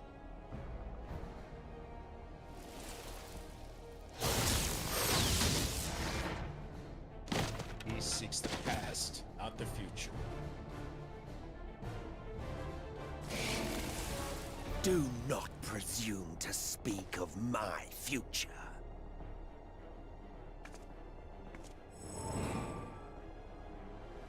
And you? Why waste your final moments in futile defiance? Weary wanderer, you've no fight left to fight, no life left to live. He said it! Oh, you dick.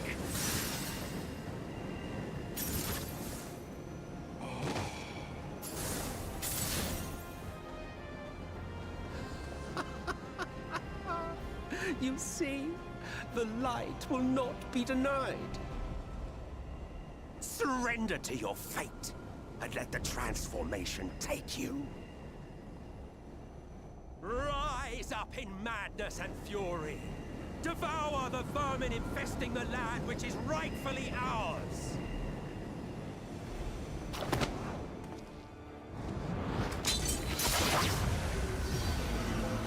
Now, Reed! Now!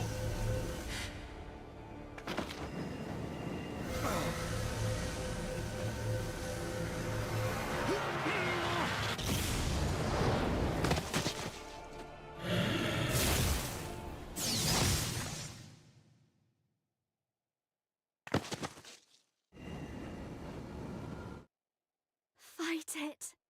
You have to hold on.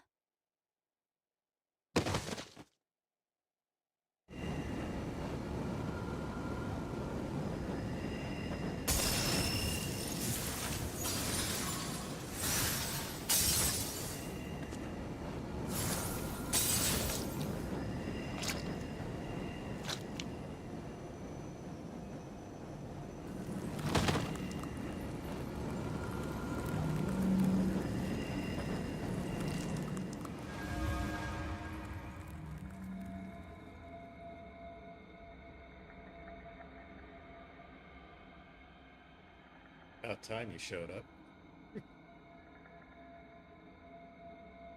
If you had the strength to take another step, could you do it? Could you save our worlds?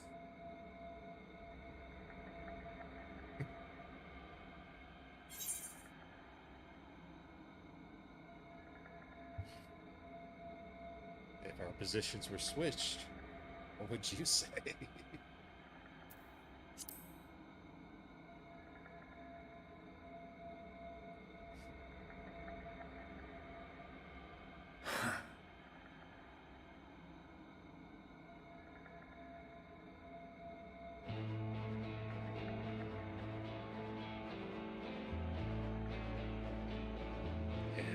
Take it. We fight as one.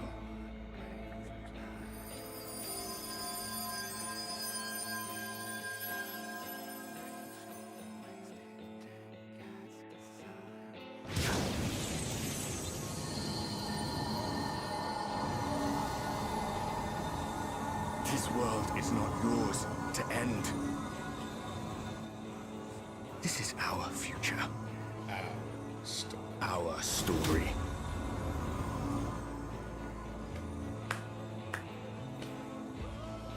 I wonder who that is. No, it can't be.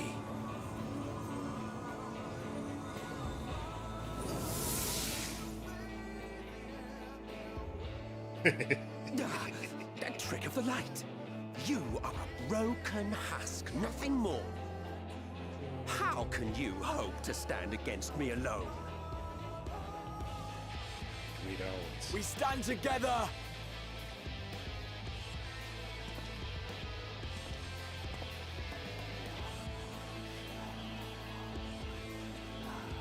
How... I'm surprised you can stand at all. I could not well leave matters half finished. Let expanse contract, eon become instant.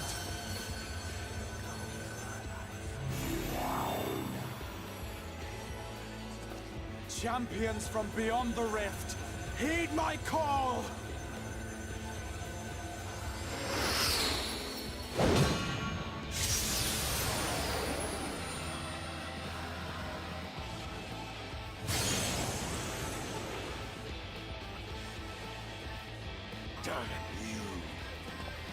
Damn you all!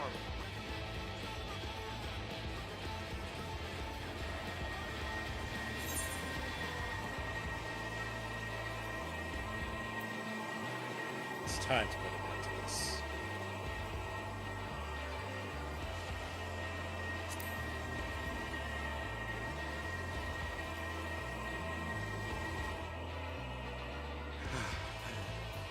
Very well.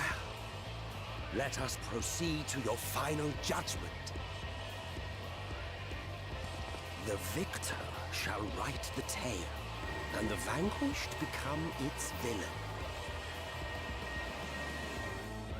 History is written by the victor. But come, let us cast aside titles and pretense, and reveal our true faces to one another.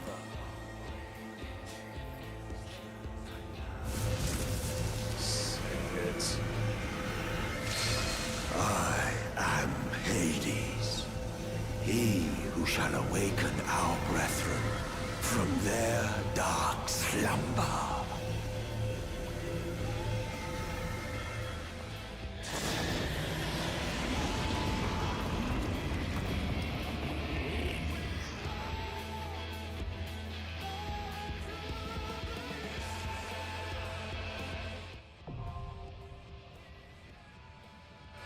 Alright.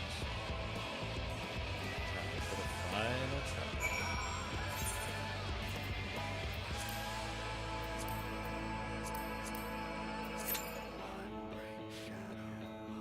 Damn, really?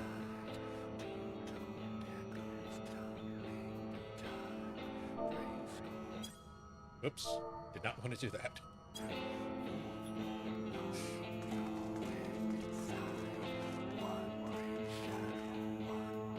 So after all that, gonna face the darkness.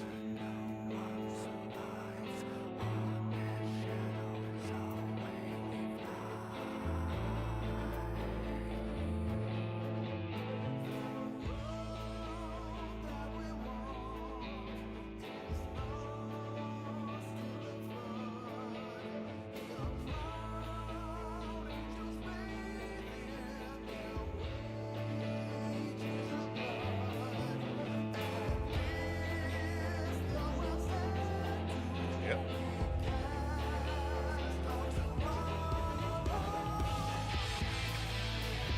Anyways, as we got it earlier, welcome to the stream, Gemini. Hope you're having a good day. Hopefully you aren't suffering from the heat.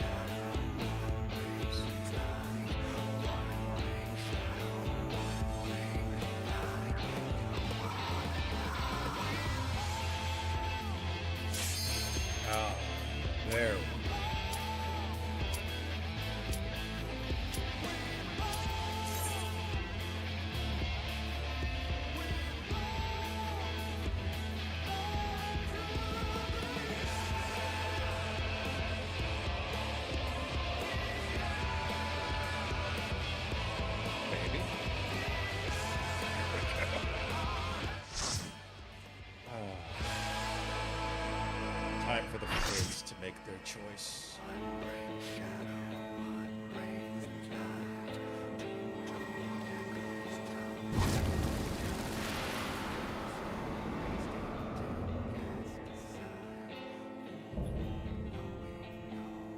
Well, there's Show me your vaunted strength, and I shall expose the lie of your fragmented existence. And there's his cute idol.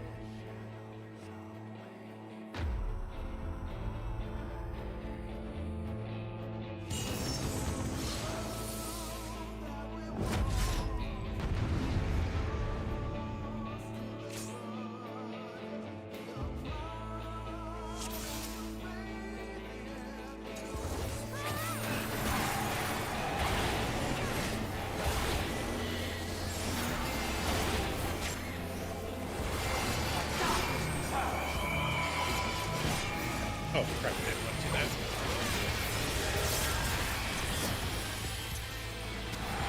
Darkness reigns. That was in the wrong direction.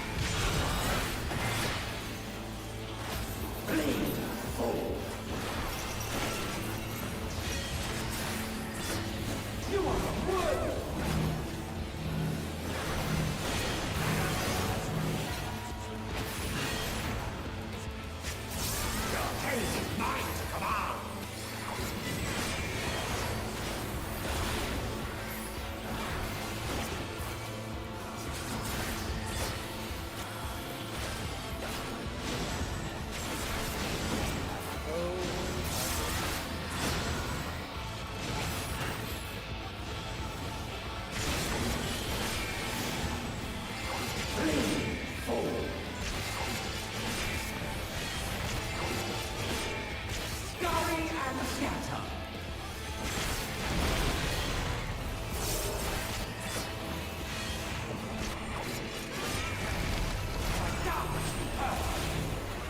That's what I want to do.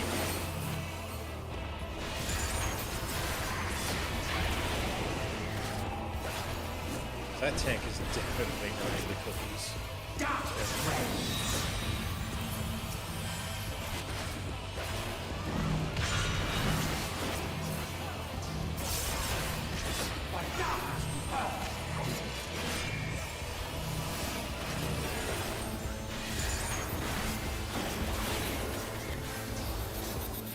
Alright. Do I get friends? I get friends. Come, friends. Let us play together.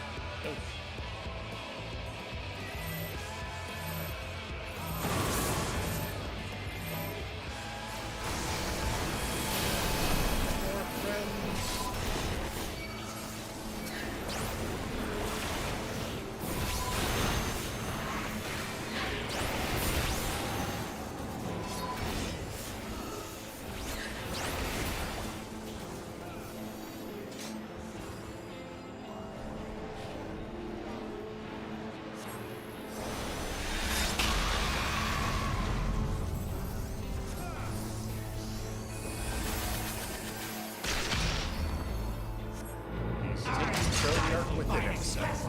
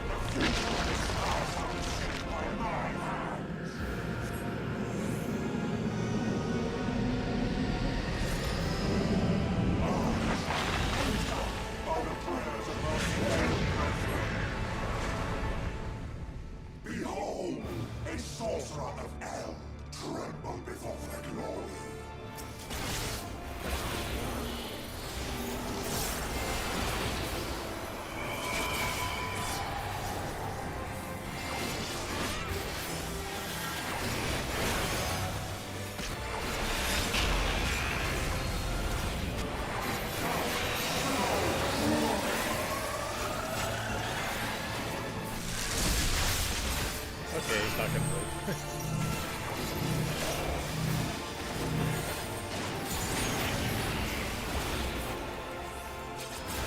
Just gonna collect the cookies.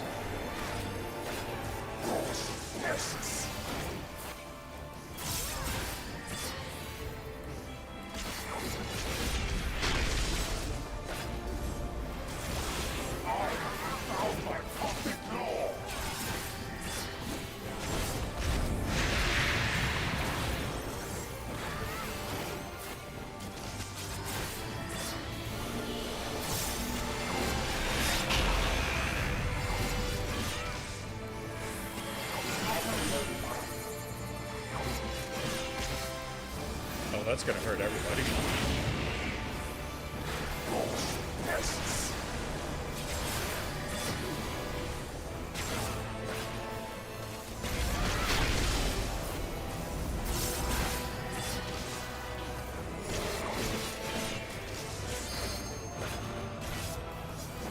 Nope.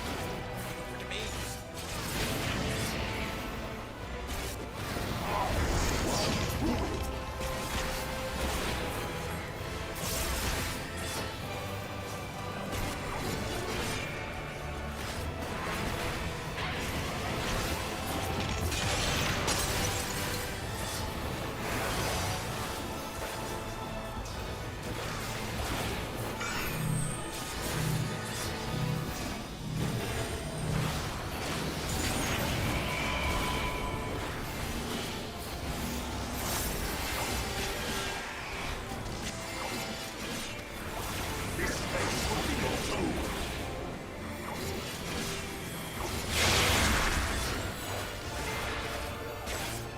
Doom averted.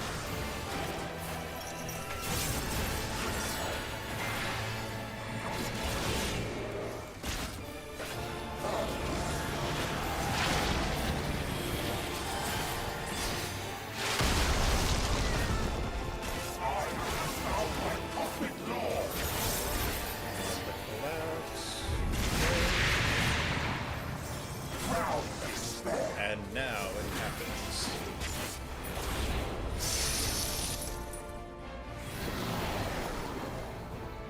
My dormant breath, dream now will I develop tomorrow. My ungathered might must be filled into vain reflections.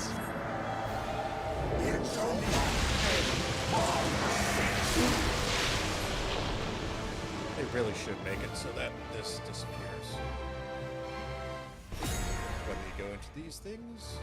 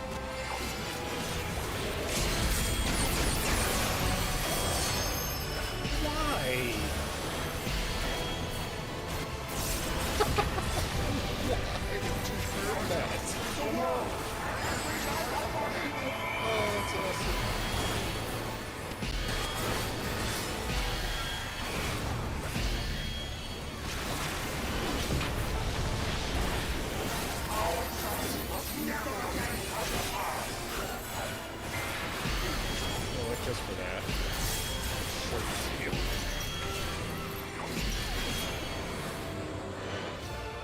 Well, if it wasn't Diabolos, I would actually be concerned.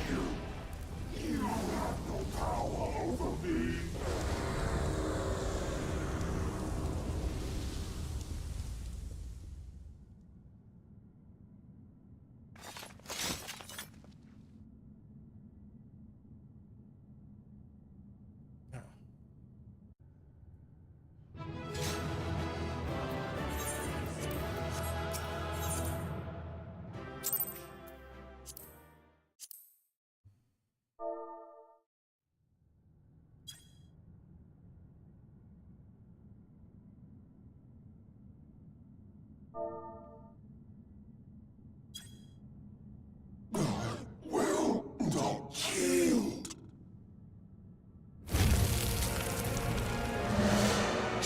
I shall end this fight.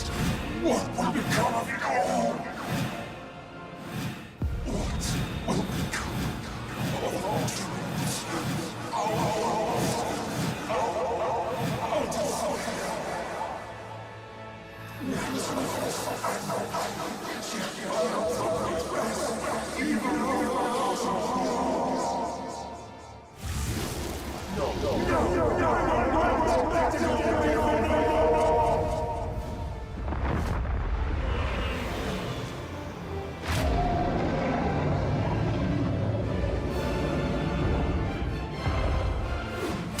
Enough, damn you!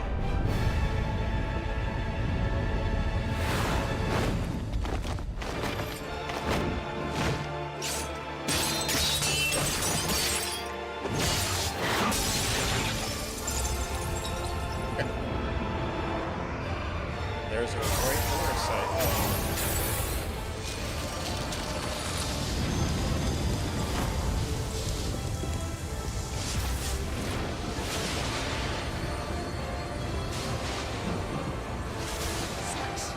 Infernal strength!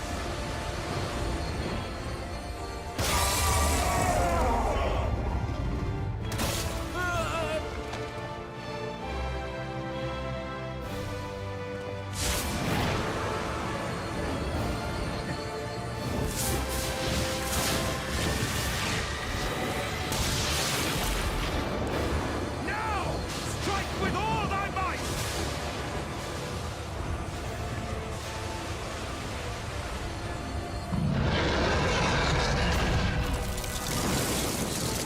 Give him all that ether.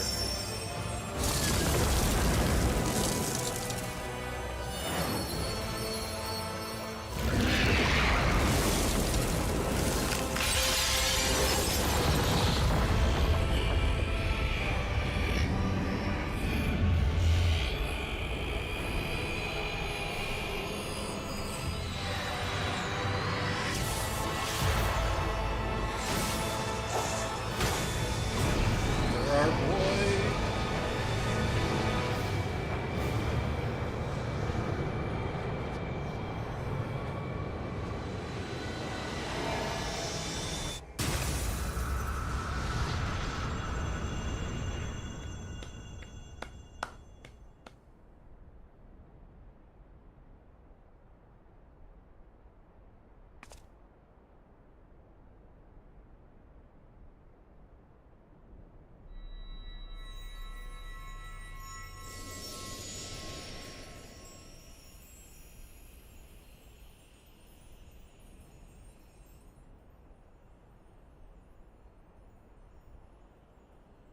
That was for everybody who has been sacrificed for your schemes.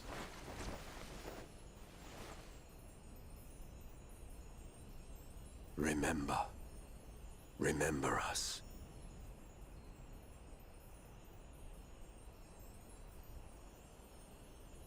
Remember that we once lived.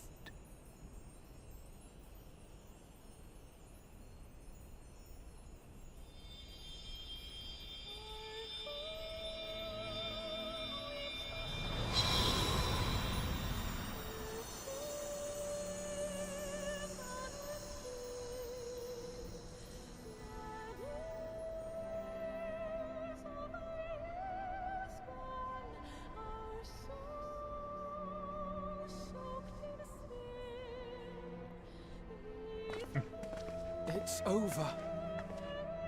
Emet-Selch is no more. More importantly, how do you fare?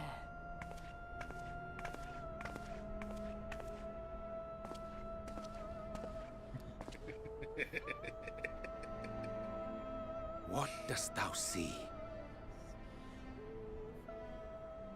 Her ether. It is as it used to be. Oh, that's insulting. I thought As we a would have grown disciple little of bit. Zodiark, the Ascian was the darkness to your light. I can but assume that when you set your strength against his, the light within you was spent.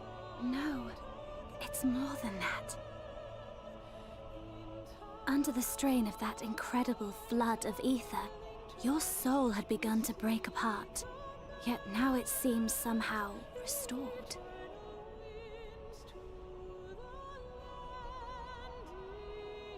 I tried to help you before the battle, but Emet-Selch stopped me.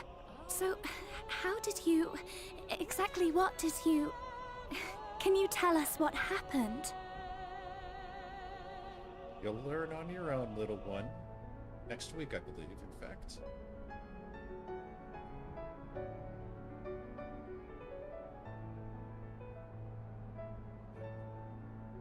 Anyway. Good morning, Catastrio. Hopefully you're doing well. Hopefully you're not having to suffer the heat too much.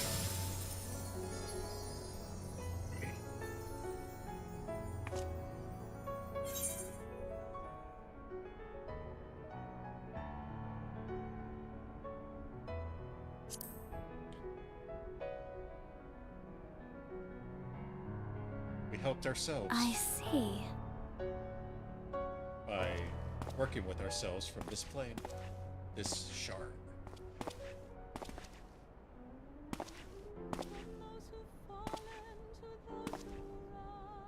Now,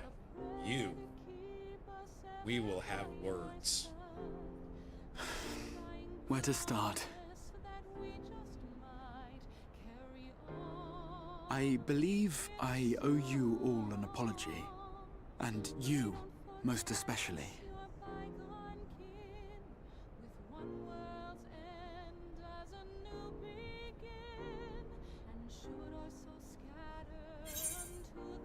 Graha, you ever try to sacrifice yourself one more time, and I will shave your tail.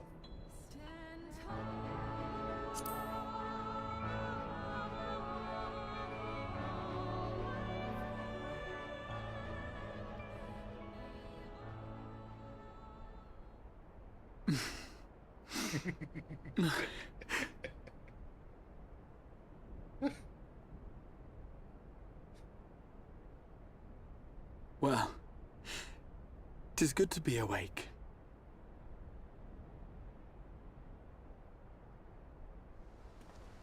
The third option, calling him his name.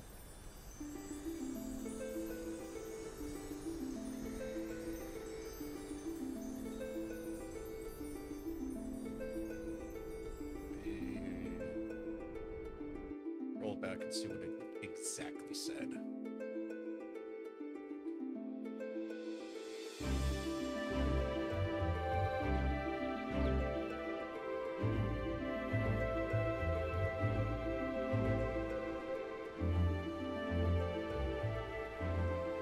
So, those mad souls dove straight into the ocean over there, did they?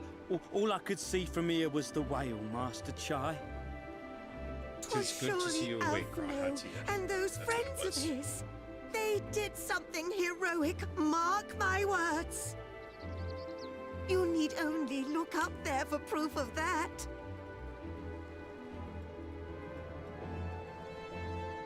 As you say, my love. They're sure to be back. Any moment now. Any moment. Yeah, technically there were 3 different times I believe you could call him by his name. Now the first one was They are somewhere coming Crystal. back, When you aren't meet. they? I couldn't bear the thought of... I can't remember the second one. There, dear. Everything will be all right.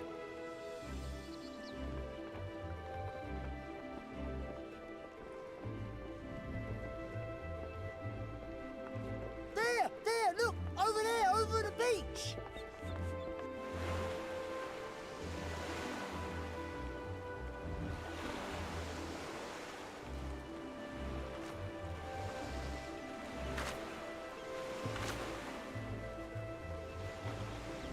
Ho there! Greetings! You all right? Welcome back!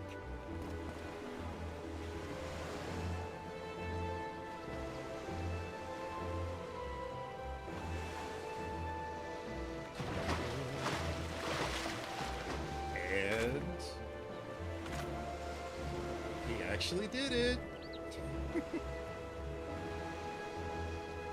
I didn't think we'd be swimming the whole way back. Heavens. Heavens. Take me. Alphino! Oh, hells. We actually made it, at least.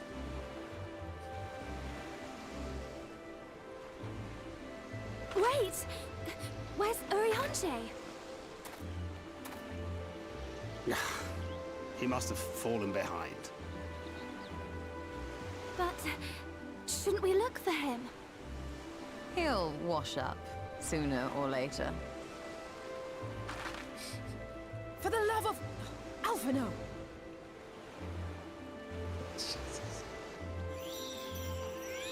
Welcome back, dear ones! Now for the MVP of the expansion. And thus did salvation come to the first.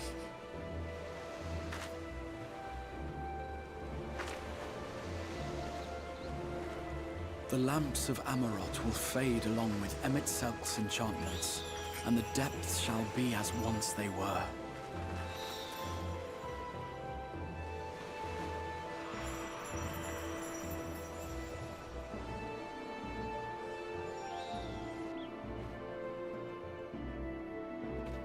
Mount Gulg will one day fall, and the Talos below yield to wind and rain.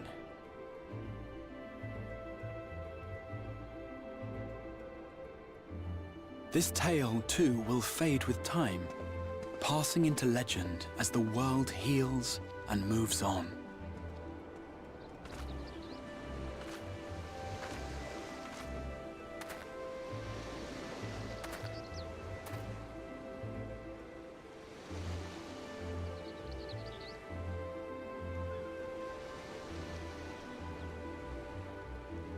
Nevertheless,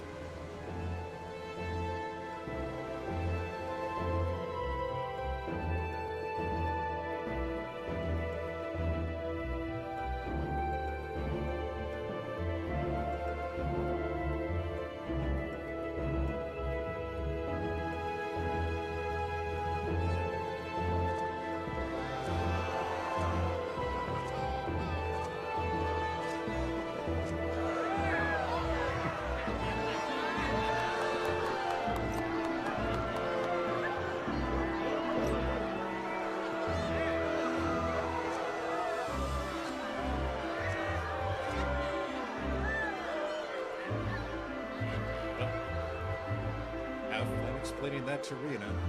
Everything. We're gonna go find somewhere to drink. as ether obeys the cycle, as death and decay gives way to new life,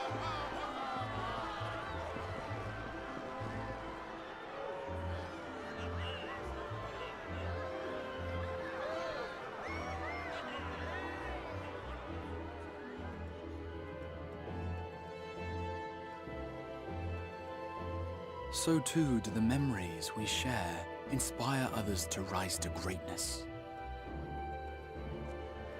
For we who walk before may lead those who walk after.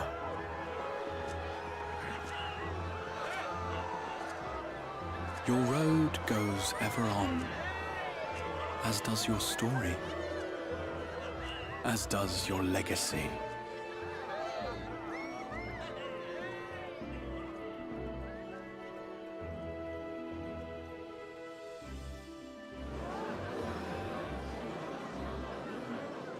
Such is the hero's lot, to touch the lives of countless others.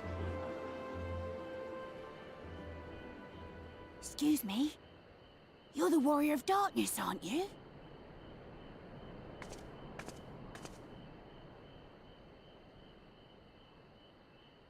Where are you from, really? And how did you get to be so strong?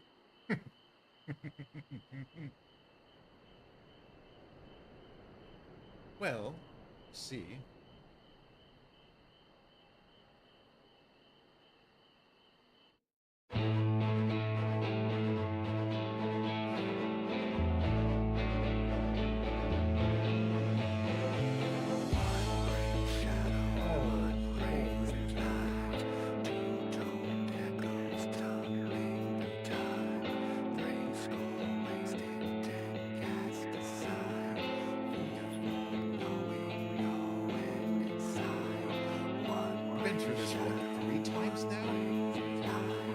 it still hits.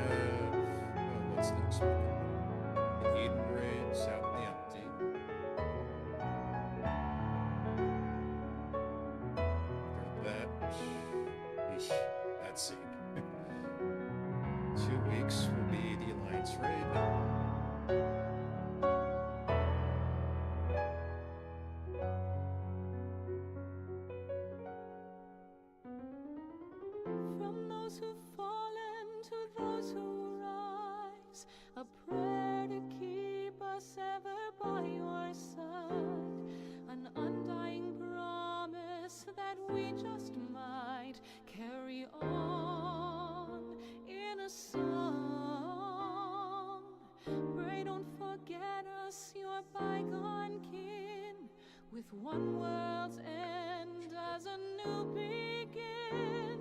And should our souls scatter unto the wind, still we shall live on. Stand tall.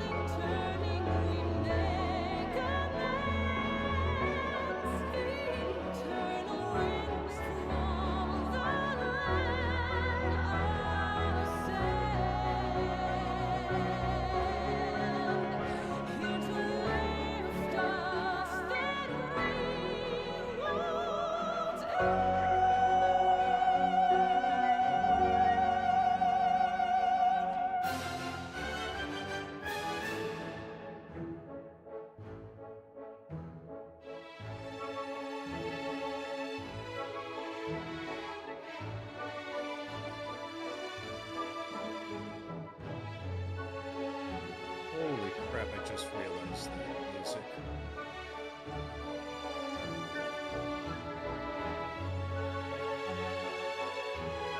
That's a melody based on Waltz on the Moon.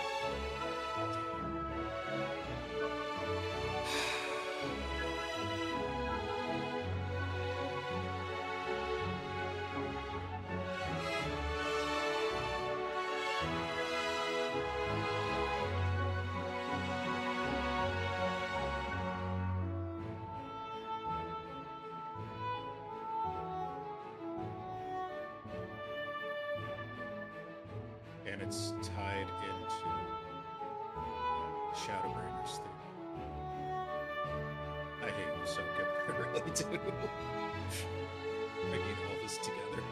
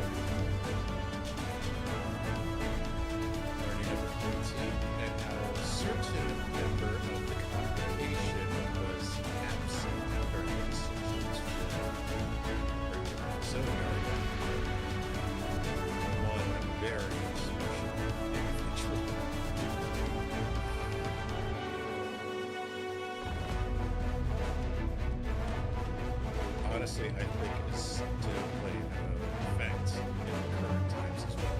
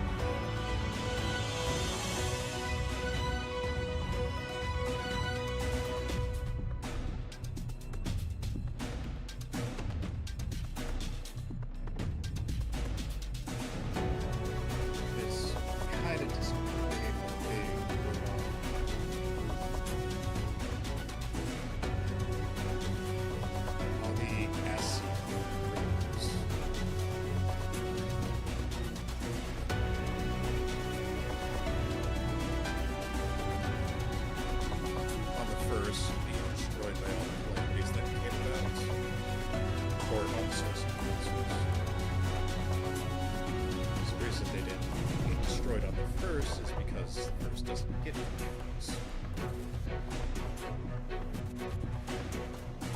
So technically they could still be existing on the 9th, although there's nothing to say that the area of the 9th, which has not still has that. And we might see the 4th, who knows? Let's see what's left. We have the 1st, we have the 13th, we have the 4th. That leaves 2 shards remaining.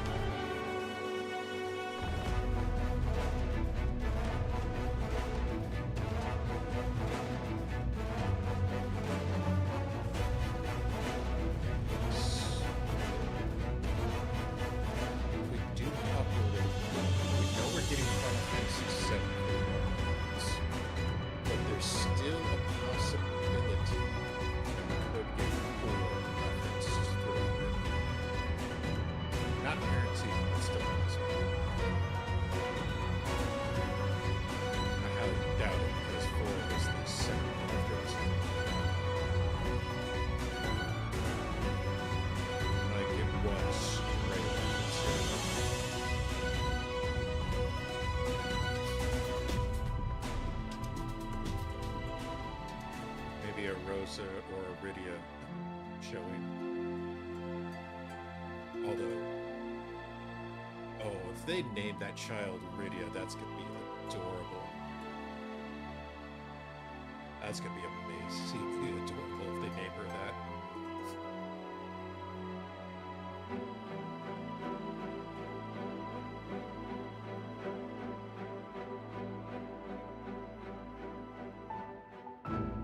What's the next fan fest? Berlin, I think? Or no, was that the last one? Yeah, that was the last one.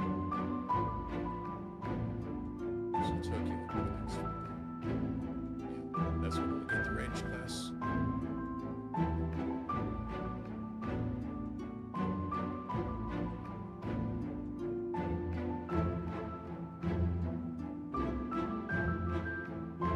Really interested in seeing it.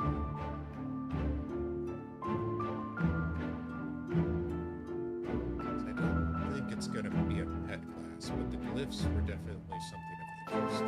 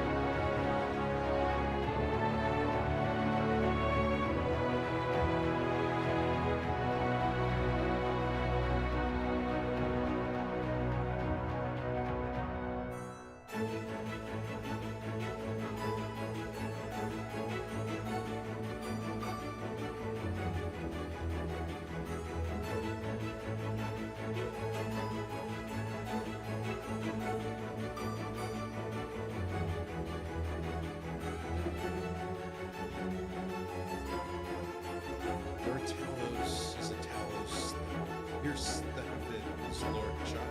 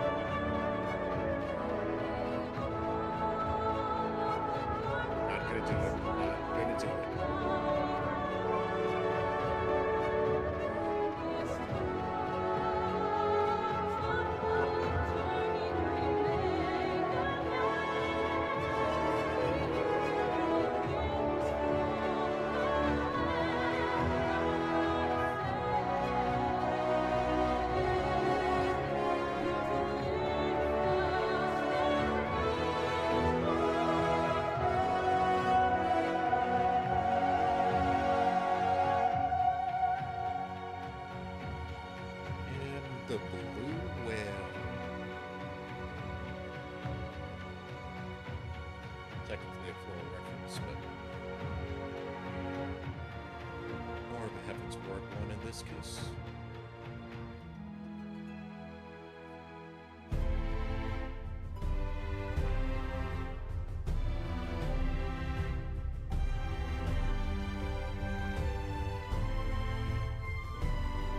Those poor Sahaki. They'd never get their ocean back, do they?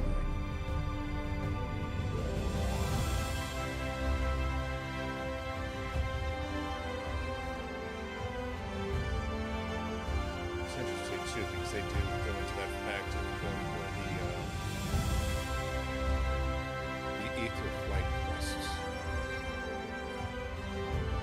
I think that's where they talk about how their eggs are at risk of not hatching because of Bismarck's breath pushing away the ocean.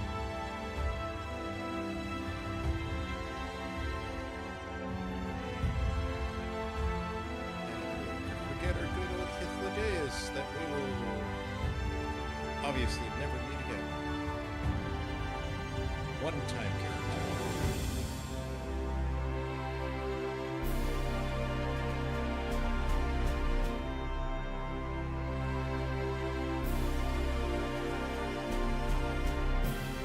And again, there were a lot of one-time characters in this expansion.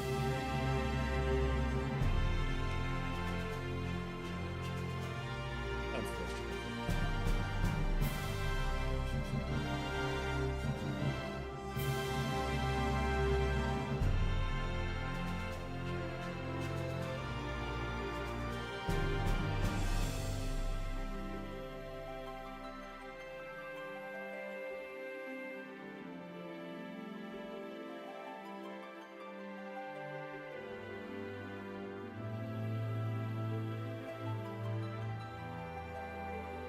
Unfortunately, we gotta say goodbye to our boy.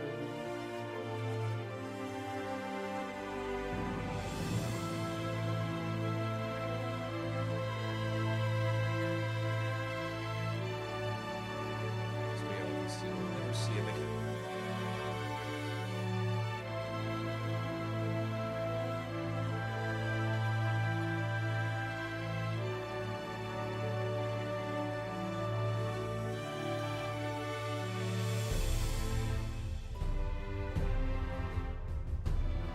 Now there's a shot.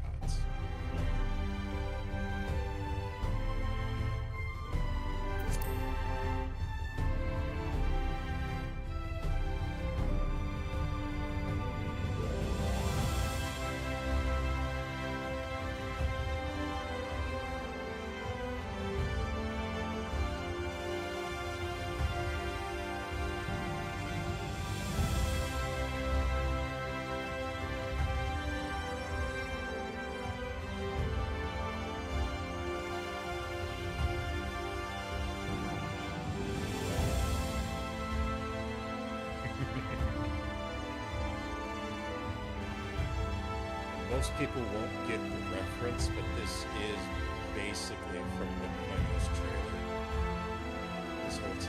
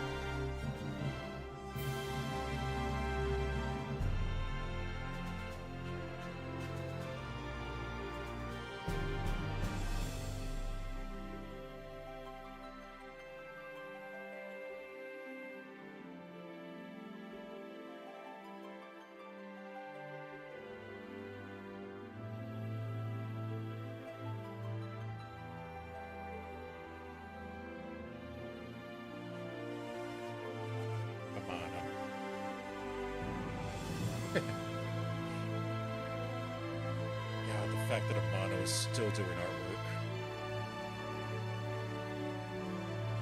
Oh no, spoilers!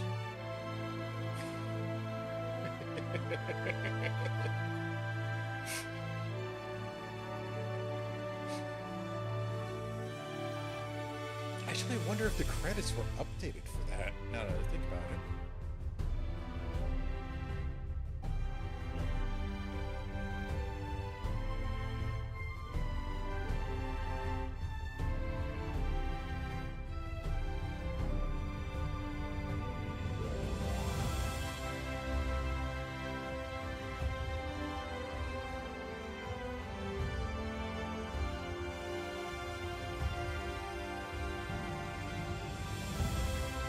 Everybody gets involved.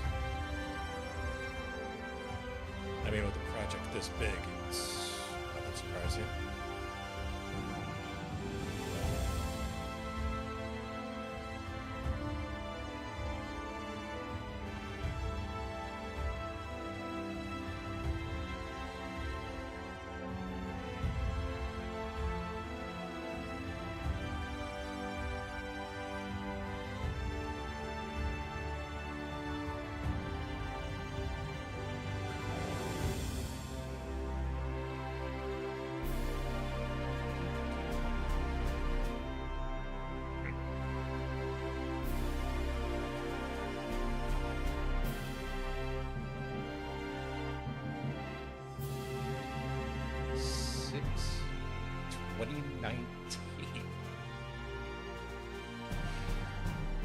That is how long ago Shadowbringers was. God, that's insane.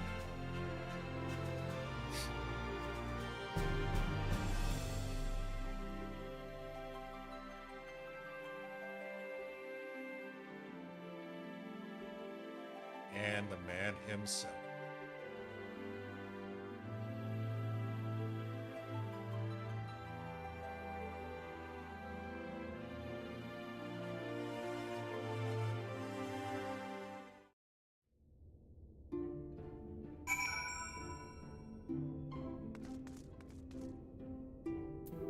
Crap, I put the camera way up, didn't I?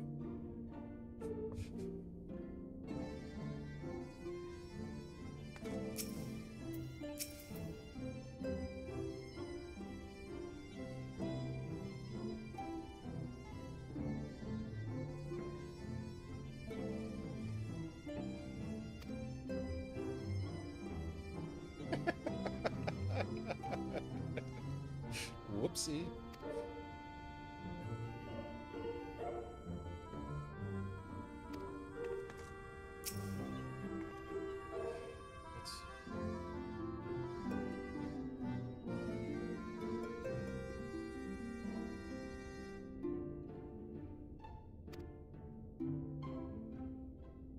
Oh, come on, Alice. You're not that old. You could have stayed up all night.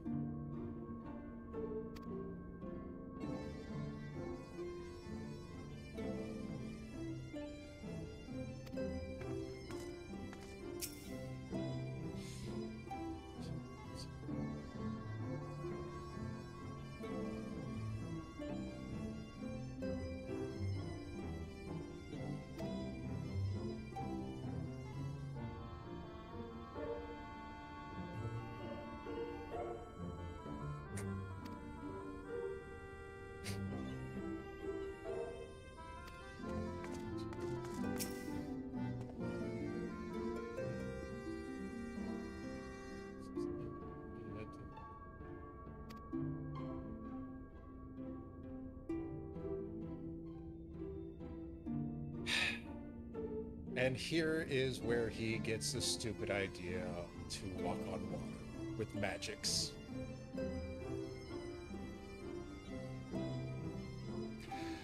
We'll learn about that later on.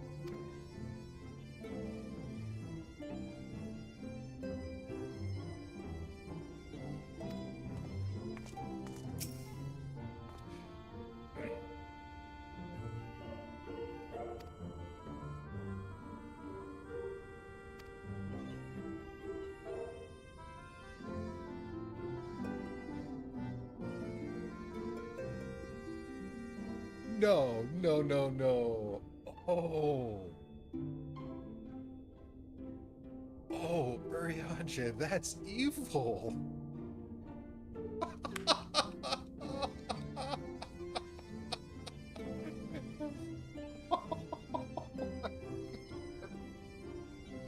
Oh. You do not do that to your bro.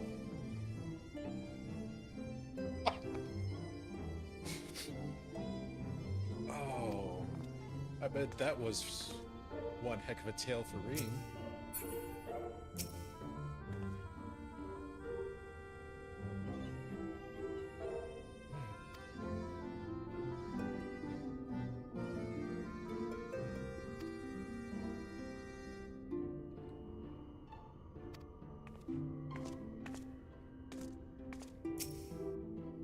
You all are something else.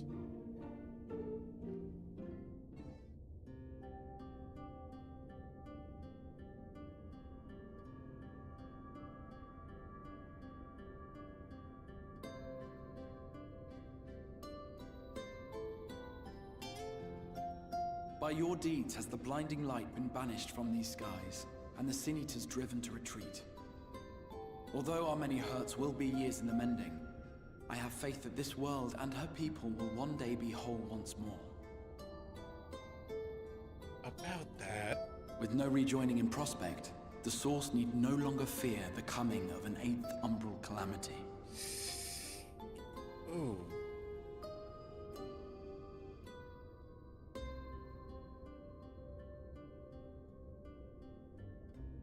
And with that triumph, the future from which you came will no longer come to pass.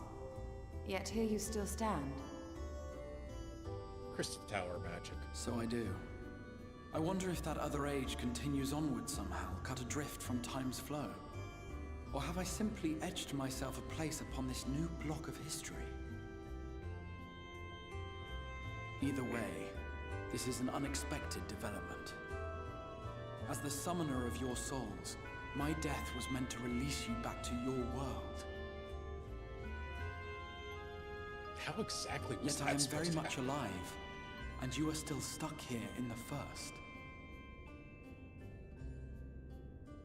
That's a paradox that would be never-ending. I believe I speak for us all when I say that we are happy to postpone our return if it means your life is spared. We will seek out another way.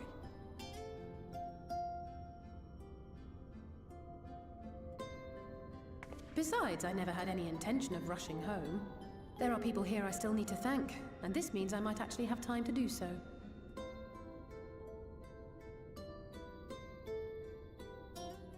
Yet we dare not neglect our comrades in the Source.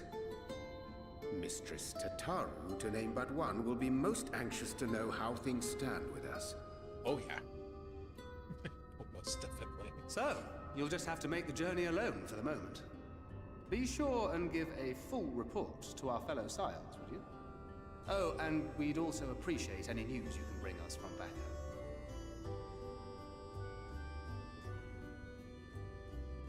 Then I see no reason to delay. I can open the path from here.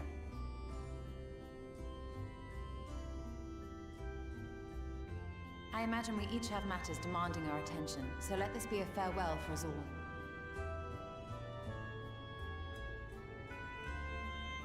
Send word when you've resummoned our friend. Oh, and do try to ensure she arrives within the city next time. Of course. I shall strive for utmost accuracy. No strange forests or unplanned passengers, I promise.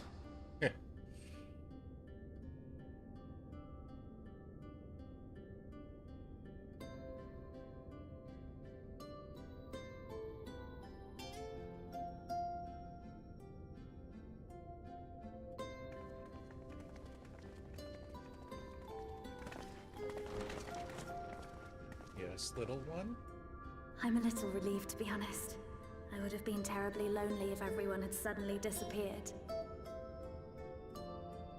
It's inevitable, though. But I understand that you have to go. Safe journey, warrior of darkness. I hope to see you again soon.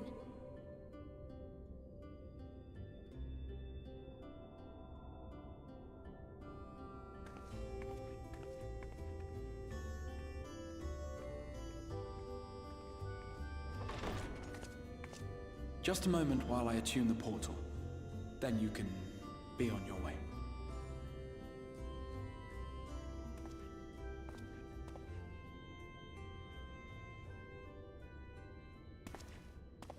When I was a boy, many long years ago,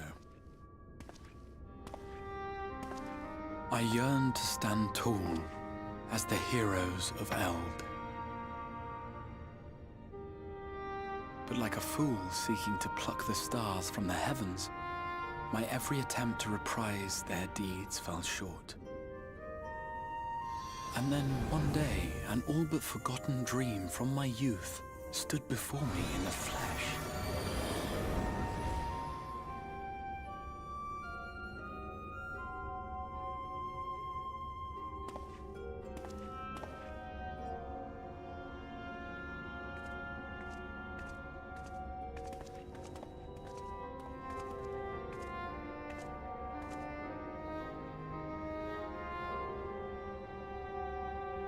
A hero who looked at the horizon and beyond and saw I knew not what. All I knew was that I would give anything to stand at that hero's side.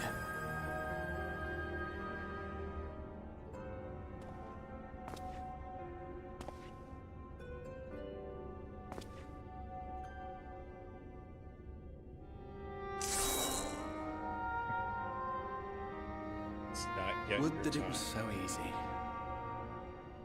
The glory of the heavens was ever beyond the grasp of those who never thought to reach for it. But if I have gained anything from all of this, it is the courage to stretch out my hand.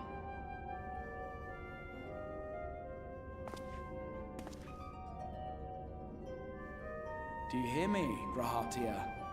This is no time for sleeping.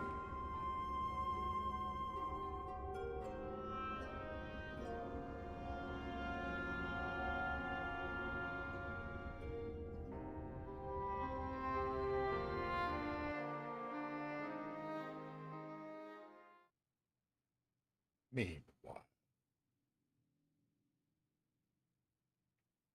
the Garlean Empire has entered a state of peace. Everlasting.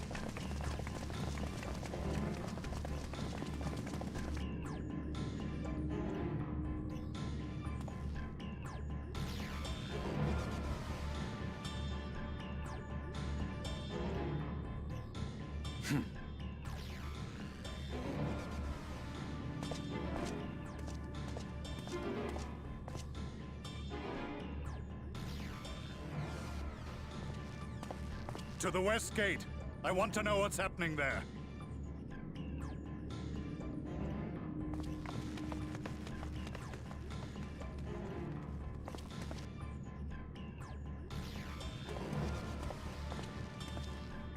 Same as the others. Struck down with a single blow. An unfortunate day to draw guard duty.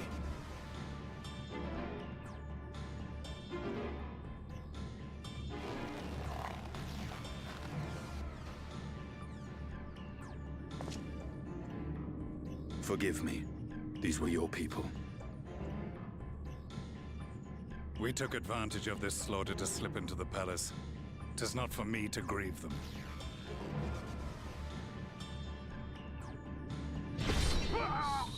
Still nothing wrong. That was the Emperor. Wait!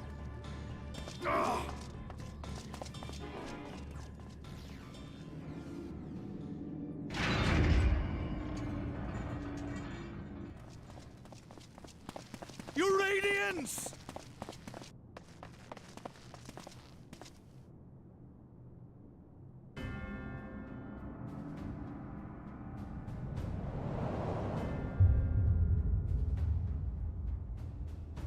Gaius, you've missed your part in this, I'm afraid.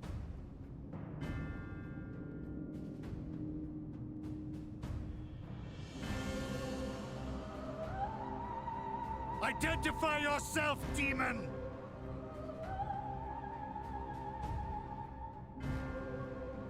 You were hoping for the Ascian? The Craven shed this skin and fled, rather than face me. A pity. I was looking forward to crossing blades with myself. But I cannot deny the feeling of satisfaction. Body and soul reunited at last. What now? The game continues, but the pieces have changed. Only if we trust in a paragon's words. A mistake I do not intend to repeat. Gaius! He speaks the truth. Elidibus is gone. Tore a hole into the rift.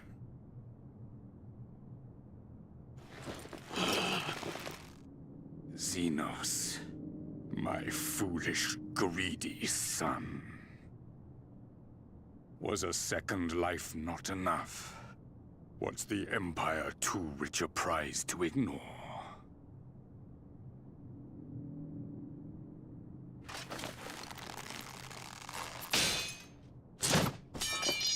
True freedom for our nation, our people, will never be won by a spoiled princeling. The burden of this throne is beyond you. He cares not for the throne. 'Tis you, father, who have struggled with this burden. Simply holding the Empire together has occupied your limited faculties. But you may take comfort in knowing that I have no intention of pursuing your tedious agenda. Nor am I interested in ruling over the Empire's lands. It's about one thing he cares about. Came only to remove that which ruins my sport. I will not have my prey stolen by your petty wars and cowardly weapons.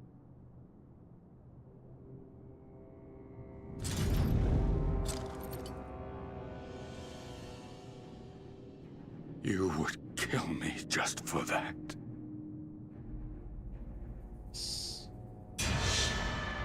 I need no other reason. Any and all who interfere with my hunt will not do so twice!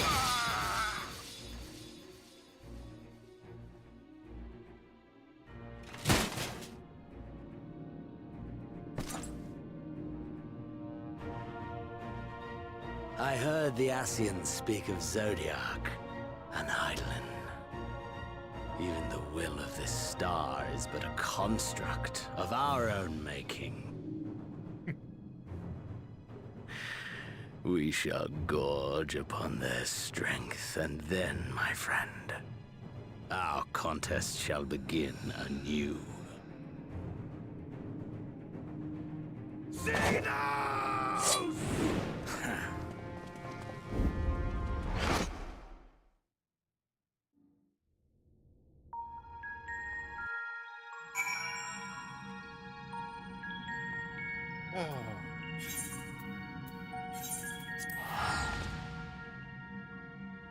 Always rely on him to have just one goal in mind. Where? There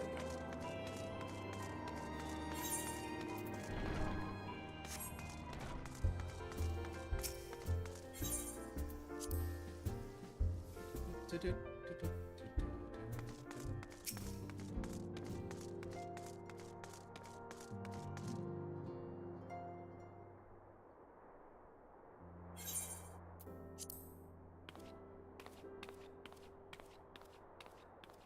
Hi.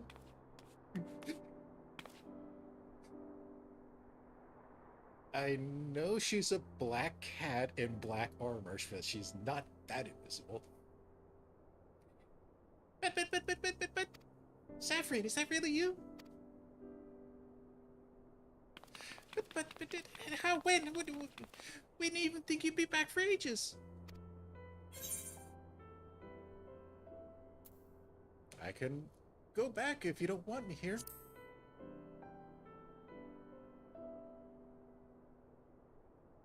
Oh, don't be daft. I just can't believe you're already back. You heard the good news from your pixie friend, but nothing compares to see you in the flesh. As for your situation on this side, the Imperials are still eyeing our forces from afar. From what I told, the Guardian armies have been slow to react, and seem reluctant to commit to any large-scale engagements. It's an odd sort of stalemate. Otherwise, we've yet to see any sign of that awful black rose weapon we were warned about. Oh, but I suppose we did get a call from an old friend on account of that. Hee. Kryl and I had a terrible time tracking him down, though it'll be worth it to see the look on your face when you find out who it is. Anyway, I was just about to make contact with this helper of ours, then confirm the latest news from the front. Might you fancy having a rest while I do so? Ah, the Warrior of Light, back where she belongs, just as if nothing had happened. You do seem different somehow. You'll have to tell me all about your adventures when we next have a spare moment. Until then, welcome back.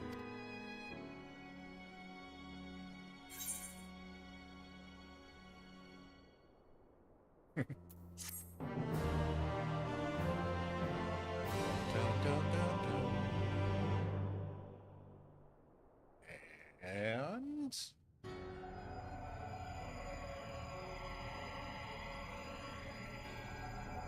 you no longer have the Warrior of Darkness to help you out. Oblivion has claimed him.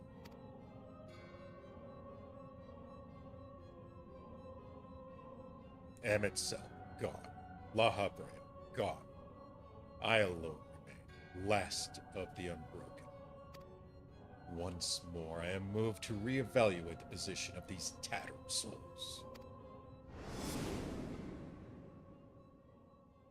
Ah, Xenos. Never did I dream you could overpower me so completely, possessed as I was of your body, and all its uncanny strength.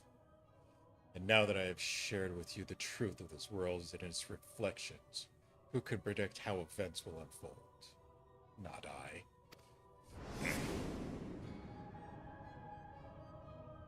Emissary. What a poor jest that title has become. The flow of history has become muddled. Its currents wild beyond my capacity to direct them.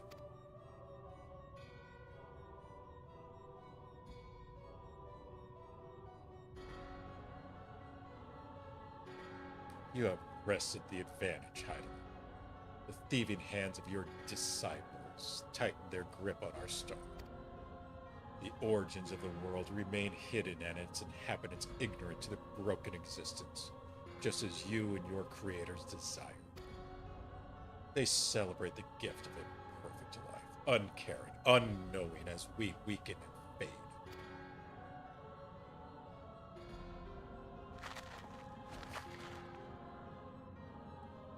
But do not imagine yourself rid of us. Though your champion has indeed proven the most egregious obstacle to our ascendance, a barbed thorn at my side, she may yet be removed and cast into the abyss. Oh yes, it can be done. I will keep these heroes mired in the first, and victory will be ours at the last.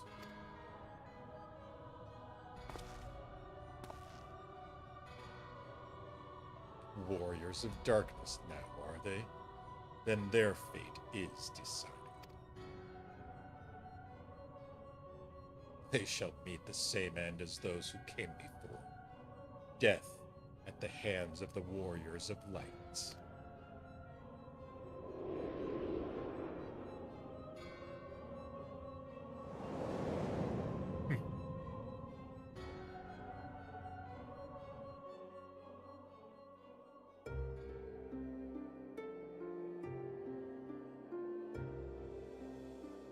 And here we have our next adventure.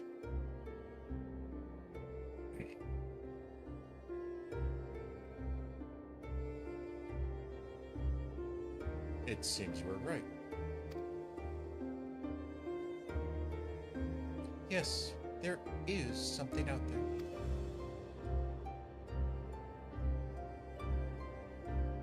But it would mean crossing moms and moms of this infernal emptiness, which is rather unhealthy for living creatures, as I understand.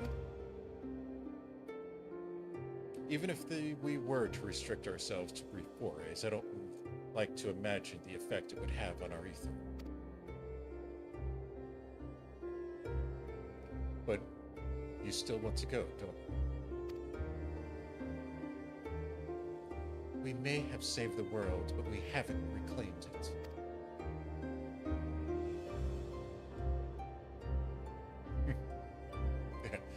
Well, when you put it that way.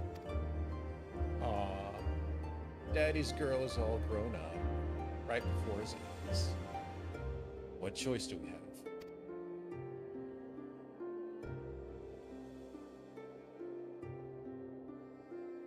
Well, of course I'm going with you. That's what family is for, isn't it? Come, let's head back and prepare for this mad journey of yours. Thank you, Thackeray.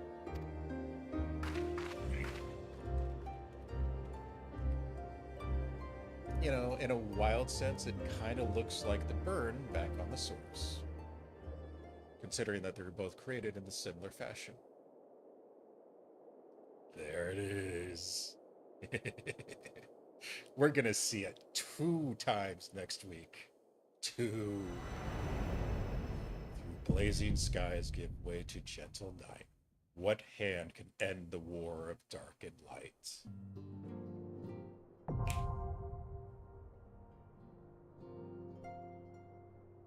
Trust parties, the trust system. We date all the way back to 1.0 and an ARR, with the grand companies having their followers that you can use in their AI PvE dungeon crawling. You have your duty support, which came up through ARR and such, going into Heaven's Ward and Stormblood. And now we have the trust system coming in with Shadowbringers, where you can specifically go through the dungeons, leveling up the actual scions. And your spare classes, if you want to do that as well. Plus, the trust systems also, when you get them to the max level for that expansion, unlocks secondary glamours for them. Dawn Trail being beachwear for most. Ishtola. Oh, but yeah, that is finally the end of Shadowbringers. Now we can go back to being ourselves.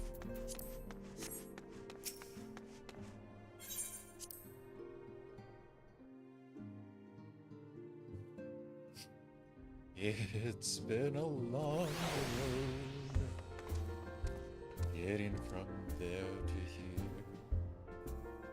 But yeah, with that said and done, the night has finally returned to the first.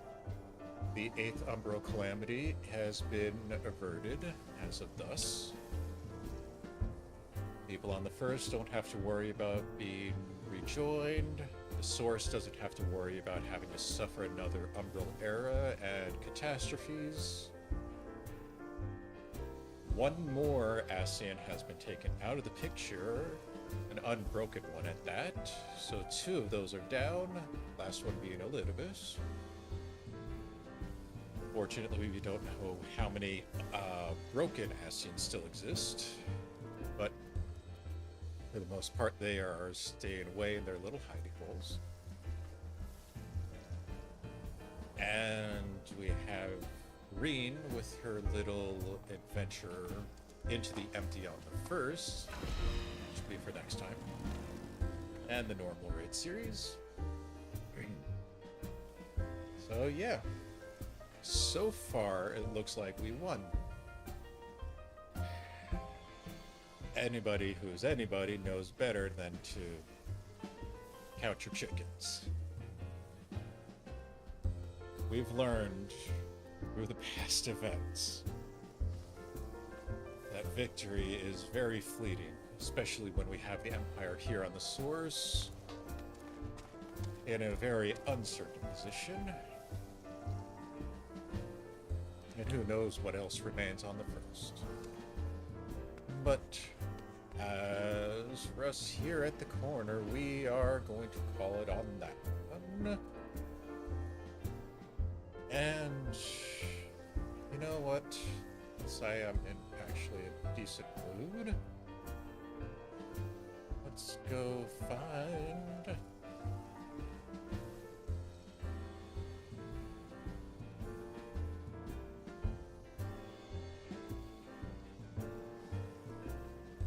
someone of small size. I always prefer to know about the little ones.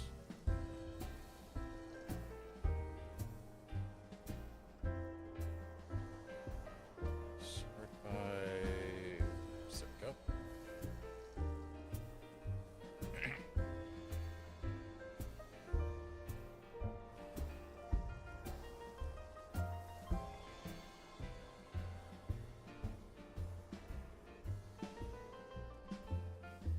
You know what?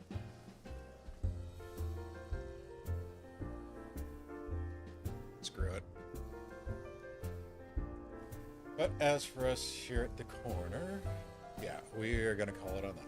So next time will be Eden Raids, but until then, thank you for watching and we'll see you around.